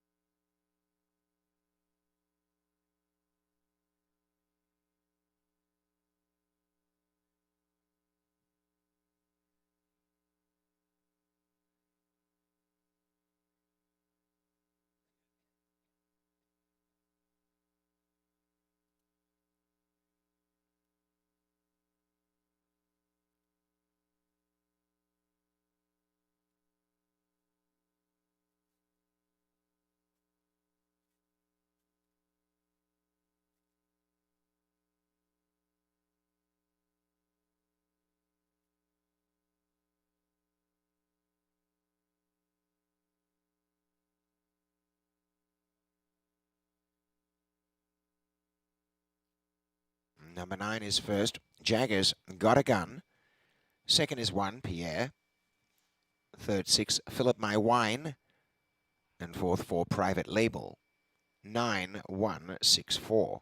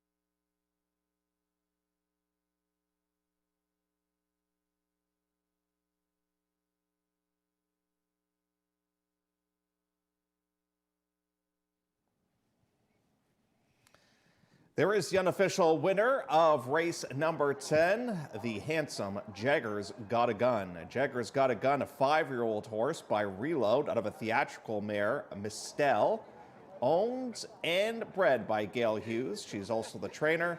The winning rider, 04. That is career win number 3 for Jagger's Got a Gun, who likes this new off-the-pace running style and kicks off the late double at a 6-1 price.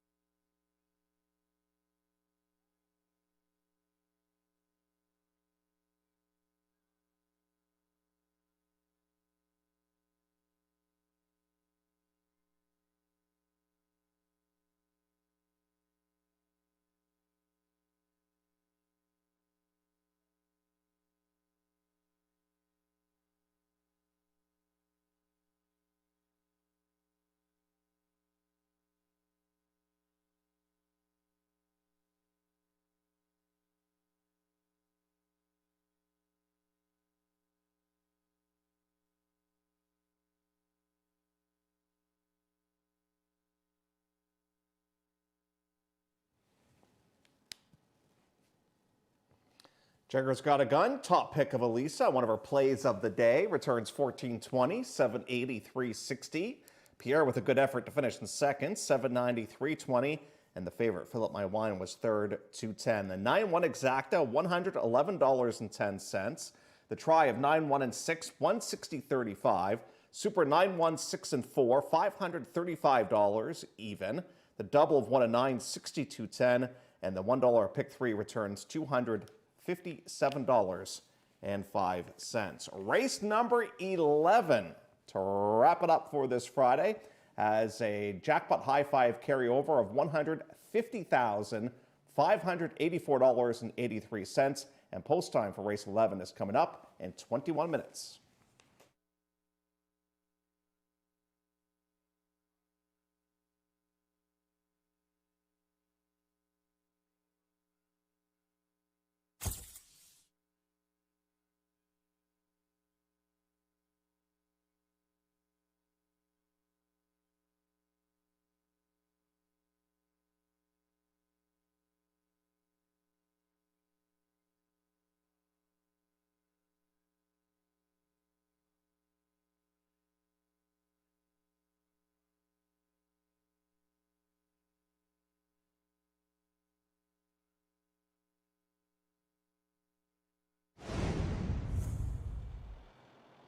On their way, a terrific start. Away very sharply. Motion Granted, taken on by Thornbury, who zooms to the front. And away pretty well is also up on the outside as they settle down. It's Fill Up My Wine in second now as Motion Granted surrender the lead to Thornbury. Racing handy in the centre is Country Boys Survive. Mohamed Diamond the outside. Pierre snuck up on the rail just to settle in behind them. And over in the centre, it is Private Label. 3 lengths away last, Jagger's Got a Gun. Thornbury in front. 2 to Fill Up My Wine. Motion Granted ahead away third, a length and a half Country Boys Survive. 3 wide Mohamed Diamond. Pierre coming up on the inside of that pair of runners, and 2 lengths behind is Private Label. 3 away last, Jagger's Got a Gun.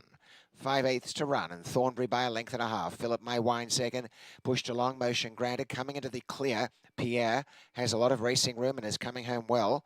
Up the inside from the back, Private Label making ground. The centre Country Boys Survive with Mohamed Diamond still just ahead, and a gap away last, Jagger's Got a Gun.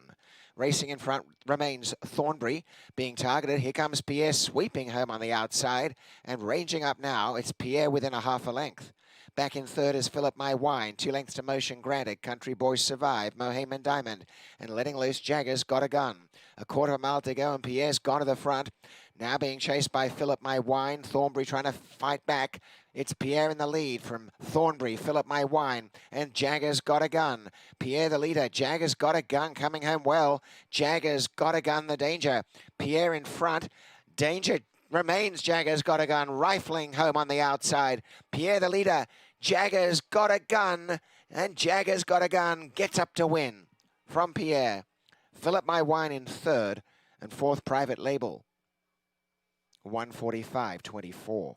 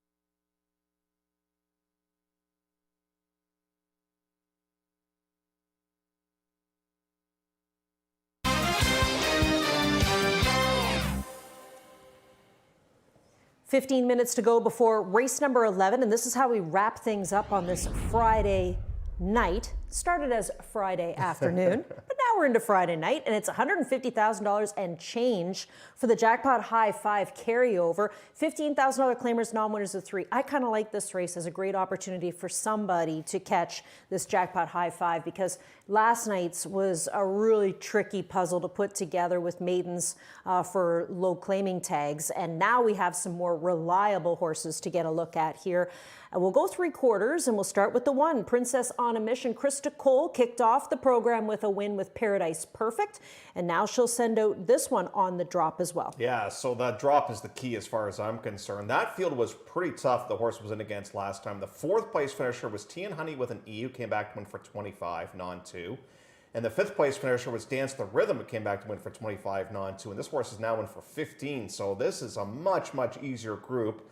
Now, in our first race of the day, I was a little bit concerned that a horse was 0 for 24. This guy, not exactly ideal, a one-time winner, and essentially a skip in a condition to get into here. But from a monetary point of view, that might help out.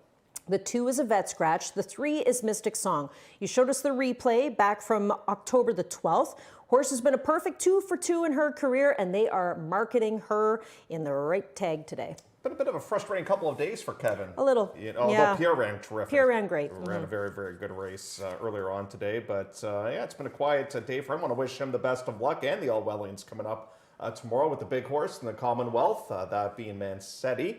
And as for this one, Mystic Song, I was a little bit perplexed why they dropped off the win, but the way that she won may explain why they had to drop, because she kind of was all out to win that race.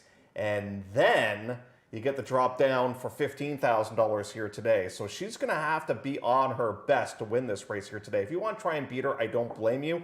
But I think she still might be able to pull off the victory, despite the fact that I don't know if she's as good as she was when she started off her campaign. The horse that I'm worried about is the 4, might be trouble for Bob Tiller. And I think you have every right to be scared of this one, because rarely does she run a bad one.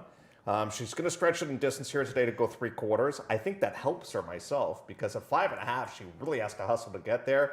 So I think you're right. I think this is a very, very dangerous horse coming up in this spot.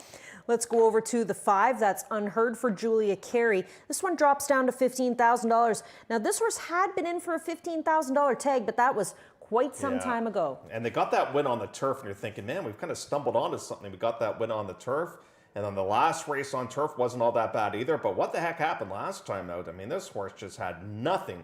It was a bit of a speed-conducive racing surface on that day, but just never fired for whatever reason, and does get reclassified here today. Zippy Gamble is the 6. This is the other Kevin Attard runner, and they got to turn things around. This guy got a 0 buyer last start. Yeah, I just can't, based on those last couple of races, has just been not interested late in those events. I mean, I like the drop, and obviously the horse, continues to work well. Worked in 48 and change, but those last couple of races have not been very good.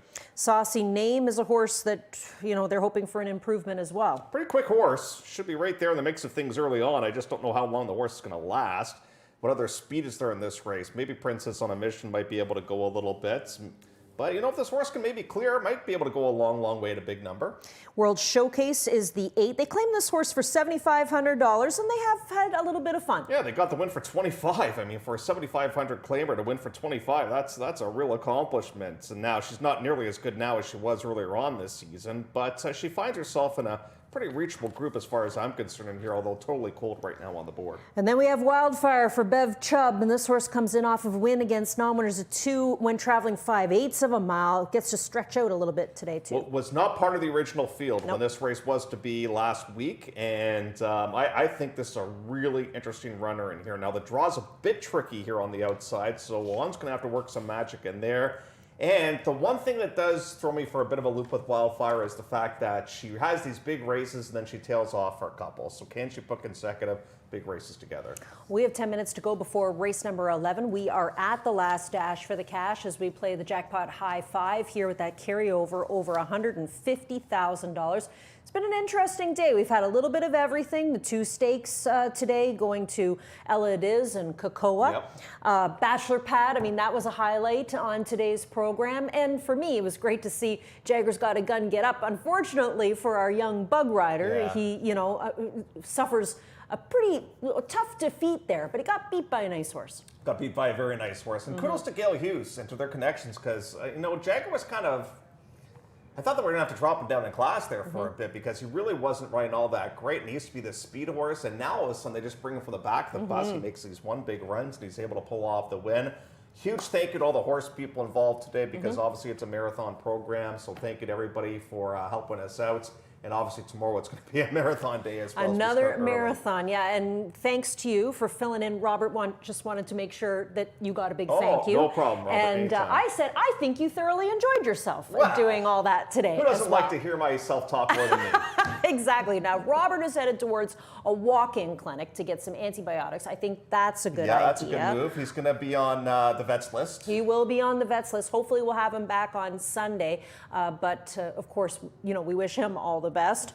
And we wish Pietro Moran and Kevin Attard and the Unwellings and all the connections with Mancetti the best of luck tomorrow. Hopefully things dry up there. I don't know. I mean, we'll see what happens if they're able to stay on the turf. They have taken that race off in the past. I think, speaking with the All-Wellings, they're going to stay on if it does come off. And they might get some more scratches, but they might lose the grade stake status on the race. That's right, if it changes. But the money's the same, so. Yep, still good money on the line there. 8 minutes to go before race number number 11. Now, a reminder, tomorrow we do have a 12 o'clock first race post time.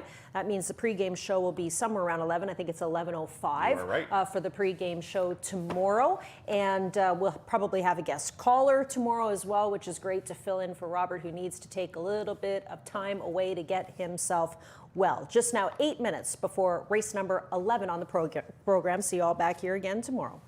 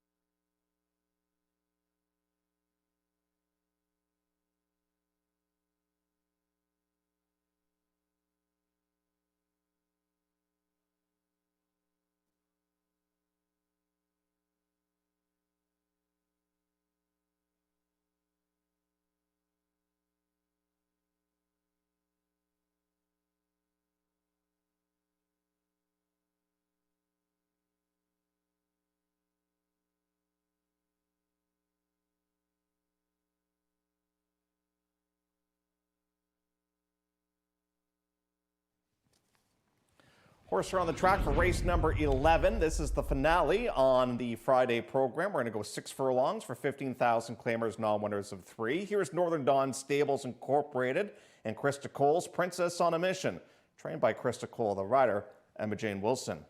Scratch number 2, I'm Tenacious. Al and Bill Allwelling are the owners of number 3, Mystic Song, ridden by Pietro Moran, and the rider is Pietro Moran, and the trainer is Kevin Attard. Number 4 is Dr. Rolf Davis's Might Be Trouble. Daisuke Fukumoto is aboard for conditioner Bob Tiller. Jeremy Evelyn is the owner of number 5, Unheard. Jason Hoyts will ride for conditioner Julia Carey. Number 6 is Zippy Gamble. Fraser Abley rides for owner Ivan Delos and trainer Kevin Attard. Number 7 is Radcliffe Racing Stables, Stephen Kultovroski's and John Crosby's Saucy Name. And Kieran Palmer is the trainer of this one, and this is where we find Leo Salas. Richie Callender is the owner of number 8, World Showcase. Kevin Nichols rides for Keith Edwards. And we'll wrap it up with Rivermead Stables, Beverly Chubb, David Nips, and Tim Orlando's Wildfire. Juan Crawford rides for conditioner Bev Chubb.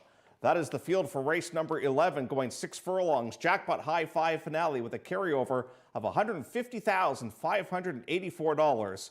Get your wagers in, and we wish you all the best.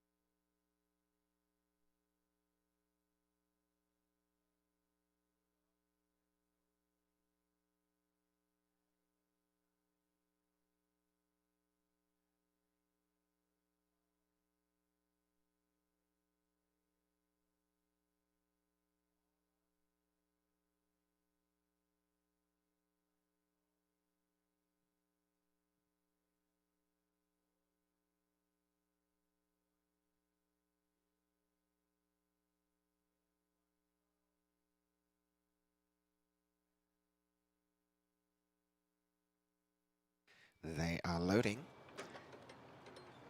Princess on a Mission has gone in. Zippy Gamble is set. Moving up is Mystic Song.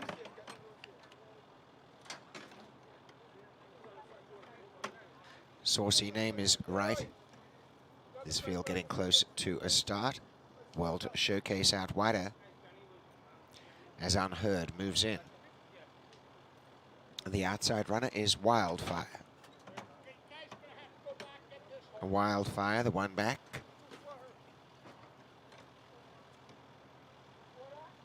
And the fillies and mares about to be sent away with Might Be Trouble the last. Gate 4 still not up to the gate. 7-2 in the betting. Stand by for a start. Might Be Trouble.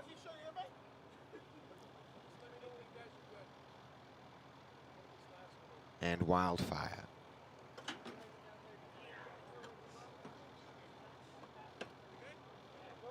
The gate being closed for Might Be Trouble. Wildfire now joins them. They're set to run.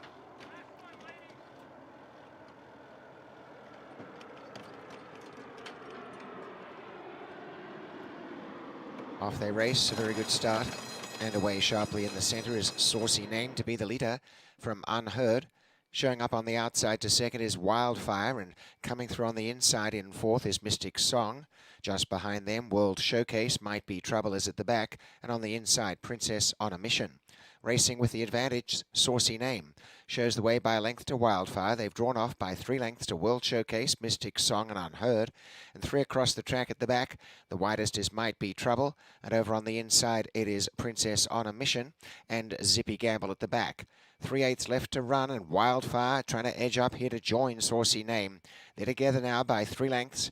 World Showcase is over on the outside of Mystic Song as they go to the quarter. A couple behind them off the track is Might Be Trouble running on well. Princess on a Mission and Unheard next from Zippy Gamble.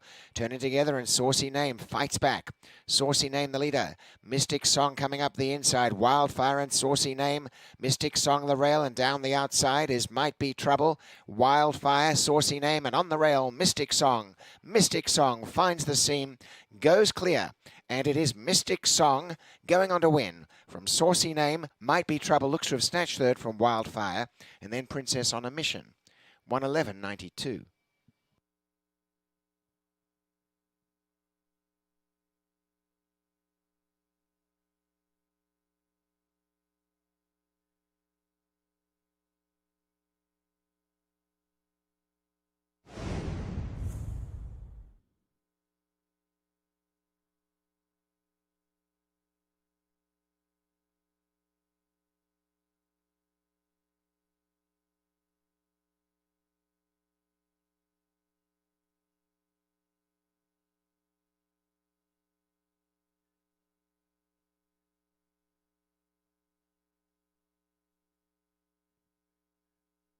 The winner is number 3, Mystic Song. Second is 7, Saucy Name. Third is 4, Might Be Trouble. 9, Wildfire was 4th. And 5th is 1, Princess on a Mission. The final time is 111.92. And a big thanks to Elisa and Jeff for filling in all those parts of the program today, doing an outstanding job. Thank you so much.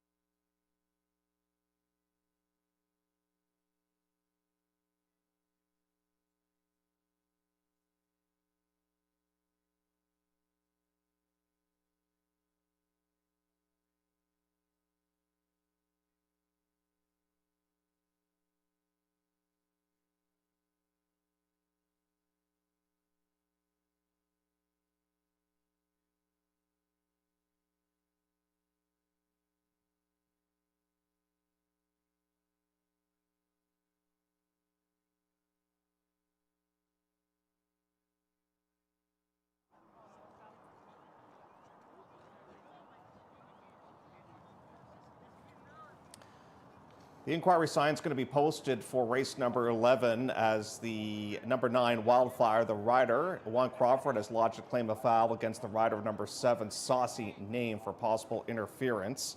That's 9 against 7 for possible interference, and the stewards will look at that footage and give you their ruling momentarily. In the meantime, the unofficial winner of race number 11 here at Woodbine is number 3, and this is Mystic Song. Mystic Song is a 3-year-old daughter of Reload out of a flatter mare, Mystic Moves, bred by Danny Andrews, owned by Al and Bill Allwelling, trained by Kevin Attard, and the winning rider with his 3rd on the day is Pietro Morin. I want to wish these connections all the best of luck tomorrow at Churchill, as they will represent Canada with the King's Play champion Mancetti in the Commonwealth Stakes, which is scheduled for turf.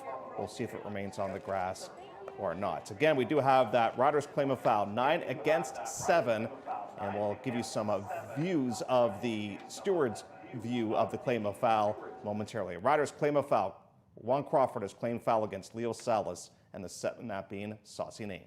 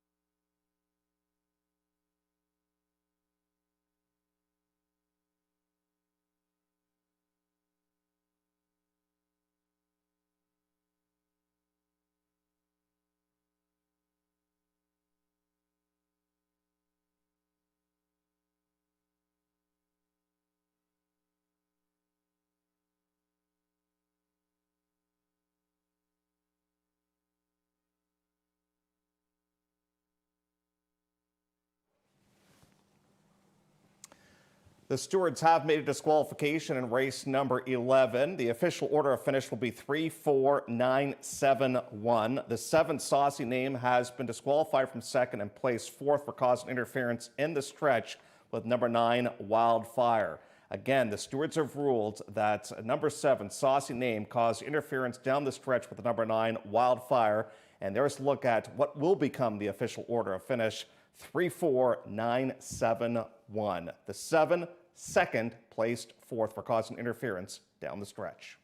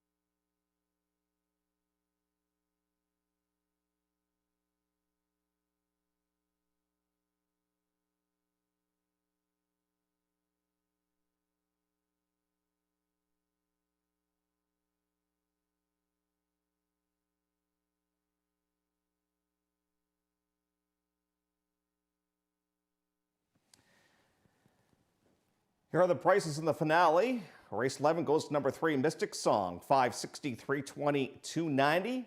Second, number 4, Might Be Trouble, $4, $2.70. Wildfire finishes in third, $3. The Exacta of 3 and 4, $21.50. The Try, 3, 4, and 9, $37.65. The Super, 3, 4, 9, 7, $276.75. The $1 Jackpot High 5, the consolation payout, $445.55. We do have a carryover to tomorrow's card of racing of $161,482.52. The double of 9 and 3, that's the Dougie Gilmore double, $74.90.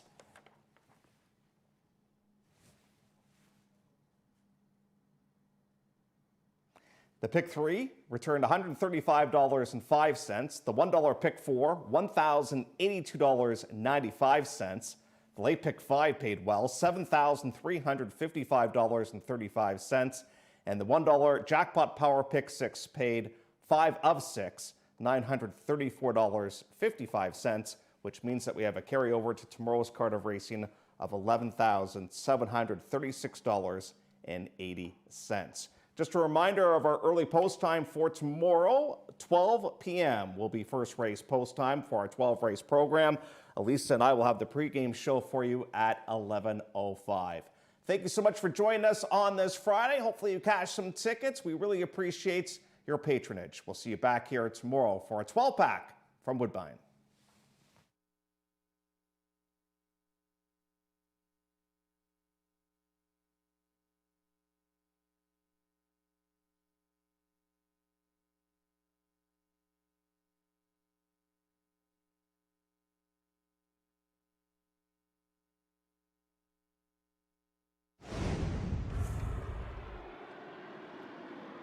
Off they race, a very good start. And away sharply in the centre is Saucy Name to be the leader from Unheard. Showing up on the outside to second is Wildfire, and coming through on the inside in fourth is Mystic Song.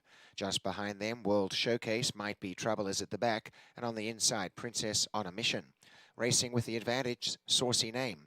Shows the way by a length to Wildfire. They've drawn off by 3 lengths to World Showcase, Mystic Song and Unheard. And 3 across the track at the back. The widest is Might Be Trouble. And over on the inside, it is Princess on a Mission and Zippy Gamble at the back. 3/8 left to run, and Wildfire trying to edge up here to join Saucy Name. They're together now by 3 lengths. World Showcase is over on the outside of Mystic Song as they go to the quarter. A couple behind them off the track is Might Be Trouble running on well. Princess on a Mission and Unheard next from Zippy Gamble. Turning together, and Saucy Name fights back. Saucy Name the leader. Mystic Song coming up the inside. Wildfire and Saucy Name. Mystic Song the rail, and down the outside is Might Be Trouble. Wildfire, Saucy Name, and on the rail, Mystic Song. Mystic Song finds the seam, goes clear. And it is Mystic Song going on to win. From Saucy Name, Might Be Trouble looks to have snatched third from Wildfire, and then Princess on a Mission. 111.92.